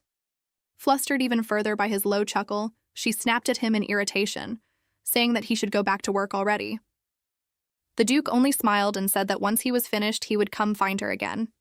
Standing beside them, Sir Crave could only feel so envious that his heart actually ached. After that, Casian returned to his office, closed the door behind him, and let out a quiet sigh. Alan looked pleased that the Duke had come back so quickly, his eyes bright with eager anticipation. He immediately began the meeting and asked whether Cassian had heard anything from the Duchess about the situation. The Duke answered briefly, "No." Alan's mouth fell open. Only 10 minutes ago, they had just been discussing a plan of action. To find out what had happened in the palace, they should first look into the Emperor's inner circle, as they might uncover something there. Then he turned around and added that there was another matter they needed to verify as well. He ordered them to investigate the merchant who had come to the mansion today, then to check every record on Sir Crave, and even on his own wife, Lady Arnée. They were to investigate all of them thoroughly. Meanwhile, at the Western Golden Trading Company, business was livelier than ever. Because thanks to Ergen's extraordinary talent for trade, the company, which had remained stagnant for a long time, had suddenly begun to shine with brilliant success. For the first time since its founding, their business was truly flourishing. An employee called after the boss, intending to report on today's orders, but Ergen raised a hand to stop him and said that he was a little tired today and needed to rest. In high spirits, the young man stepped into his office. He dropped into his chair, leaned back, folded his arms behind his head, and closed his eyes. Thinking about how Arnée had not changed at all, he suddenly fell into contemplation. And when he thought about her marriage, he still could not believe it. His thoughts inevitably turned to Grand Duke Casian of the Northern Empire. The Ergen told himself that if he had known Arnée would become that man's wife, he would have married her long ago. He stood up and placed both hands on the desk, which was covered with gold coins and small account ledgers. Looking out the window, Ergen thought that his commander deserved a far better husband than that. He lightly stroked his chin, inwardly deciding that Grand Duke Casian was completely unsuitable to be Arné's husband. That person should be me. The next day, the Marchioness told the Duchess that if she regularly attended tea parties, it would be greatly helpful for their other social activities as well. Arnée let out a quiet sigh, feeling irritated as she realized that this had been the real reason she had been dragged here. Suddenly, she heard the familiar voice of a black-haired young man standing in the middle of a crowd of noble ladies from high society. Ergen was skillfully using his charm, telling the ladies that he could give each of them private advice according to their personal wishes. He raised a small box with an exquisitely engraved golden lid and said that this was a whitening cream very popular in the Western Empire. Then he lightly stroked his cheek, smiling as he said that the cream's effectiveness had been proven by his own fair, radiant skin. The young ladies all screamed in excitement at once, both admiring and completely captivated by the appearance and bearing of this unfamiliar man. Standing nearby, Arnée heard the ladies' cheers and wanted nothing more than to snatch the jar of cream right out of their hands. Ergen smiled and said that he would immediately prepare, but he would need someone to help him. And with that, he dragged Crave away to carry them. One young lady turned to invite the Duchess over, while the two men on the other side were whispering and bickering with each other. The girls told Arnée that they were having tea, then led her to a beautifully decorated table and invited her to sit with them. Several of them kindly poured tea for her and served sweet pastries along with all sorts of delicate waffles. Arnée felt a little awkward, thinking that the atmosphere of this gathering was completely different from the last one. The Duchess enjoyed the waffle with clear pleasure, while the ladies kept asking whether the pastries and tea suited her taste. Arnée praised them, saying that the pastries were truly unbelievably delicious, while silently wondering why they were so concerned about it. On the table, exquisite plates had been arranged beautifully, and the desserts looked both tempting and wonderfully unfamiliar. A young girl with brilliant golden eyes and soft wheat-colored hair said that she had prepared the finest dishes especially for the Duchess's visit. Another girl smiled gently and expressed how happy she was to see that the Duchess liked everything. As for Arnée, she could only agree somewhat awkwardly. Suddenly, from somewhere nearby, there came the sharp grinding sound of teeth and the low growl of a vicious dog. Arnée turned at once, hearing the noise clearly but not understanding what was happening. The young ladies screamed in terror and huddled together. A ferocious pit bull burst out, barking wildly. Its furious, aggressive barks rang through the air as it opened its mouth wide, baring its fangs, foam and drool dripping from its sharp teeth. Arnée stared at the beast, unable to understand how such a dog could have appeared in the middle of this peaceful gathering. One young lady, trembling all over, collapsed beside the table and stammered. She was so frightened she could not even move. The dog suddenly sprang forward to attack. One girl managed to run away, while Arnée remained standing calmly where she was. Seeing the noble lady's terrified reaction, the Duchess made her decision in an instant and moved at once. She snatched up an empty plate from the table, took aim, and hurled it straight ahead. The plate struck the mad dog squarely on the head with a loud crack, forcing it to recoil with a pained whine.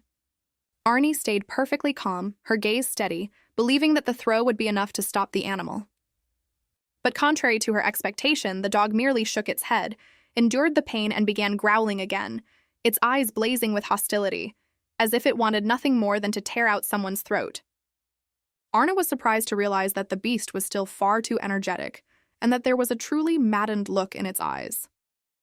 She knew she could no longer stand still and stepped forward.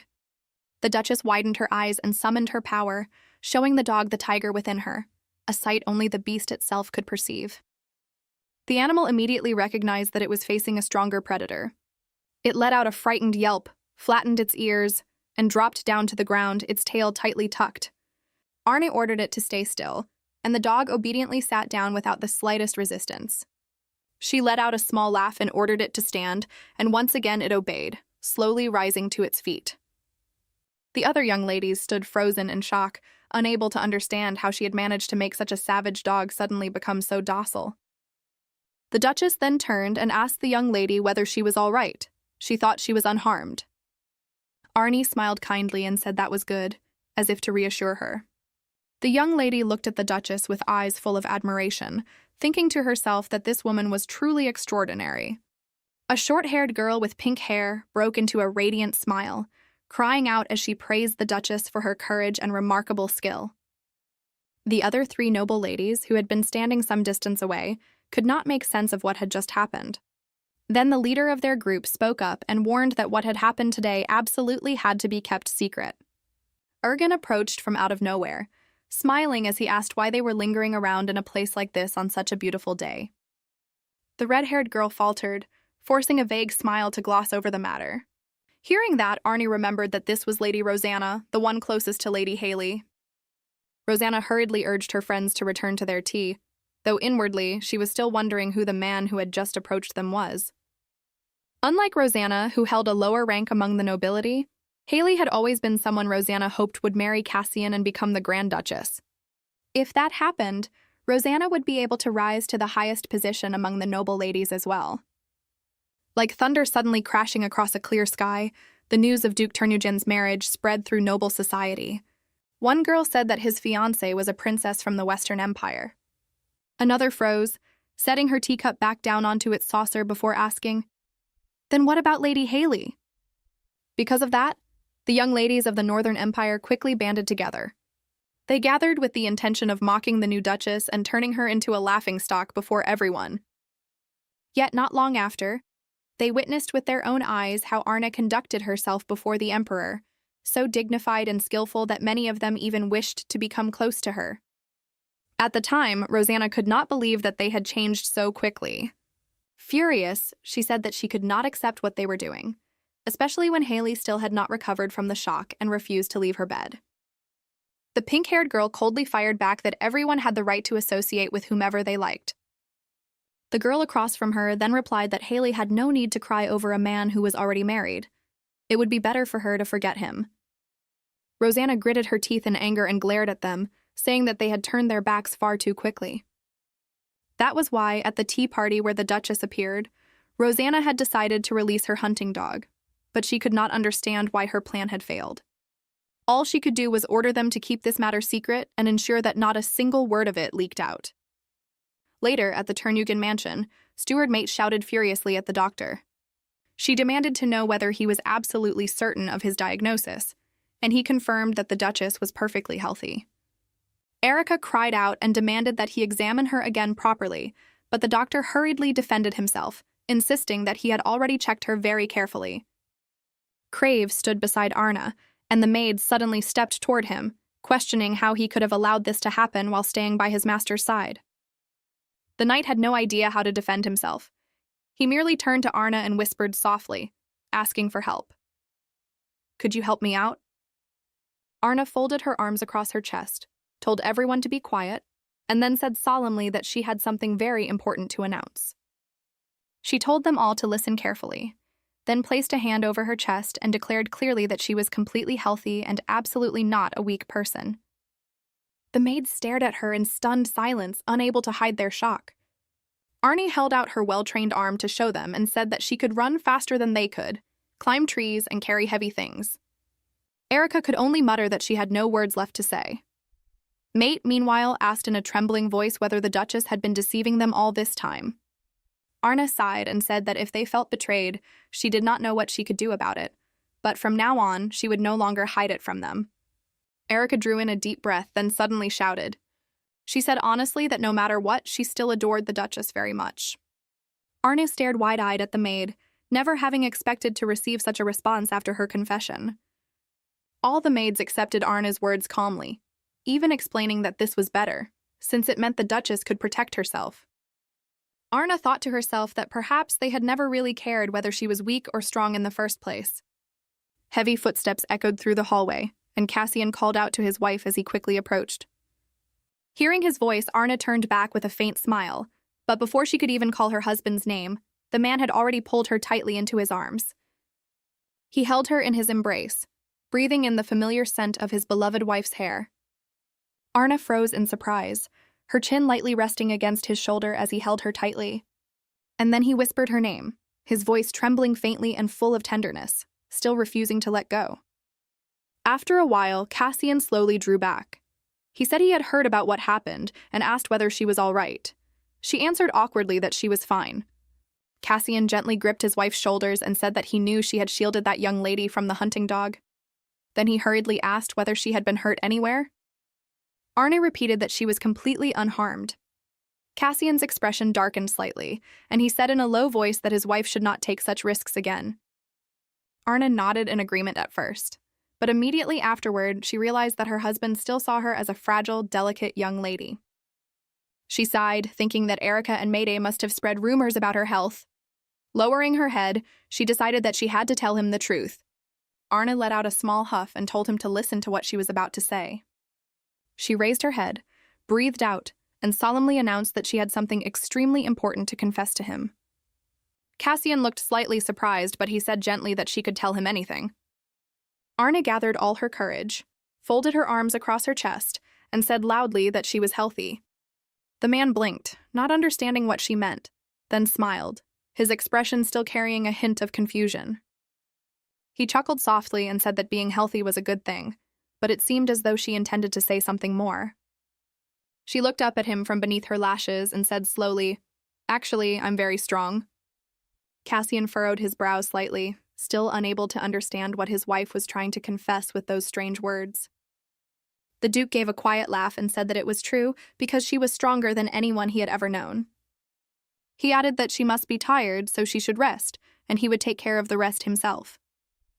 Arnée could not understand why this man, who was usually so perceptive and understanding that he could tell what she was thinking with just one glance, now failed to realize anything at all. Casian let out a quiet breath, his voice so low it was almost a sigh, and said softly that he was begging her for one thing. He placed his hands on his wife's shoulders and whispered, "I want you to stay by my side for as long as possible." When the maids heard those words, their eyes widened, and their hearts trembled with emotion at their master's sincere affection and desperate plea. They could not help sighing in admiration. The next day, in the sunlit garden, Ergen watched the Duchess petting a dog and asked whether she really was its owner. She nodded and said that she could not save every living creature, but she had not had the heart to abandon this one. Arnée named the dog Hero and patiently taught it an entirely new set of commands, drawing delighted applause from the maids and everyone else present. As she scratched its belly, she explained how she had tamed the animal, leaving everyone amazed and entertained. Evermore, lying sprawled on a soft cushion, slowly said that this world was full of life. To kill a living being without reason was to go against God's will. His master was truly extraordinary. Ergen laughed at Lady Arn's adorableness and asked, "Then where is your vice commander?" Arnée sighed and replied that Crave had gone to fetch a new towel to wipe Evermore, and asked in a rather displeased tone, "So what are you here for this time?" The young man shrugged and answered lightly, "I only came to give my best regards." The Duchess told him that if he had something to say, he should just say it directly. Then he asked, "My lady, would you like to know who the dog's real owner is?" Arnée widened her eyes, realizing that she had not even thought about that yet, and asked, "Who is it?" Ergen smiled slyly and asked whether she truly thought he would reveal it so easily. The Duchess frowned while he gazed at her with obvious admiration. Ergen swiftly pulled a box from his pocket. Inside was a pair of earrings, centered with large, dazzling gemstones. Arnée told him to go find Nanny Eva, state the price, and collect the money. Then she added that perhaps the Emperor and Empress were involved in this matter as well. Ergen shook his head and replied that the ones who had released the dog were merely beautiful young ladies who were jealous of her. His words made the Duchess gape in surprise. He gave a faint smile and added that her husband had always been very popular with women. Then he asked, "Have you heard of Lady Haley? The one who was said to replace you as Duchess of Turnigan?" Arnée asked softly, her voice lowering. "Is that so?" Then she added quietly but firmly, "If that is the case, then it is not worth my concern." Arnée turned away, murmuring that she was already tired of all this. Then suddenly turning back, she said that she wanted to ask him for a favor. He smiled and replied that he was ready to carry out any order from his commander. The Duchess then ordered him to find out why the Emperor wanted to harm her. Ergen looked at her in surprise while Arnée sank into thought. Perhaps the Emperor had discovered her true identity. But if that were the case, she could not understand why he would send such weak people to assassinate her. Ergen looked at her and asked calmly, "Do you truly think the Emperor wants to kill you simply because of who you are?" Arnée froze, not understanding what he was implying. Then she asked in return whether there could be any other reason for it. Ergen rubbed his forehead, thinking to herself that this girl clearly still did not understand how dangerous the position of Duchess Turnigan truly was. He continued asking, "Don't you find it strange that the Emperor and Empress are so hostile toward you?" Arnée thought for a moment, then answered softly, "Perhaps you're right." Ergen asked again, "At all those social gatherings, did you truly not feel that anything was unusual?" The Duchess let out a quiet breath and replied, "I'm not sure either." Ergen looked at her and continued, "Are you interested in knowing why Duke Turnigan has a greater chance of inheriting the throne than even the second prince?" Arnée answered indifferently, "I'm not interested at all." The man merely sighed softly and shook his head. He said that there was currently a rumor that Emperor Giuseppe had poisoned his own elder brother, the previous emperor, in order to seize the throne. Ergen continued, "That is the real reason Giuseppe has always supported Crown Prince Edward so strongly." He explained that the only legitimate son of the previous emperor was Casian, her husband. Grand Duke Turnigan was the only one with a lawful claim to inherit the throne. Ergen added that Cassian's mother had later taken her own life, while the prince at that time had still been nothing more than a child who could not even speak, with no advantage whatsoever. Instead of allowing the young prince to ascend the throne, the emperor's only younger brother, Duke Giuseppe, took the throne for himself. At the time, he had promised that he would return the throne to the prince once he came of age, but afterward he wiped out every person who had helped him seize power. He only kept the prince alive because he feared public outrage. He granted the child the title of Grand Duke and confined him to the Turnigan territory. No one was allowed to approach the boy except for his godmother, Marchioness Gina. Because of that, the young duke's childhood was no different from imprisonment. Ergen let out a soft breath. The story was so long that even he had to pause to catch his breath. Then he explained that Arné's current position was no different from standing right in the middle of the confrontation between the Emperor and the Grand Duke. Ergen continued in a low voice, "I don't know what they are plotting in their heads, but your life is now nothing more than a chess piece in that political game." Arnée stood still, trying to digest everything she had just heard. She could only remain silent, her eyes blinking faintly in the heavy stillness. Later, when she was alone in her room, she sat down and quietly thought over everything Ergen had told her. She silently took a sip of tea, her mind drifting to herself and Casian, and to their pasts. At 16, she had taken up a sword and gone to the battlefield simply because she had wanted to protect her homeland. Of course, besides her country, she had also wanted to protect her family, and it was because she cared for them that she had always longed to return to the West.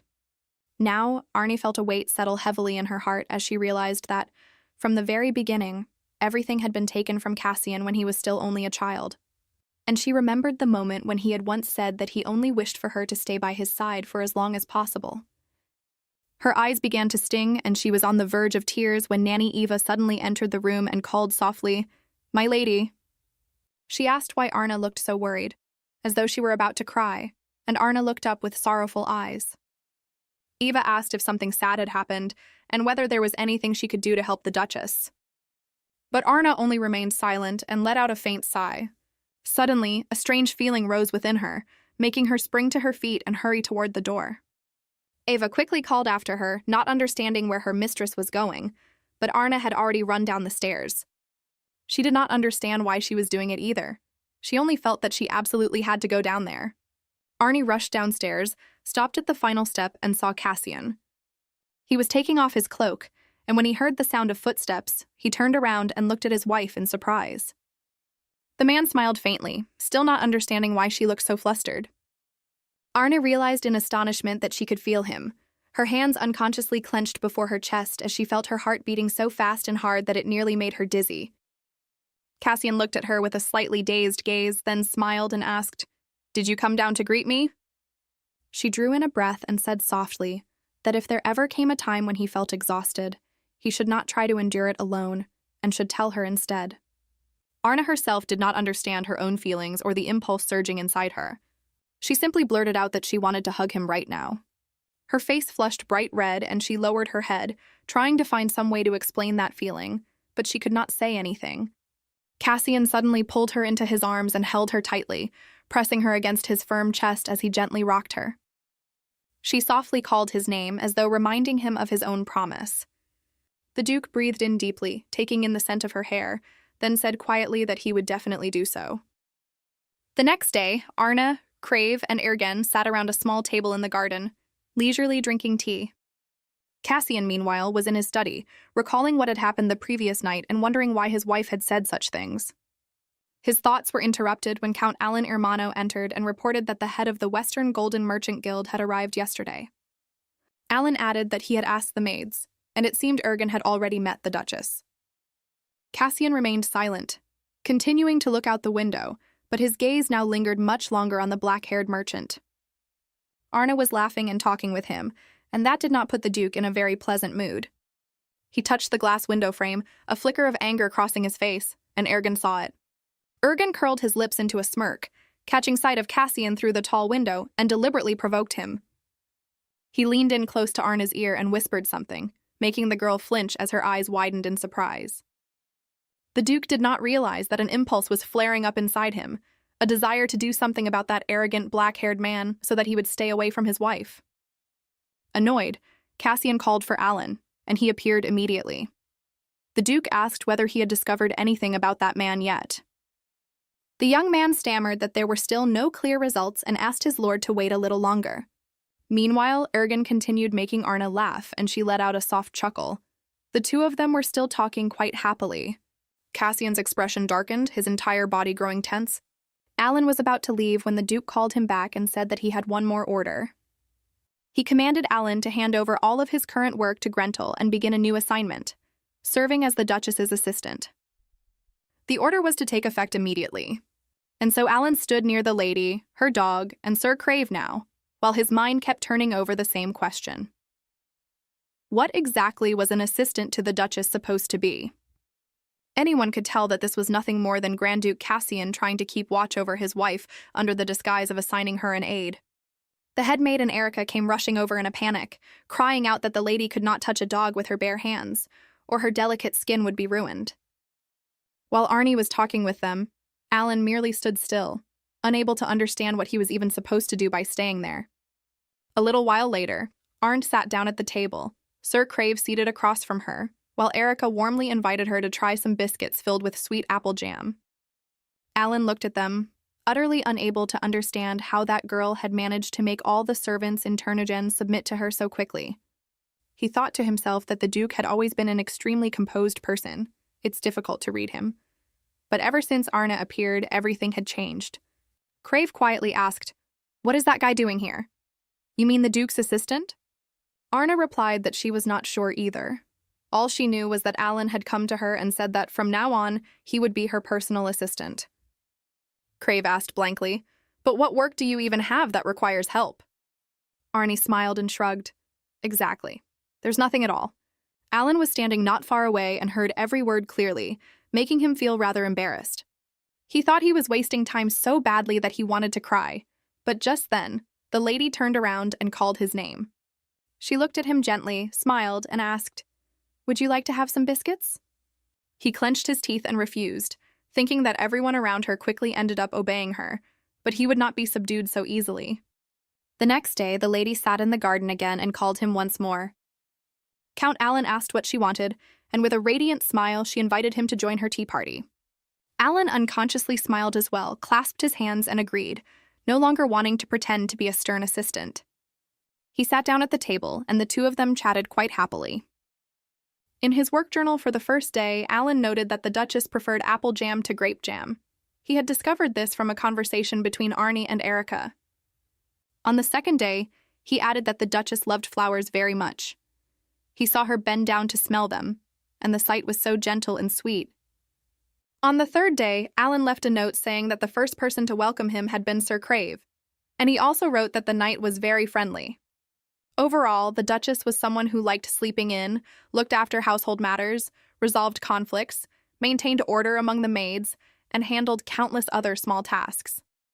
In addition, he realized that she was very shy, to the point that even ordinary greetings could make her flustered. He wrote that sometimes she behaved stubbornly like a cat, though in his opinion she was more like a leopard or a tiger.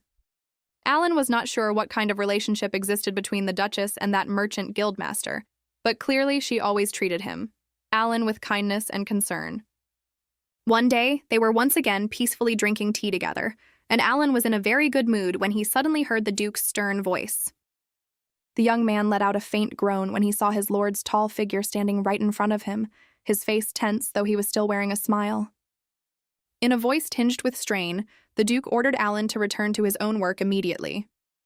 Afterward, the Duke asked for permission to have tea with his wife. Arnée froze in surprise and was about to object, intending to remind him of the work he still had unfinished. Alan left in frustration, while Casian simply smiled and said that she did not need to worry about anything. The young man walked away sadly, thinking that the Duchess had poured tea for him with her own hands, and he had truly wanted to taste it. A few days later, Arnée was once again sitting in the garden, discussing the current situation with Crave.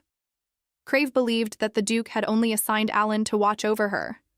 Arnée asked whether her talking with Ergen really looked that suspicious, and the knight calmly replied, yes. Crave added that Ergen was clearly trying to act close to her, and Arnée asked why he was grumbling so much, or whether he simply wanted to vent his anger. The young man answered that she and the Duke already had a very good relationship, so she could simply tell him about what was going on between them. Hearing that, Arnée suddenly felt her heart grow heavy. Crave reluctantly admitted that when she first got married, he had not believed in it, but he had come to realize that Duke Casian truly cherished his commander. Crave added that more than that, she liked the Duke too, did she not? Arnée only let out a quiet, thoughtful hum. She remembered the moment Casian had held her tightly, pressing her close against his heart, and her lips trembled faintly. When they had been close, how attentive and gentle he had been, how he had helped her, how he had kissed her passionately and softly covered her face with his warm hands. She quietly told Crave that she needed to be alone. The young man immediately stood up, looked at her in surprise, then quickly nodded. Crave was almost about to leave when he suddenly turned back and asked, "Could it be that, from the very beginning, you never intended to stay here?" Arnée answered softly, her eyes still lowered. "You're right.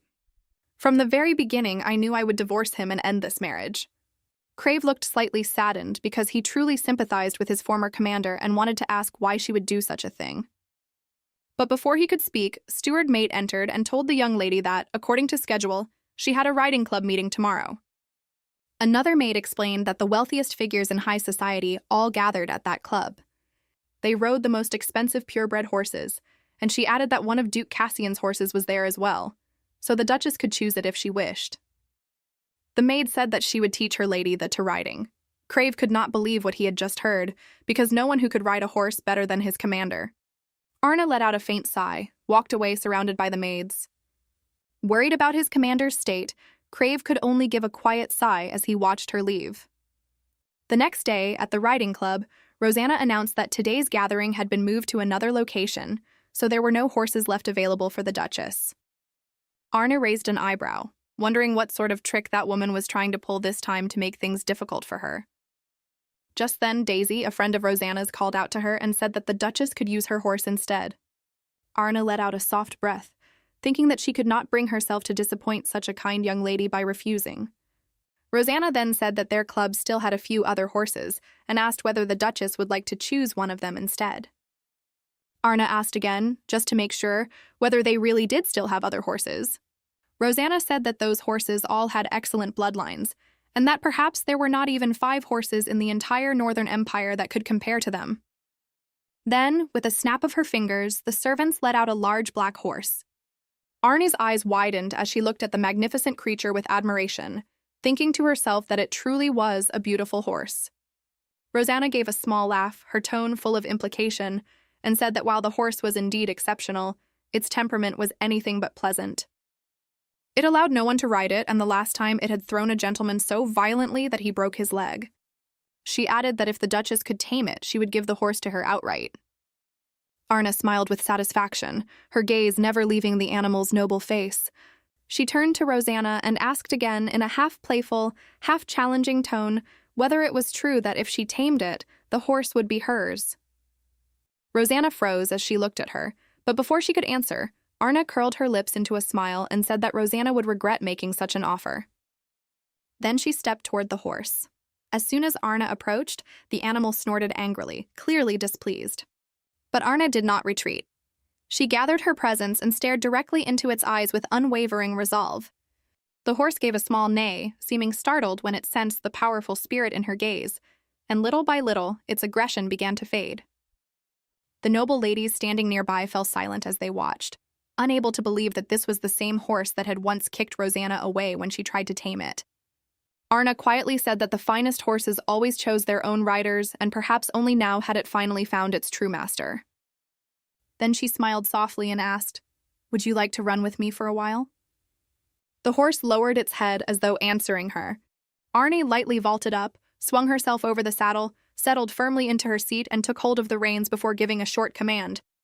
Instantly, the horse shot forward like the wind. Rosanna stared after her in shock and cried out, unable to believe what she was seeing. Daisy, meanwhile, clenched her fists and smiled brightly, saying in admiration, "How amazing, Lady Arnée." One of the other young ladies said that this was the Duchess they were talking about, and that everyone ought to stop playing such foolish games.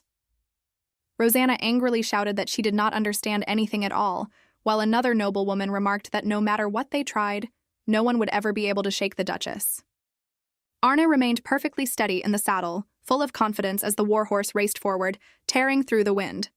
After circling the grounds, she pulled on the reins and guided the horse back toward the other ladies, bringing it to a skillful stop.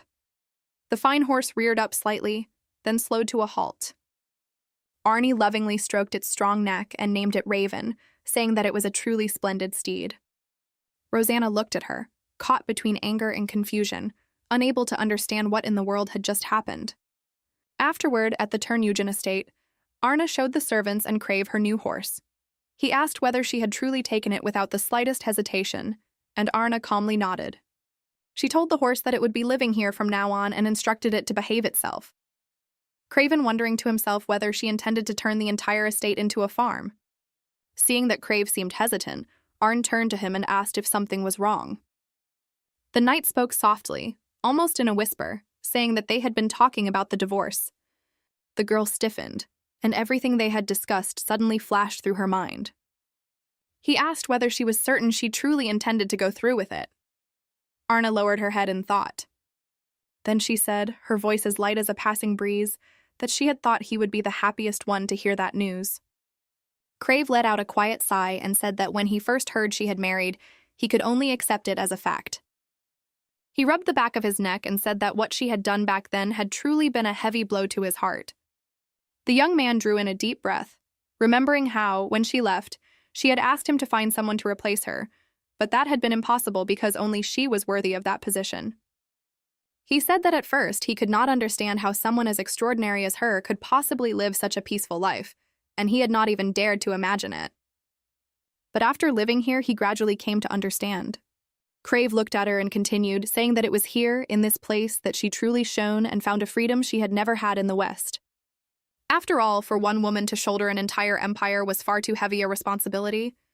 He cleared his throat softly and told her that if she truly wished to, she should stay here. Then slowly he added that this time she had the right to be a little selfish.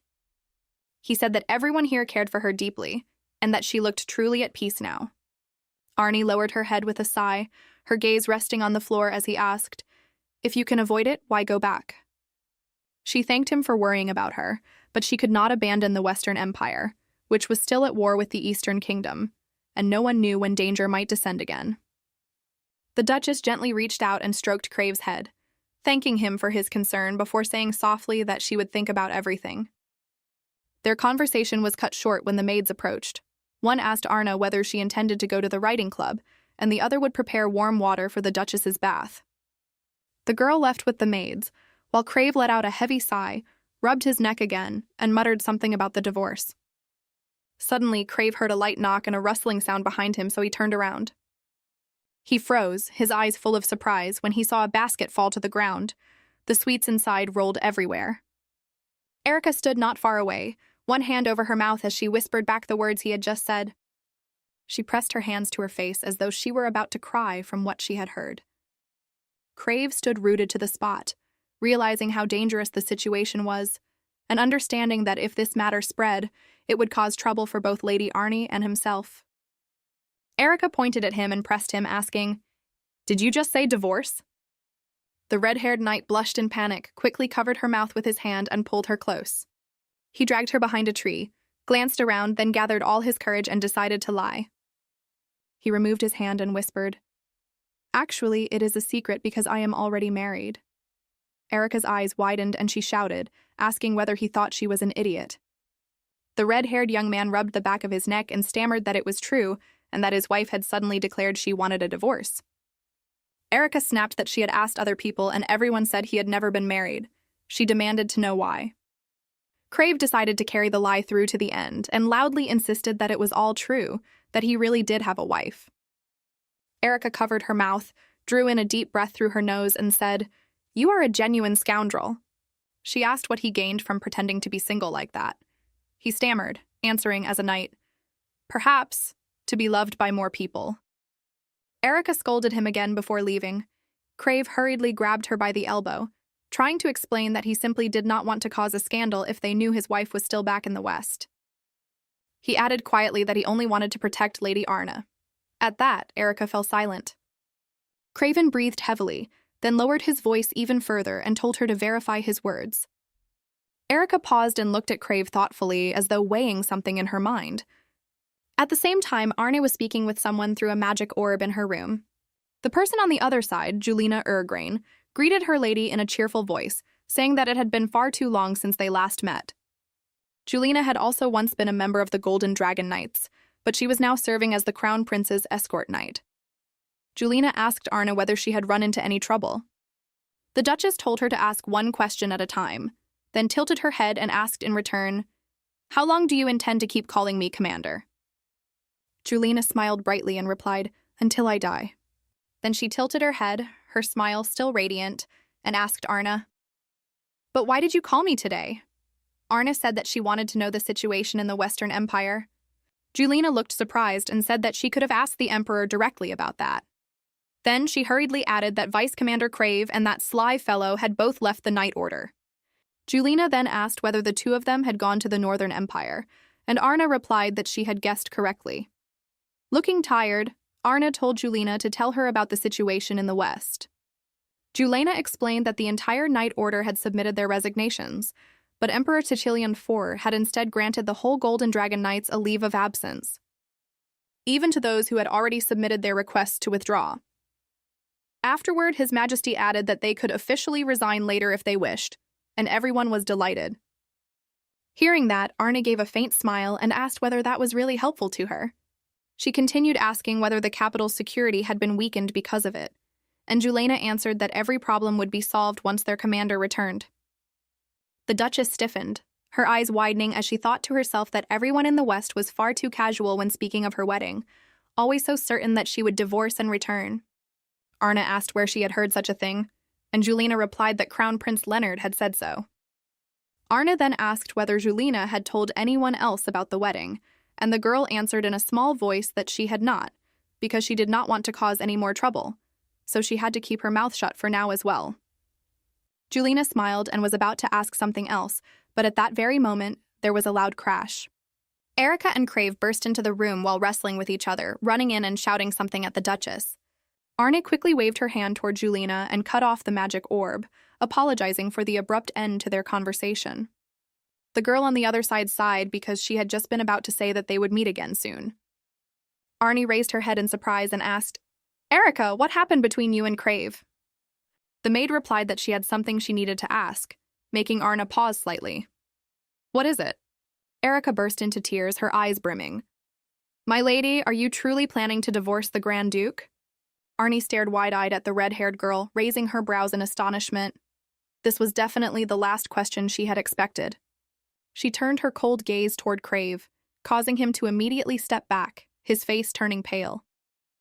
Arnée frowned, understanding that he had caused some sort of trouble again, and she also believed that Erica would not let this pass easily.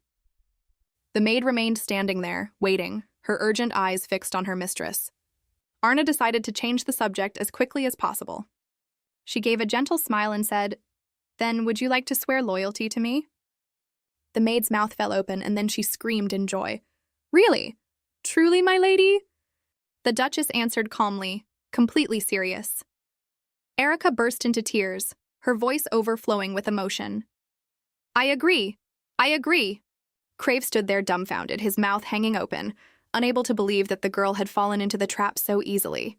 That evening, Casian visited Cylon Club, where brilliant lights shone through the windows. In the hallway of the building, the Duke happened to run into the merchant, the head of the Western Golden Merchant Guild.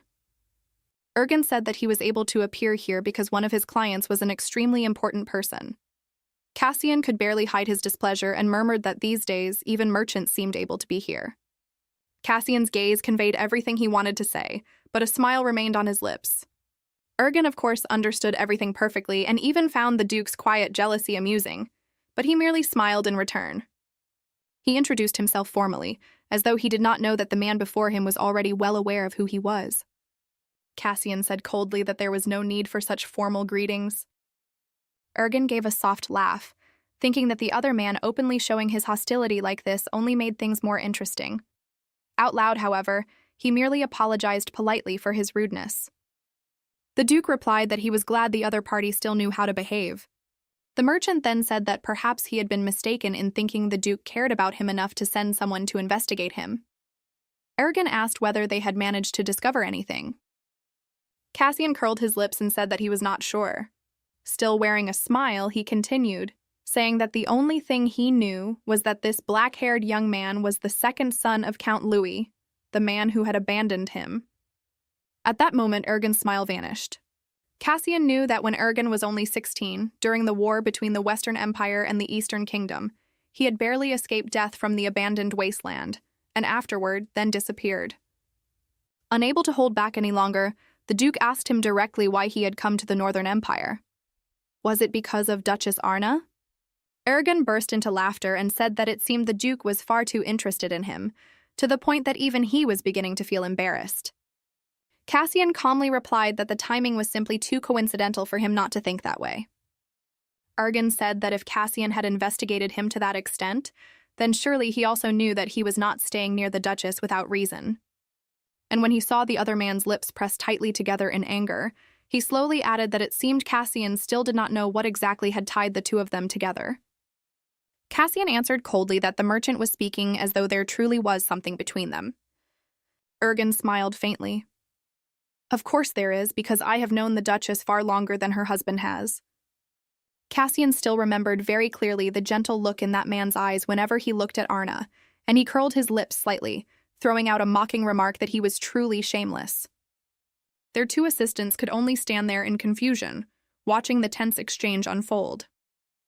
Then someone approached, bowed slightly, and said that a VIP guest was calling for Ergen. He replied that he had to leave and walked away. At that moment, Alan hurried over to Casian and called out to him. He asked anxiously whether something had happened because the Duke looked extremely tense. Casian asked whether Alan had finished gathering information on the Western Golden Merchant Guild, and Alan replied that there were only a few details left to verify. When Casian asked more about their activities in the Western Empire, Alan answered that the company had direct connections with the imperial family. Alan said that the Knights of the Order had suddenly been granted leave, so all the officials were now extremely busy. Cassian furrowed his brows and lowered his head in thought, wondering what Emperor Sicilian IV could be plotting. The Duke then asked whether there had been any news about Prince Mackenzie, and Alan answered that the second prince had just returned to the palace before suddenly setting out for the west. It was very likely a secret order from the Emperor. Alan added that no matter how much Mackenzie pretended to be the Emperor's obedient dog, the throne should still rightfully belong to the Crown Prince. Their conversation was interrupted by a man sitting on an expensive blue leather sofa who called Cassian's name. The Duke turned back and answered with the name Quaid. Quaid, looking bored, rested his chin on his hand and said that he had just returned from Count Belonger's place. When Cassian asked what had happened between them, Quaid replied that it would be best to consider it merely a social visit. He sighed and said that the Ministry of Justice had received an official report about the disappearance of Lady Daisy, Count Belonger's daughter. The next morning, under the gentle sunlight, Crave and Erica walked together toward the table where the Duchess was sitting and drinking tea. Erica called softly, "My lady," then stopped. The knight accompanying her, who now followed closely at all times so that she would not accidentally let anything slip, stopped as well.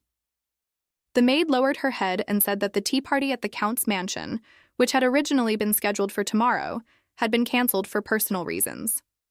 Arnée looked up in surprise and asked whether she had heard correctly. She immediately remembered Daisy's sincere expression. The other day, that fragile girl had thanked her over and over for saving her from the vicious dog and had earnestly invited her to attend the tea party. Yet now, it had suddenly been cancelled. Arnée asked whether something had happened to Lady Daisy, and Erica replied that people were saying Lady Daisy had suddenly fallen ill. Arnée immediately thought that she had to go visit her. Afterward, the Duchess truly prepared to leave and ordered the servants to ready the carriage. But before she could depart, Cassian called out to her and asked where she intended to go. Arnée said that she needed to visit somewhere, but that she would return very soon. Cassian remained silent, merely looking at her with a pensive expression. A recent conversation echoed in his mind, and he lowered his gaze, asking softly whether she was hiding something from him, causing her to look up in surprise. Arnée replied that she had nothing to hide from her husband. Cassian merely uttered one name, the head of the Western Golden Merchant Guild. The Duke was afraid to ask the question, and he was not even sure whether he wanted to hear the answer. But in the end, he still said that, from the outside, the two of them seemed very close, and asked directly, "Is that person your lover?" Arnée cried out in shock, her voice full of hurt and even a trace of disgust, saying that it was the most absurd thing she had ever heard. Cassian nodded, then said calmly, "Then tell me what the relationship between the two of you truly is." Arnée let out a quiet sigh, wondering what kind of troublesome nonsense that fool had caused this time.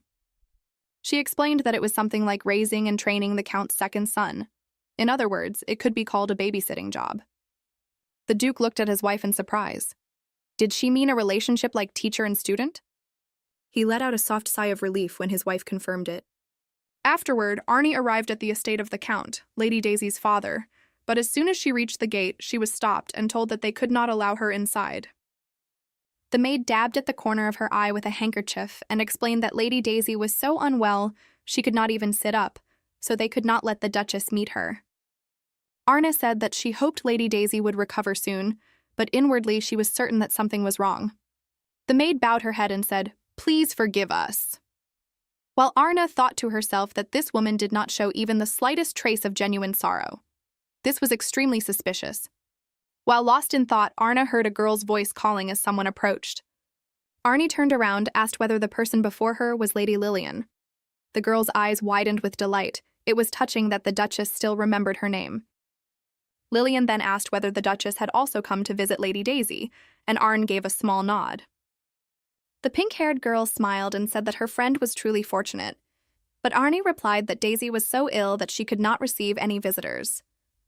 Lillian said that, in that case, she would come visit another time, then suddenly asked in a more serious tone whether the Duchess was very busy at the moment. Arnée paused in surprise, and Lillian immediately brightened and suggested that since they had already met, why not have tea together? Arnée agreed, thinking that she had already informed Cassian about this outing, and since her visit to Daisy had come to nothing, she could afford to stay a little longer. The Duchess invited Lillian into her carriage, and before long, the carriage was making its way through the broad streets of the city. Lillian placed a hand by the window and pointed to an elegantly decorated building, saying that it was that one. The carriage stopped, and the two stepped down, chatting as they walked about the cafe's delicious specialties and famous desserts. Arnée was still smiling when she suddenly felt that someone was watching her. She turned around and recognized the familiar girl who had once offered her poisoned wine at that banquet. That woman was surely up to something again. Arnée immediately decided to follow her, telling Lady Lillian to wait there for a moment. She moved toward the spot where she had just seen the suspicious person, only to stop short when the woman seemed to have vanished into thin air. Then the quiet atmosphere was torn apart by a sharp scream. The Duchess spun around at once. It was Lillian's voice. Arnée rushed back and saw several unfamiliar men brazenly trying to drag a noble lady into a carriage. The carriage raced forward like the wind, while Arnée pursued them from above, silently crossing the rooftops and leaping from one roof to the next. She thought that she would not stop, because if not now, she might never see Lillian again. Arnée smiled faintly and said that although she might be a proper lady, she could not possibly pretend that she had not just witnessed a crime right before her eyes. Arnée drew in a breath and muttered that her dress would probably be filthy today. Then, without another moment's hesitation, she summoned Nevermore, told herself she could not let them escape, and trade after them.